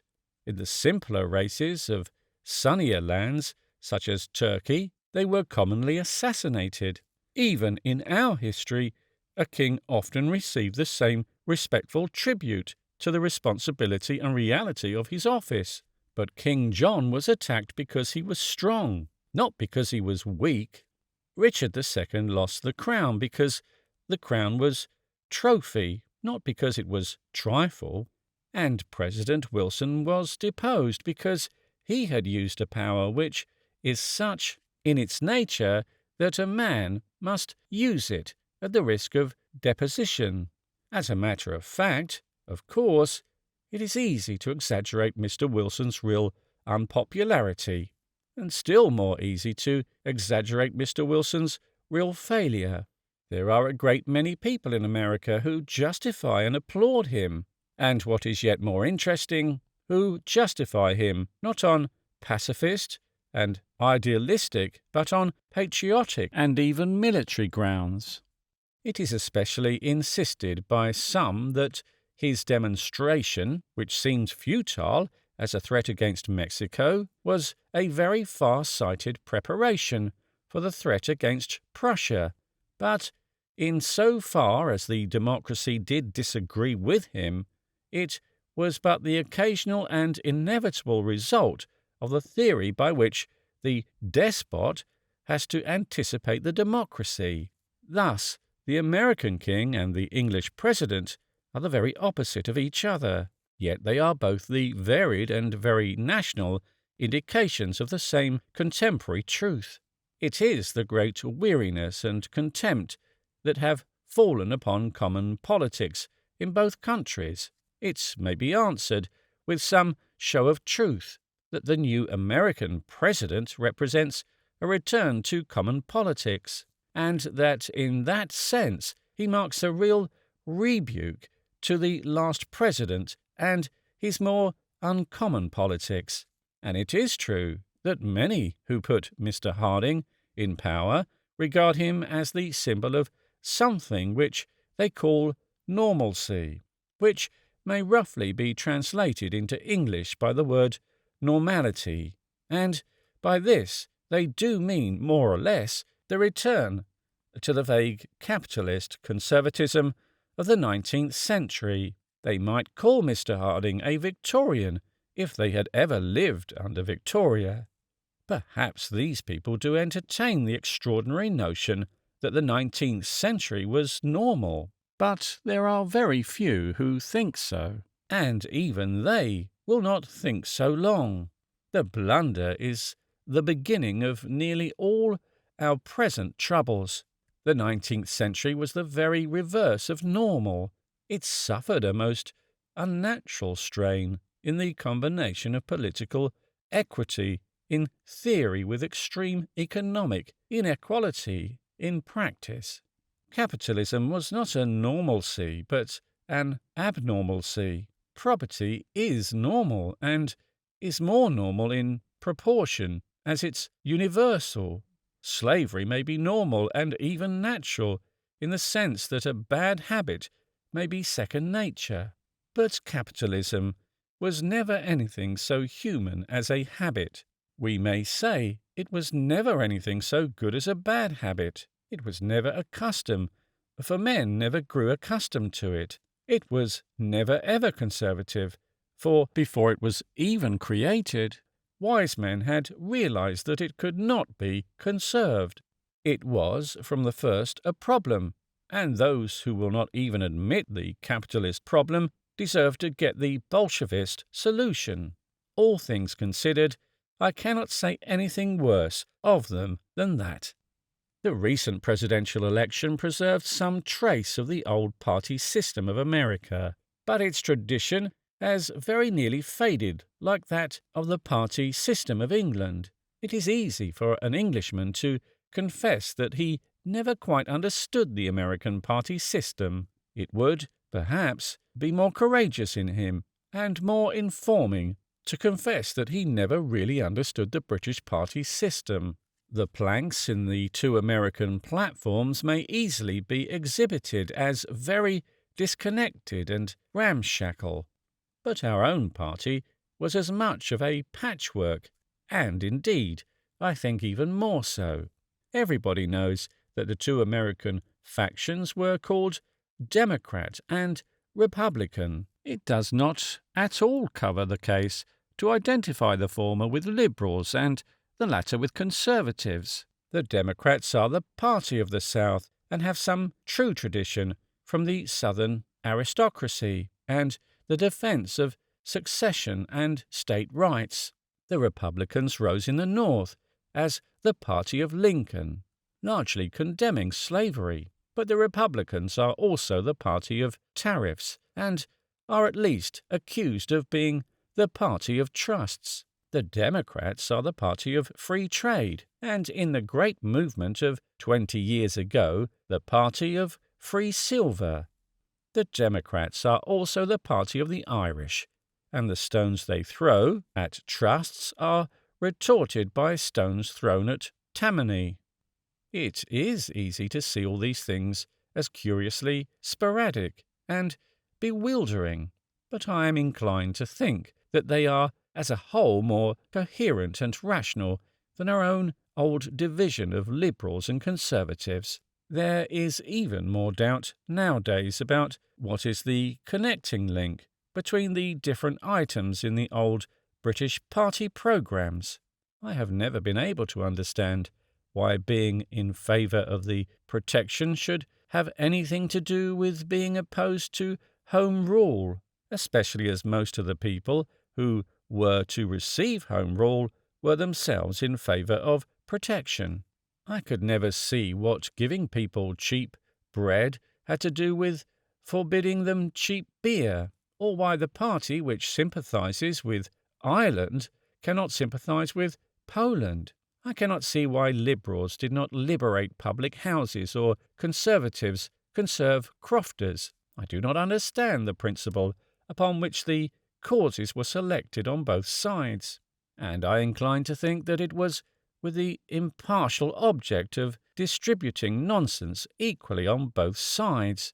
Heaven knows there is enough nonsense in American politics too, towering and tropical nonsense, like a cyclone or an earthquake. But when all is said, I incline to think that there was more spiritual and atmospheric cohesion in the different parts of the American party than in those of the English party, and I think the unity was all the more real because it was more difficult to define. The Republican Party originally stood for the triumph of the North, and the North stood for the 19th century. that is for the characteristic commercial expansion of the 19th century, for a firm faith in the profit and progress of its great and growing cities, its division of labour, its industrial science, and its evolutionary reform. The Democratic Party stood more loosely for all the elements that doubted whether this development was democratic or was desirable. All that looked back to Jeffersonian idealism and the serene abstractions of the 18th century, or forward to Bryanite idealism and some simplified utopia founded on grain rather than gold. Along with this went, not at all unnaturally, the last and lingering sentiment of the Southern squires, who remembered a more rural civilization that seemed by comparison romantic. Along with this went quite logically the passions and the pathos of the Irish, themselves a rural civilization, whose basis is a religion, or what the 19th century tended to call a superstition. Above all, it was perfectly natural that this tone of thought should favour local liberties, and even a revolt on behalf of local liberties, and should distrust the huge machine of centralised power called the Union. In short, something very near the truth was said by a suicidally silly Republican orator who was running Blaine for the presidency when he denounced the Democracy Party as supported by Rome, rum, and rebellion. They seem to me to be three excellent things in their place, and that is why I suspect that I should have belonged to the Democratic Party if I had been born in America when there was a Democratic Party. But I fancy that by this time even this general distinction has become very dim. If I had been an American 20 years ago, in the time of the great Free Silver campaign, I should certainly never have hesitated for an instant about my sympathies or my side. My feelings would have been exactly those that are nobly expressed by Mr. Vachel Lindsay in a poem bearing the characteristic title of Brian, Brian, Brian, Brian. And, by the way, nobody can begin to sympathize with America whose soul does not to some extent begin to swing and dance to the drums and gongs of Mr. Vachel Lindsay's great orchestra, which has the note of his whole nation in this, that a fine person can revile it 100 times over as violent and brazen and barbarous and absurd, but not as insincere. There is something in it, and that something is the soul of many million men. But the poet himself, in the political poem referred to, speaks of Brian's fall over free silver as defeat of my boyhood, defeat of my dream. And it is only too probable that the cause has fallen as well as the candidate. The William Jennings Bryan of later years is not the man who I should have seen in my youth with the visionary eyes of Mr. Vachel Lindsay. He has become a commonplace pacifist, which is in its nature the very opposite of the revolutionist. For if men will fight, rather than sacrifice humanity on a golden cross, it cannot be wrong for them to resist its being sacrificed to an iron cross. I came into very indirect contact with Mr. Bryan when I was in America, in a fashion that made me realize how hard it has become to recover the illusions of a Bryanite. I believe that my lecture agent was anxious to arrange a debate, and I threw out a sort of loose challenge to the effect that woman's suffrage had weakened the position of a woman, and while I was away in the wilds of Oklahoma, my lecture agent, a man of blood-curdling courage and enterprise, asked Mr. Bryan to debate with me. Now, Mr. Bryan is one of the greatest orators of modern history, and there is no conceivable reason why he should trouble to debate with a wandering lecturer, but, as a matter of fact, he expressed himself in the most magnanimous and courteous terms about my personal position, but said, as I understood, that it would be improper to debate on female suffrage, as it was already a part of the political system. And when I heard that, I could not help a sigh, for I recognized something that I knew only too well on the front benches of my own beloved land. The great and glorious demagogue had degenerated into a statesman. I had never expected for a moment that the great orator could be bothered to debate with me at all. But it had never occurred to me, as a general moral principle, that two educated men were forever forbidden to talk sense about a particular topic, because a lot of other people had already voted on it. What is the matter with that attitude is the loss of the freedom of the mind. There can be no liberty of thought unless it is ready to unsettle what has recently been settled, as well as what has long been settled. We are perpetually being told in the papers that what is wanted is a strong man who will do things, and that will be a real test of strength. Anyhow, we could have believed, in the time of the Free Silver fight, that the Democratic Party was democratic with a small d. In Mr. Wilson it was transfigured, his friends would say, into a higher, and his foes into a hazier thing. And the Republican reaction against him, even where it has been healthy, has also been hazy. In fact, it has been not so much the victory of a political party as a relapse into repose after certain political passions. And in that sense, there is a truth in the strange phrase about normalcy, in the sense that there is nothing more normal than going to sleep. But an even larger truth is this: it is most likely that America is no longer concentrated on these faction fights at all, but is considering certain large problems upon which those factions hardly trouble to take sides. They are too large even to be classified as foreign policy, distinct from domestic policy. They are so large as to be inside as well as outside the state. From an English standpoint, the most obvious example is the Irish, for the Irish problem is not a British problem, but also an American problem, and this is true even of the great external enigma of Japan. The Japanese question may be a part of foreign policy for America, but it is a part of domestic policy for California, and the same is true of that other intense and intelligent Eastern people, the genius and limitations of which have troubled the world so much longer. What the Japs are in California, the Jews are in America. That is, they are a piece of foreign policy that has become embedded in domestic policy, something which is found inside but still has to be regarded from the outside. On these great international matters, I doubt if Americans got much guidance from their party system, especially as most of these questions have grown very recently and rapidly to enormous size. Men are left free to judge of them with fresh minds, and that is the truth in the statement that the Washington Conference has opened the gates of a new world.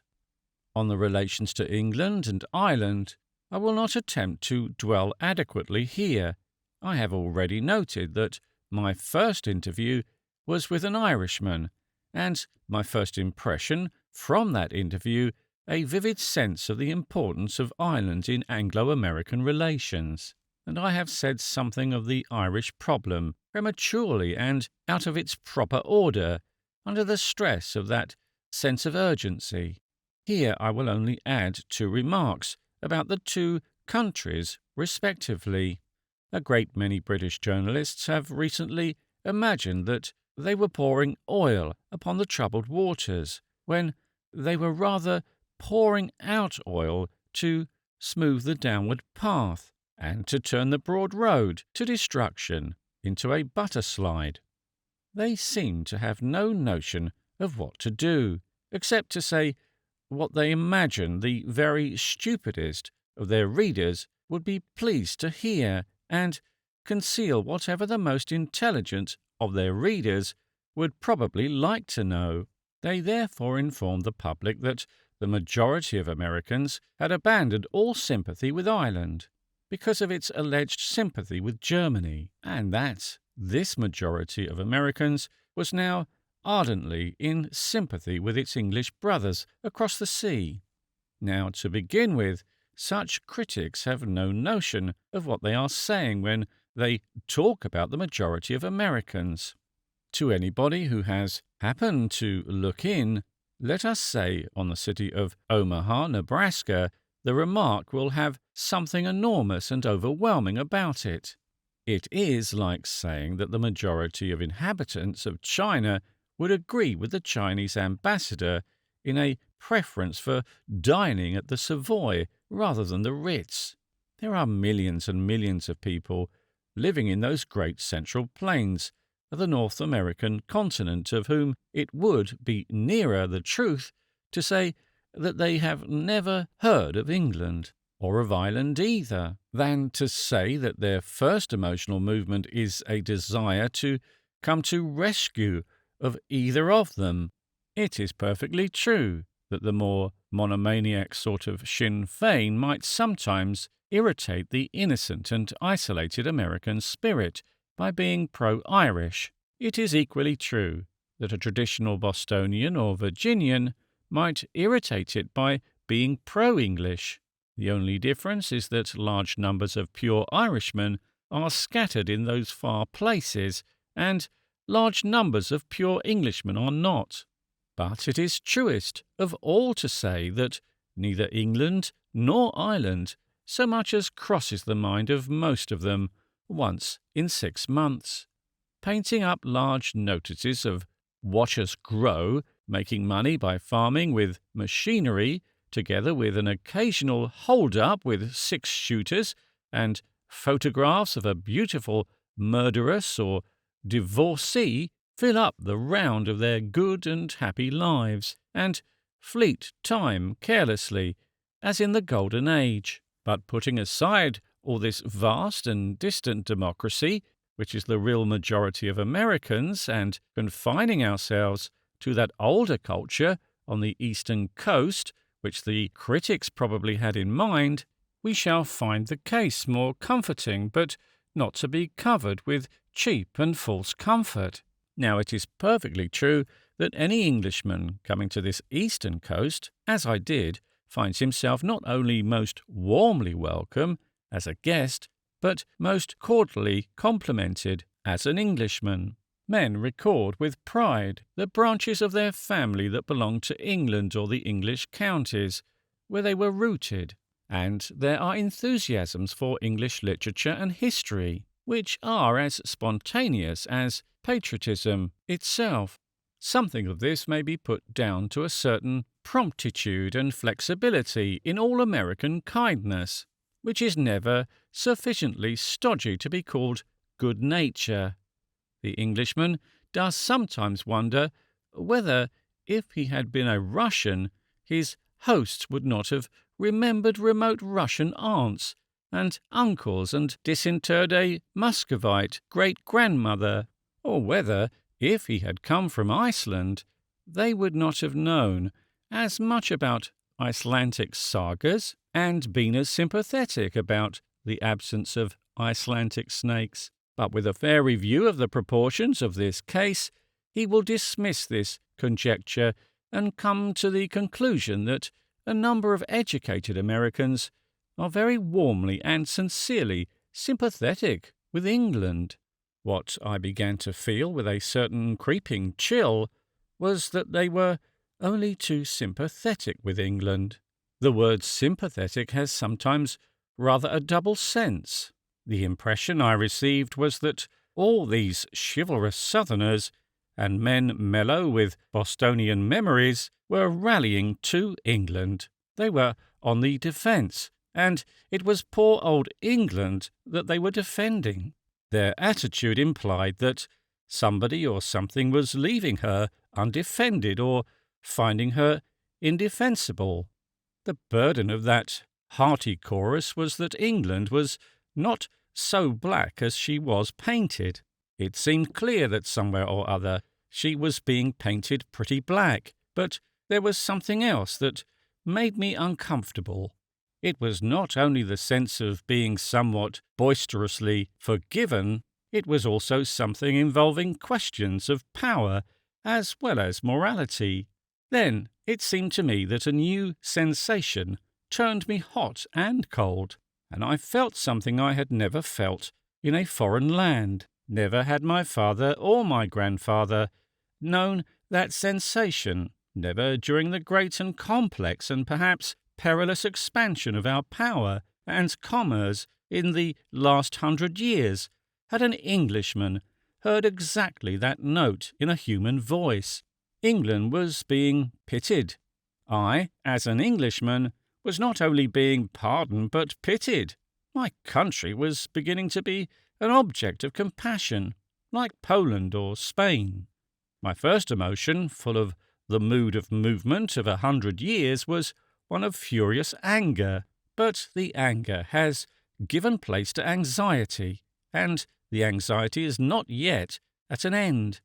It is not my business here to expound my view of English politics, still less of European politics or the politics of the world, but to put down a few impressions of American travel. On many points of European politics, the impression will be purely negative.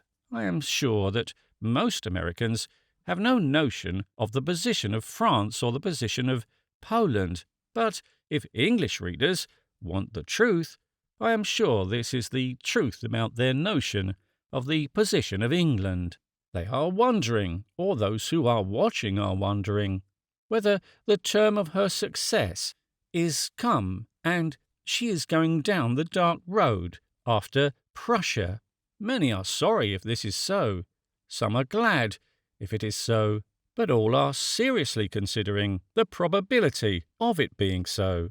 And herein lay especially the horrible folly of our black and tan terrorism over the Irish people.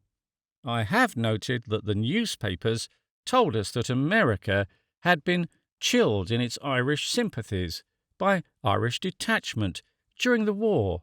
It is the painful truth that any advantage we might have had from this, we ourselves immediately proceeded to destroy. Ireland might have put herself wrong with America by her attitude about Belgium, if England had not instantly proceeded to put herself more wrong by her attitude towards Ireland. It is quite true that two blacks do not make a white, but you cannot send a black to reproach people with tolerating blackness, and this is quite as true when one is a black Brunswicker and the other a black and tan. It is true that since then England has made surprisingly sweeping concessions so large as to increase the amazement that the refusal should have been so long. But unfortunately the combination of the two rather clinches the conception of our decline. If the concessions had come before the terror, it would have looked like an attempt to emancipate and would probably have succeeded. Coming so abruptly after the terror, it looked only like an attempt to tyrannize, and an attempt that failed. It was partly an inheritance from a stupid tradition, which tried to combine what it called firmness with what it called conciliation, as if, when we made up our minds to soothe a man with a £5 note, we always took care to undo our own action by giving him a kick as well. The English politician has often done that, though there is nothing to be said of such a fool, except that he has wasted a fiver. But in this case, he gave the kick first, received a kicking in return, and then gave up the money. And it was hard for the bystanders to say anything except that he had been badly beaten. The combination and sequence of events seemed almost as if it were arranged to suggest the dark and ominous parallel. The first action looked only too like the invasion of Belgium, and the second like the evacuation of Belgium, so that vast and silent crowd in the West looked at the British Empire as men look at a great tower that has begun to lean. Thus, it was that, while I found real pleasure, I could not find unrelieved consolation in the sincere compliments paid to my country by so many cultivated Americans. Their memories of homely corners, of historic countries from which their fathers came, of the cathedral that dwarfs the town, or the inn at the turning of a road. There was something in their voices and the look in their eyes which, from the first, disturbed me. So I have heard good Englishmen who died afterwards the death of soldiers cry aloud in 1914, "It seems impossible of those jolly Bavarians," or "I will never believe it when I think of the time I had at Heidelberg." But there are other things besides the parallel of Prussia or the problem of Ireland. The American press is much freer than our own. The American public is much familiar with the discussion of corruption than our own, and it is much more conscious of the corruption of our politics than we are. Almost any man in America may speak of the Marconi case. Many a man in England does not even know what it means.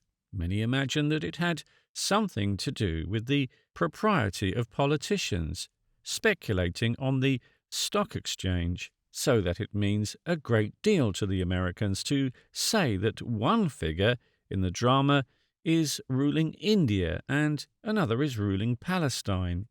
And this brings me to another problem, which is also dealt with much more openly in America than in England.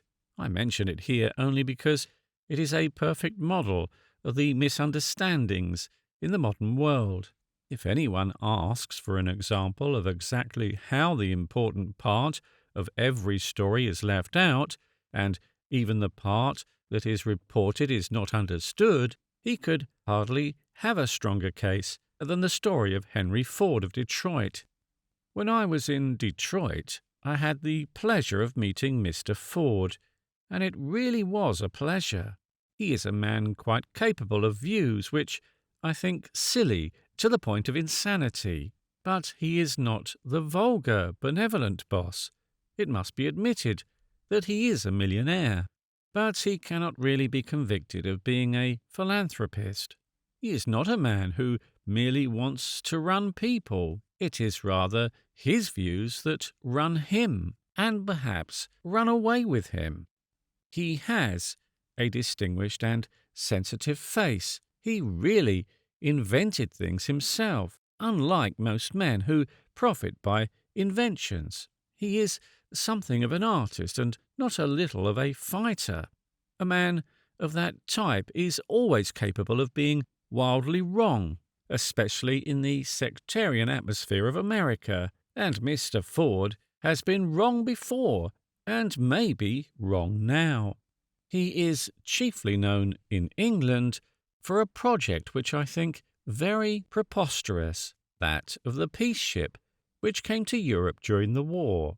But he is not known in England at all in connection with a much more important campaign, which he has conducted much more recently, and with much more success, a campaign against the Jews, like one of the anti-Semitic campaigns of the continent. Now, anyone who knows anything of America knows exactly what the peace ship would be like. It was a national combination of imagination and ignorance, which has at least some of the beauty of innocence. Men living in those huge hedgeless inland plains know nothing about frontiers or the tragedy of a fight for freedom.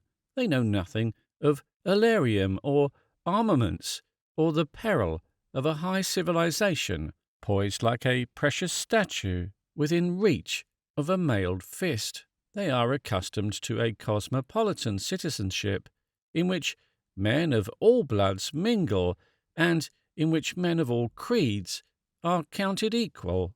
Their highest moral boast is humanitarianism. Their highest mental boast is enlightenment. In a word, they are the very last men in the world who would seem likely to pride themselves on a prejudice against the Jews.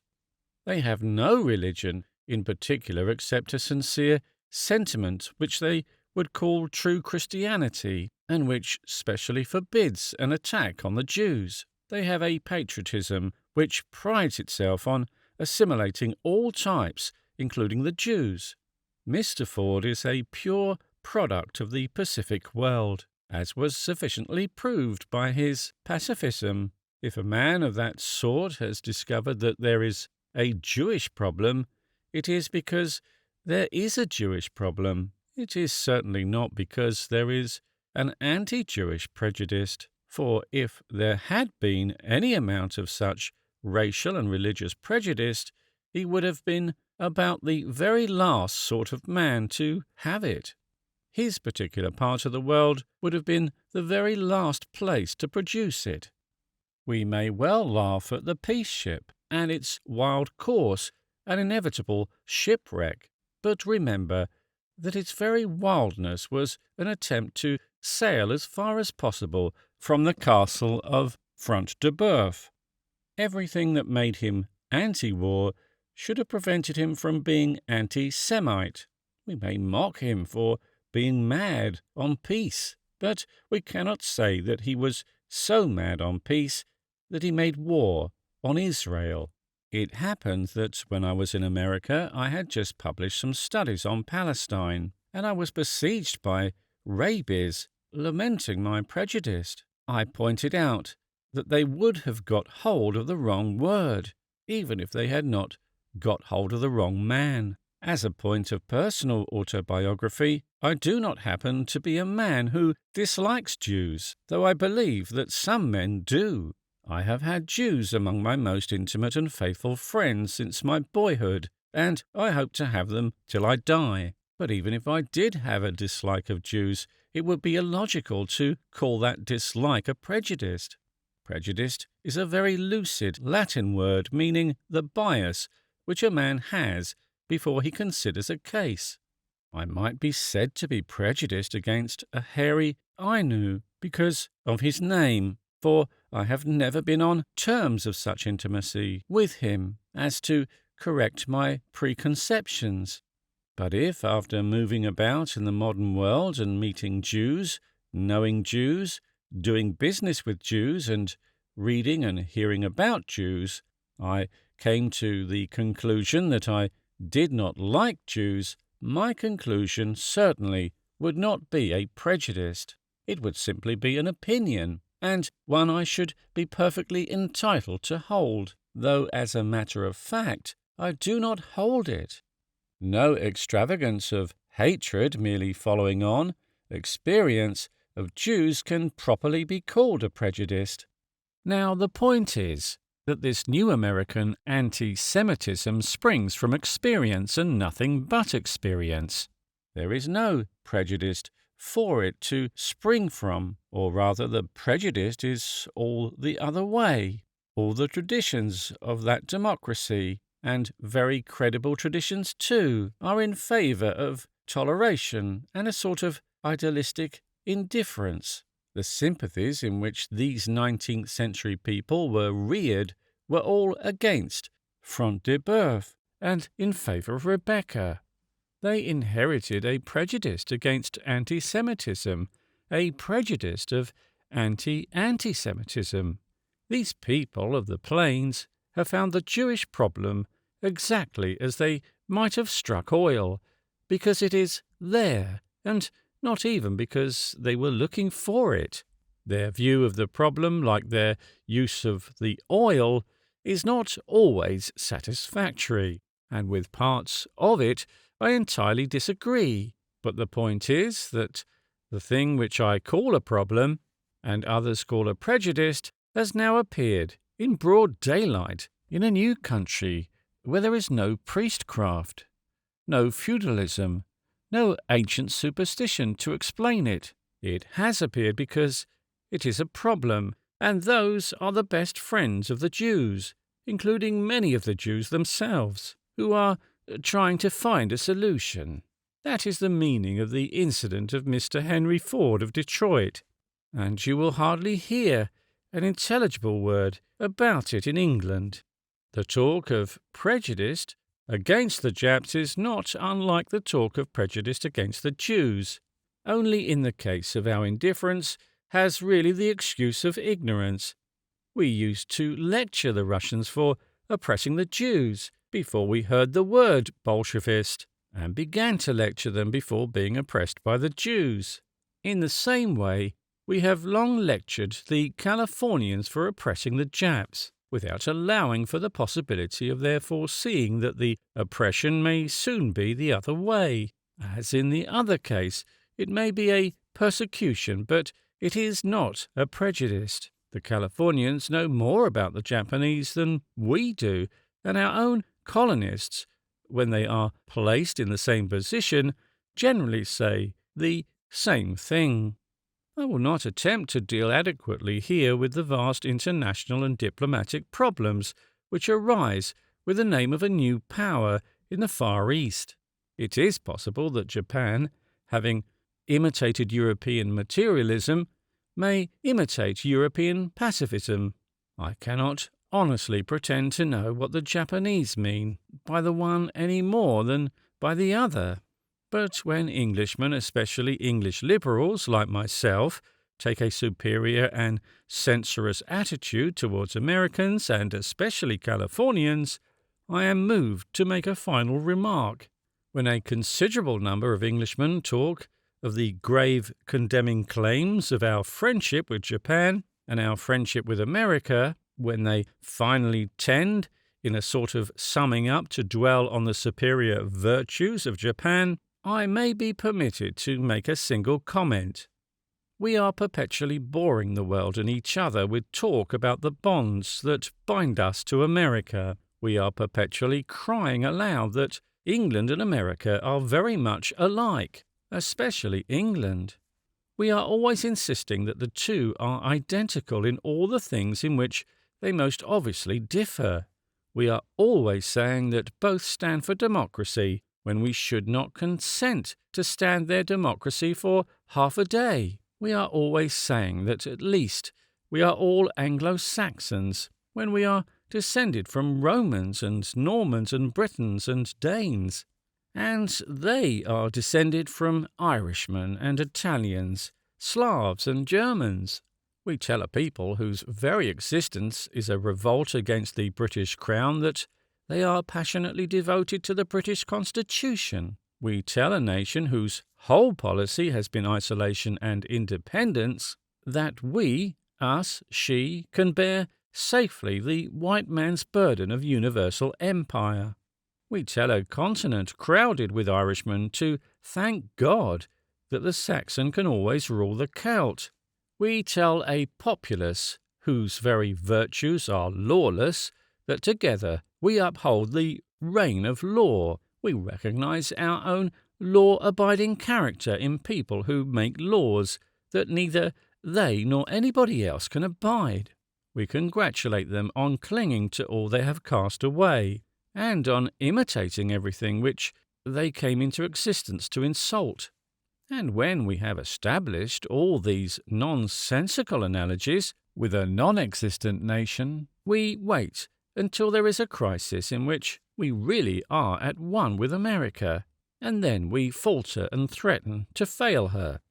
In a battle where we really are of one blood, the blood of the great white race throughout the world, when we really have one language, the fundamental alphabet of Cadmus and the script of Rome, when we really do represent the same reign of law, the common conscience of Christendom, and the morals of men baptized, when we really have an implicit faith and honour and type of freedom to summon up our souls as with trumpets, then many of us begin to weaken and waver and wonder whether there is not something very nice about the little yellow men, whose heroic stories revolve round polygamy and suicide, and whose heroes wore two swords and worshipped the ancestors of the Mikado. Prohibition in Fact and Fantasy. I went to America with some notion of not discussing prohibition, but I soon found that well-to-do Americans were only too delighted to discuss it over the nuts and wine. They were even willing, if necessary, to dispense with the nuts. I am far from sneering at this, having a general philosophy which need not here be expounded, but which may be symbolized by saying that monkeys can enjoy nuts, but only men can enjoy wine. But if I am to deal with prohibition, there is no doubt of the first thing to be said about it. The first thing to be said about it is that it does not exist. It is to some extent enforced among the poor. At any rate, it was intended to be enforced among the poor, though even among them I fancy it is much evaded. It is certainly not enforced among the rich, and I doubt whether it was intended to be. I suspect that this has always happened whenever this negative notion has taken hold of some particular province or tribe. Prohibition never prohibits. It never has in history, not even in Muslim history, and it never will. Muhammad at least had the argument of a climate and not the interest of a class. Permanently into our own modern culture, you will find the one Muslim poem that has really pierced is a Muslim poem in praise of wine. The crown of all the victories at the Crescent is that nobody reads the Quran and everybody reads the Rubaiyat. Most of us remember with satisfaction an old picture in Punch representing a festive old gentleman in a state of collapse on the pavement, and a philanthropic old lady anxiously calling the attention of a cabman to the calamity. The old lady says, "I'm sure this poor gentleman is ill," and the cabman replies with fervour, "I wish I had half his complaint." We talk about unconscious humour, but there is such a thing as unconscious seriousness. Flippancy is a flower whose roots are often underground, in the subconsciousness. Many a man talks sense when he thinks he is talking nonsense, touches on a conflict of ideas as if it were only a contradiction of language, or really makes a parallel when he means only to make a pun. Some of the Punch jokes of the best period are examples of this, and that quoted above is a very strong example of it. The cabman meant what he said, but he said a great deal more than he meant. His utterance contained fine philosophical doctrines and distinctions of which he was not perhaps entirely conscious. The spirit of the English language, the tragedy and comedy of the condition of the English people spoke through him, as the god spoke through a tariff head or brazen mask of oracle, and the oracle is an omen, and in some sense an omen of doom. Observe, to begin with, the sobriety of the cabman. Note his measure, his moderation, or, to use the yet truer term, his temperance. He only wishes to have half the old gentleman's complaint. The old gentleman is welcome to the other half, along with all the other pomps and luxuries of his superior social station. There is nothing Bolshevist or even communist about the temperance cabman. He might almost be called distributist, in the same sense that he wishes to distribute the old gentleman's complaint more equally between the old gentleman and himself. And of course, the social relations there represented are very much truer to life than it is fashionable to suggest. By the realism of this picture, Mr. Punch made amends for some more snobbish pictures with the opposite social moral. It will remain eternally among his real glories that he exhibited a picture in which the cabman was sober and the gentleman was drunk. Despite many ideas to the contrary, it was emphatically a picture of real life. The truth is subject to the simplest of all possible tests. If the cabman were really and truly drunk, he would not be a cabman, for he could not drive a cab. If he had the whole of the old gentleman's complaint, he would be sitting happily on the pavement beside the old gentleman, a symbol of social equality found at last, and the levelling of all classes of mankind. I do not say that there has never been such a monster known as a drunken cabman. I do not say that the driver may not sometimes have approximated imprudently to 3/4 of the complaint, instead of adhering to his severe but wise conception of half of it. But I do say that most men of the world, if they spoke sincerely, could testify to more examples of helplessly drunken gentlemen put inside cabs than of helplessly drunken drivers on top of them. Philanthropists and officials who never look at people but only at papers probably have a mass of social statistics to the contrary, founded on the simple fact that cabmen can be cross-examined about their habits, and gentlemen cannot. Social workers probably have the whole thing worked out in sections and compartments, showing how the extreme intoxication of cabmen compares with the parallel intoxication of costermongers, or measuring the drunkenness of a dustman against the drunkenness of a crossing sweeper. But there is more practical experience embodied in the practical speech of the English and in the proverb that says, "as drunk as a lord." Now, prohibition, whether as a proposal in England or a pretence in America, simply means that the man who has drunk less shall have no drink, and the man who has drunk more shall have all the drink. It means that the old gentleman shall be carried home in a cab, drunker than ever, but that in order to make it quite safe for him to drink to excess, the man who drives him shall be forbidden to drink, even in moderation. That is what it means. That is all it means. That is all it ever will mean. It tends to that in Muslim countries, where the luxurious and advanced drink champagne, while the poor and fanatical drink water. It means that in modern America, where the wealthy are all at this moment sipping their cocktails and discussing how much harder labourers can be made to work if only they can be kept from festivity.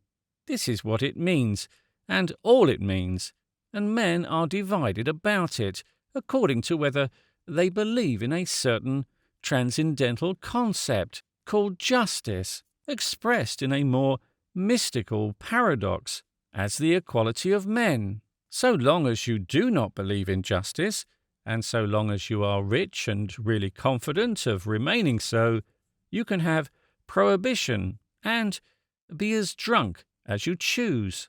I see that some remarks by the Reverend R.J. Campbell, dealing with social conditions in America, are reported in the press. They include some observations about Sinn Féin in which, as in most of Mr. Campbell's allusions to Ireland, it is not difficult to detect his dismal origin or the acrid smell of the smoke of Belfast.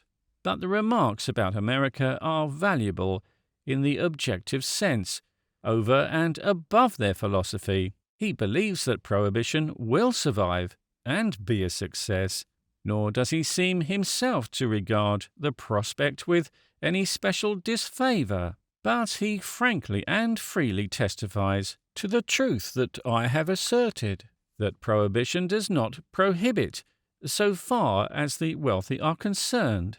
He testifies to constantly seeing wine on the table, as will any other grateful guest of the generous hospitality of America, and he implies humorously that he asks no questions about the story told him of the old stocks in the cellars.